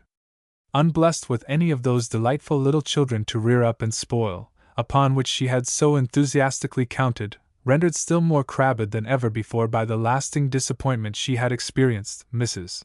Palethorpe passed a life of that peculiar kind of misery which has no parallel here on earth, but which any married couple desirous of testing may do so by carrying on against each other, in small matters as well as in great, an everlasting war of mutual annoyances and reprisals upon each other's happiness. In other words, she and her husband, during their whole after journey through the world, regarded each other as the most mortal enemy that either had ever encountered. Chapter 17. A Village Festival on a Great Occasion. The Woes of Mr. Peter Veriqueer. Sewell, the good reader who has patiently travelled with me so far, and at length has reached the last milestone, as it were, upon our journey, could he, I repeat, have been present at Kidall Hall, some 5 or 6 years later than the occurrence of the last described events, he would have seen a joyous sight. Once more did the old house look gay. A grand entertainment was given to all the surrounding residents, as well as the private friends of the occupants. Various gay devices adorned the walls, temporary bowers and archways trimmed with ribbons and flowers were erected in the gardens, a flag waved gloriously from the topmost peak of the building, tables were spread over the green open space, in the middle of the village of Bramley. Labor was laid aside, and every soul seemed to rejoice over the occasion of this holiday. It was May time. The pleasant farms seemed buried in the pink and white bloom of the orchards. The lilacs drooped over garden walls, borne down by the weight of their own flowers, and the sunshine flecked with beautiful patches of light the hollow green lanes, which, throughout that rural district, formed a welcome substitute for the hard pavement and the unpicturesque dwellings of a great city. C. By a special act on the part of Mr. Lupton, it had some time before been settled that Colin and his wife should thenceforth take the family name, as though no other had been borne by them. This had accordingly been done, and therefore, I may now declare that on this day, the happy day here spoken of, was celebrated the birth of the first son of Colin and Jane Lupton. Already had they been blessed with 2 girls, that now had become by far the prettiest ornaments, the most beloved treasures, of the house. But the birth of a son was, as usual in similar cases, an event to be regarded with far greater interest, arising from circumstances which it would be superfluous to explain. Proudly did these 2 young and happy people walk amongst the tenantry, rejoicing in the earnest good wishes which were heard on every side, for their long life and continued happiness, though in one sense, more proudly still did the father of Colin himself look upon the generous homage thus paid them, and in the silent thankfulness of his own breast contemplate the rising and beautiful little family around him. To add to the general joy of the friends assembled at the hall, Mr. Roger Calvert and Fanny Woodruff, after a courtship of unaccountable duration, had selected that day also as their wedding day, and now, along with the father of the latter, and the whole family of the former, for it is needless almost to say that a reconciliation between them and Colin had long ago been effected, joined at once in each other's pleasure, and that of the inhabitants of Kidall. One incident alone, which is worthy of particular record, occurred to cast a temporary sadness over this scene of festive rejoicing, an incident which, though it began in mirth, concluded with a brief tale of misfortune and endurance, which for some time afterwards caused Colin to forget his own happiness, in contemplating the misfortune and helpless poverty of one whom we may term an old acquaintance. Somewhere about dusk in the evening, Colin walked forth into the village, for the purpose of witnessing the enjoyment of others, and amongst many other signs that all were happy and contented, he observed a knot of country bumpkins gathered round something which had attracted their attention in the middle of the highway, and that appeared to afford them the highest degree of amusement, judging by the frequent and loud peals of boisterous laughter which broke from the assembled crowd.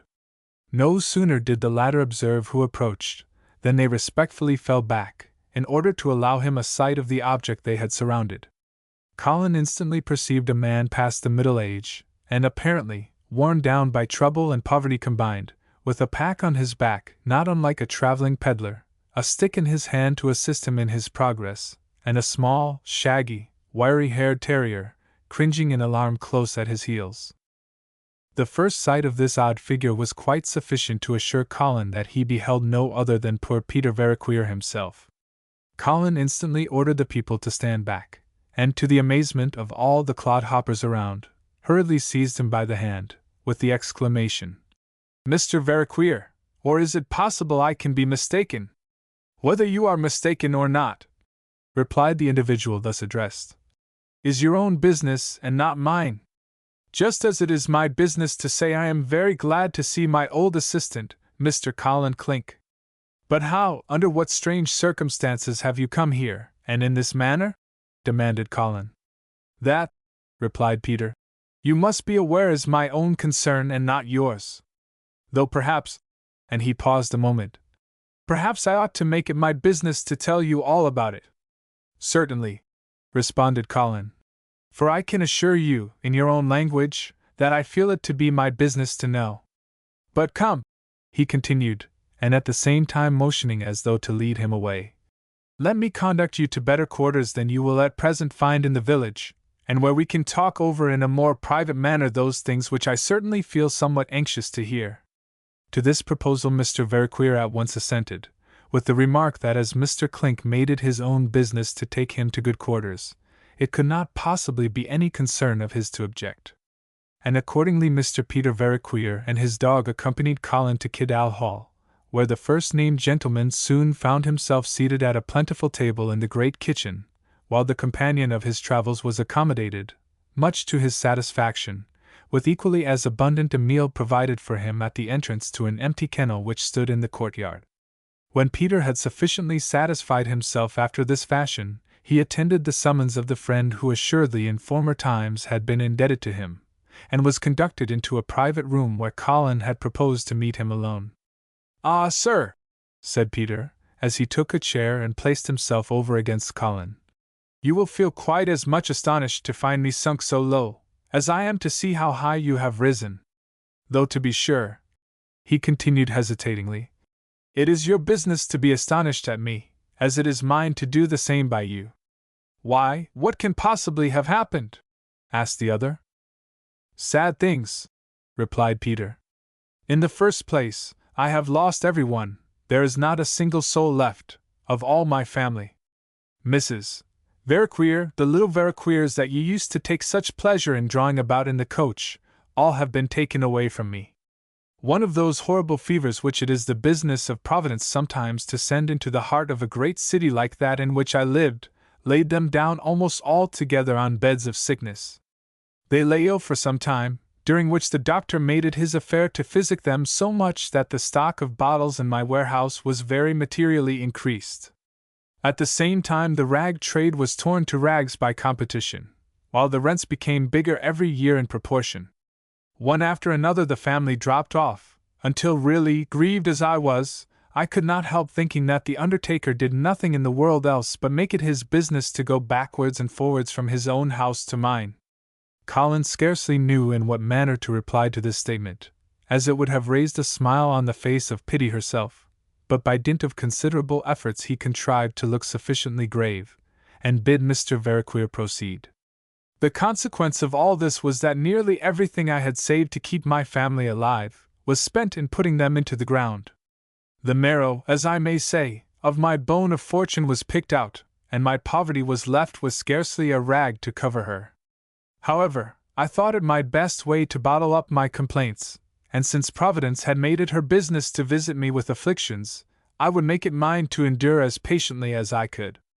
"A worthy resolution," observed his auditor, "and very highly to your credit. However," continued Peter, "after these misfortunes were over, my old house seemed such a desert to me that I could not endure it. Everywhere it appeared that I ought to meet one or other of them, and yet I was always disappointed, always alone. Used to having those little people forever about my feet, to feed them at my table, to talk about them to my wife, to think how I should dispose of them as they grew up, and speculate on their luck in afterlife, and thus suddenly to be deprived of them all, to have all swept away, not one left, not a solitary one. To be myself the only one where there had been many. I assure you, sir, that sometimes I felt terrified at my own shadow as it chased along the wall by lamplight, and seemed to reproach me with being the only creature left there alive. I could have fancied myself like a solitary spider in a huge closet of a house without any other tenant, and that has nothing to do but sit in the heart of its own web, silently waiting and waiting for other living things besides itself, which never come, until at length it withers imperceptibly, and is found dead in its home by some visitor at last. Peter's feelings had now made him too eloquent even for himself, and certain hard tears which appeared to be looking about for, and puzzled to find a furrow to run in, scrambled oddly down his cheeks. The place, he continued, made me nervous. Sometimes I fancied I heard the voices of my children crying above stairs, or below, or laughing in the yard. I have even been foolish enough, weak enough, to make it my business to go up or down sometimes to see. The little chairs and stools were there, or, perhaps, the playthings I had once chinned them for breaking. How I then regretted it! Could I have had them back again, they might have pulled my very house to pieces, but I should have been a happy man. If you have children, sir, may you never lose them as I have done. Colin could not but feel Mr. Veraqueer's words, while he requested him to conclude his narrative.